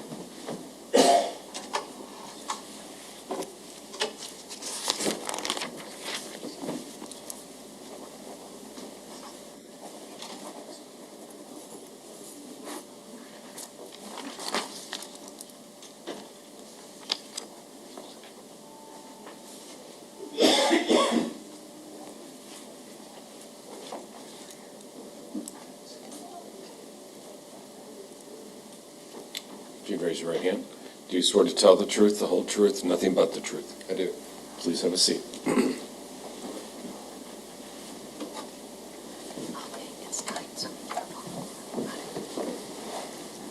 Please state your name for the record. Benjamin Wilson? Typical spelling? Yes. Mr. Wilson, what is it that you do for a living? I am a independent residential contractor, What company do you work for? Wilson Residential Construction. Outside of that, are you associated with any organization that you perform professional responsibilities for? Yes. What's the nature of the professional organization you're associated with? It is a rescue and recovery dive team. Is that the Big River Rescue and Recovery Dive Team? Yes. How did you become associated with that organization? My dive instructor was a board member on the dive team. I learned to scuba dive from him, and he immediately saw talent and asked me to come with him to join and learn how to become a rescue diver. Certainly. How long have you been associated with this organization? Since 2010, I believe. Okay. And over the course of your involvement with this organization, can you describe for us the different types of rescue and recovery missions you've been involved with? We've had countless recoveries, most of the time recoveries. I can't think of any rescues. We do work in a rescue capacity for polar plunges and things like that, but we've never actually had to perform a rescue. We've been able to handle anything before it happens. As far as recoveries go, though, we've had everything from vehicles to bulldozers to bodies to evidence recovery, all the way down to we were in a pond and recovered a woman's wedding ring, so. Certainly. Big And and small. what types of bodies of water are you experienced in working? Everything from swift river, black water conditions or better. But yeah, the worst possible condition would be ice-covered, swift water like the Mississippi River with zero visibility. Okay. Describe doing any type of recovery efforts in the context of a pond and what challenges, if any, a pond would present for you as a diver. So there are a few. Firstly, visibility. Many ponds have poor to no visibility. They also have obstructions in them, which can be anything from concrete to some people will throw docks in the water and just let them collapse. Most often, though, it's trees. Trees will fall in there, and now there's an entangulation hazard. And then in addition to that, some ponds have chemicals in them that you don't really want to be exposed to, and fishing hooks and things like that that can cut you. All right. What types of equipment do you wear then when you're working in an environment like a pond that presents those potential hazards? If we know that there are hazards such as chemicals and things like that, we will wear what's called a dry suit. It is a plastic rubber suit that goes over the top of your clothing, so I can be wearing sweatpants, sweatshirt, things like that. And it keeps me basically completely encapsulated. We also use full face masks that will keep our face out of the water. It also gives us the ability to have underwater communications, to be able to talk to topside and let them know what we're either seeing or feeling or experiencing. Okay. I'm going to just get very direct in my questions. Mr. Poulos has already come in, and he's provided a really wonderful foundation for us, that we've got a good perspective of the functions that you perform. But I want to direct your attention to the events of April 3rd of 2021. Were you involved in searching a pond just south of Kunow Implement in the northern portion of Clinton County? Yes, I was. Set the stage for your involvement and what occurred on that day. I got a call the previous night from Mark Poulos saying that there was need of a dive team the following day, that we were going to be doing some evidence recovery, and he'd like me to be the primary diver in that. The next morning we showed up in the morning. They were out there with a boat, just getting a kind of a lay of the land, just to try to figure out, how deep was it? Was there anything in there? Things like that. It was determined that I would be the primary diver and I would do a sweep pattern. Steve Ebel, who is another team member of ours, was going to run comms and hold the rope for me, and we would perform a pendulum-looking sweep. So basically, they would start me out a little bit away from the shore. I would keep the rope taut, and I would kind of do an arc pattern, right? As soon as I was sweeping and feeling in that arc pattern, then they would give me just a little bit more rope, and I'd do an arc pattern the opposite way and a little more rope, and just kind of work myself out in a fan shape out further and further into the water. I was given a underwater metal detector, so that way I could help aid in that sweep, and because we were looking for a metal object, so I was using that in my search. As I searched to the one side, I'm going to call it the right side from And shore. if you would like to, look at States Exhibit 42, so that will give you a perspective. We've introduced a diagram of that area. I would represent to you that north would be the top of the diagram, south to the bottom, and obviously, as you're looking at it, to your right would be east, and to your left would be west. So as I was sweeping towards the north-hand side, there was a lot of concrete rubble that had been thrown in there by someone. That concrete contained wire mesh that was within it. So when I was sweeping on that north side, the metal detector would go off frequently because I'm hitting these stones. So I have to feel in and around the stone, disregard it out of reach, and then continue on. So towards the north side of the pond, it took a lot longer to search over there as it did when we moved further south.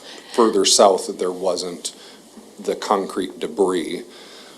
It was mostly just mud and muck. Okay.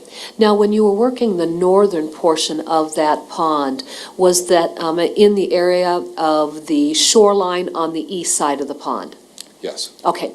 As the metal detector would go off, would you then go down to try and discern what the item was that was triggering the metal detector? Yeah, so what I would do is as I was sweeping with my right hand with the metal detector, with my left hand just feeling the dirt and stuff in the area.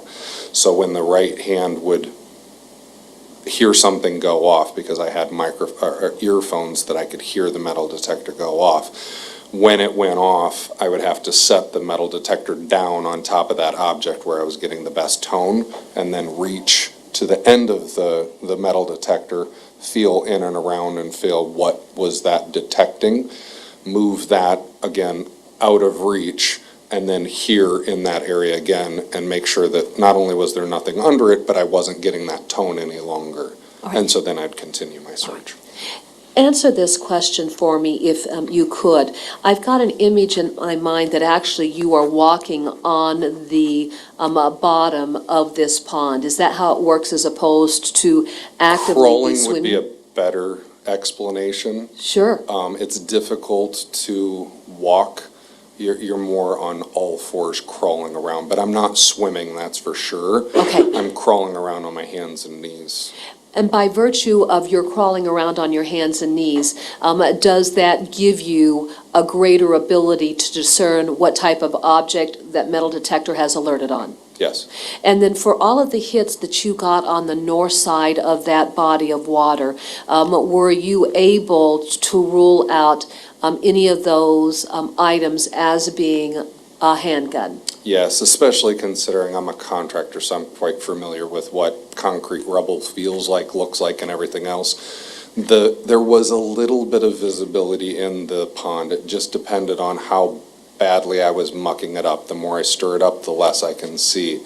But there was some visibility, so if I brought the rock closer to my face, I could kind of see it a little bit and get rid of it. But everybody should be able to kind of imagine what a large concrete boulder feels like as opposed to a handgun. Okay, so then as you moved toward the south side of that body of water, again on what would be the eastern portion, describe the developments in that area. So that area was very mucky. There was just a lot of mud and silt at the bottom, but no tones from the metal detector. So as I'm sweeping towards the south side, I got a really strong tone, which for that area seemed a bit unusual. I was expecting that it might be something else, an anchor or another maybe piece of concrete or something like that. So when I felt down to the end of it, I felt a revolver. So I told Topside on my underwater communications that I had found the object that we were looking for. I could hold it up to my face and I could see that it was a revolver. All right, and then describe the steps taken to collect the revolver and then follow a chain of custody. Sure. So once I found the revolver, I let Topside know that I had found it. I then spent, to my best memory, 30 minutes laying on the bottom, holding on to this thing, waiting for Topside to figure out what it is they wanted me to do. I just had to hold fast. So the police were deciding how did they want to recover it, what did they want to do, how did we want to get that back, things like that, so on and so forth. They also told me that at some point they would like to place a buoy on that so that way they could see from Topside exactly where I was underwater. So I'm waiting for further instructions. Eventually it was decided that Mark Poulos was going to bring down a paint can, and he was going to have me place the revolver in the paint can, and then he was going to bring that back to the police who were, there watching everything go on. So he was going to bring that paint can back. He brought the paint can down to me. I tried to place the revolver inside of it, but it wasn't, we were trying to, so we're taught to control the evidence and make sure that we put everything we have inside of a container, so when we bring the container back, it contains everything that we had. The revolver could only fit about 3/4 of the way inside of the paint can. It was just too large for the opening. So he radioed to Topside, hey guys, I'm gonna need a bigger vessel for this. So he brought the paint can back, keeping it underwater, and they brought down a bucket, so he filled the bucket full of water and put the paint can inside the bucket and then handed the bucket directly to the police. Certainly. And then speak to one final issue so that we understand how that buoy is attached to that location. Can you walk us through the physical mechanics of that? So another team member of ours, Sean, he initially went in the water because we were thinking because of that rubble, this is going to take me a long time. We didn't want to be there 3 days looking for this. So he was just going to help aid in that. So he was already in the water, suited up. Once we found it, everybody stopped everything while I was waiting there. He went back up to shore.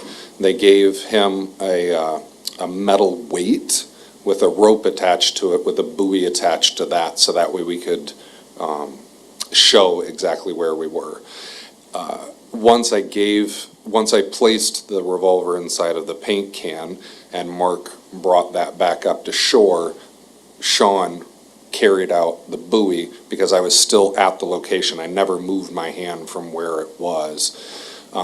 As soon as they brought that back to the location, I shoved the weight down inside the little hole that created, and then everybody got out of the water because they were going to use, I think it was a drone or something like that, to take an aerial kind of like photograph of where that buoy was. Certainly. And then, can we, well, just based on what happened there, was the weight sufficient to hold that buoy in place? Yes. Okay. The buoy's not very big, but the weight, again, this is very, very mucky. Think of a thick pudding.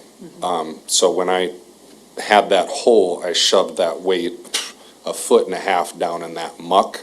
So honestly, to pull that back up took quite a lot of effort. All right. Your Honor, may I approach? You may. All right. We have some aerial photographs that we had taken of that area. But what was the color of the buoy? I couldn't say. I don't remember. Okay. At any rate, what I want you to do is I want you to look at our state's exhibit. Let me try and just take down one here. State's Exhibit 42, and I'm going to have you look up close. Okay. Okay, just look up really close. Yep, Do you see the buoy? I do. Okay. All right. And then just take the pointer so that we can verify what is the buoy within that body of water. So it would be right there. There's a white buoy right there. Again, the rubble with the concrete is over here on this side of it, and we were doing a pendulum sweep going back and forth, so that's where I hit that. So I hung out in that area for a long time, waiting for them to give me further instructions, and that's where I shoved that down in the muck and placed the buoy. All right, once you got out of the water, given the placement of the skeletal remains, Yes. I'm asking a question, but actually let me throw something in there to lay foundation. Did they show you where the skeletal remains were located? Yes. So when you saw the location of the skeletal remains, how close was it in proximity to that shoreline? How far was the remains to the shoreline? Yeah.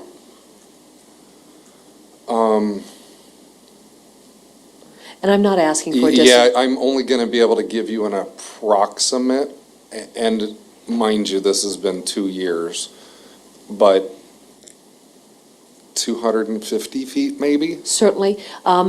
Could you easily walk to that shoreline yeah, from where the skeletal remains were? For sure. And then if you're standing there at that shoreline, to chuck a revolver into the body of water at the location that you found it, would that be doable? Very easy. Okay, I have no further questions. You may step down. Thank you. Your Honor, this is all of the witnesses that we have lined up for today, and if we could we discuss schedule? We may. Okay. Your Honor, tomorrow, and then let me go ahead, I'll escort this witness. Tomorrow, we have our two criminalists, Mike Schmidt and Brandon Stepansky, coming from the DCI. The only other witness that we would have would be Detective Hammes. Her testimony is going to take a while, and I know that the court had needed to break at noon. I had discussed this with Joel, and Joel was going to discuss it with Chad. Would the court be fine with us just presenting those two witnesses and then recognizing that Detective Hammes may take a period of time? We'll conclude the state's case in chief on Monday, if the court's fine with that? That would be perfectly fine. Do you believe starting at 9 o'clock is sufficient for those two witnesses or not? Oh, no, it's more than sufficient. I don't even know that we're going to have but an hour of testimony from those two witnesses. All right. Then we'll adjourn for the day. Is there any comment from the defense? No, that's fine. We appreciate that. All right, thank you. We'll adjourn for the day. We'll reconvene at 9 o'clock. Thank you. Thank you, Your Honor.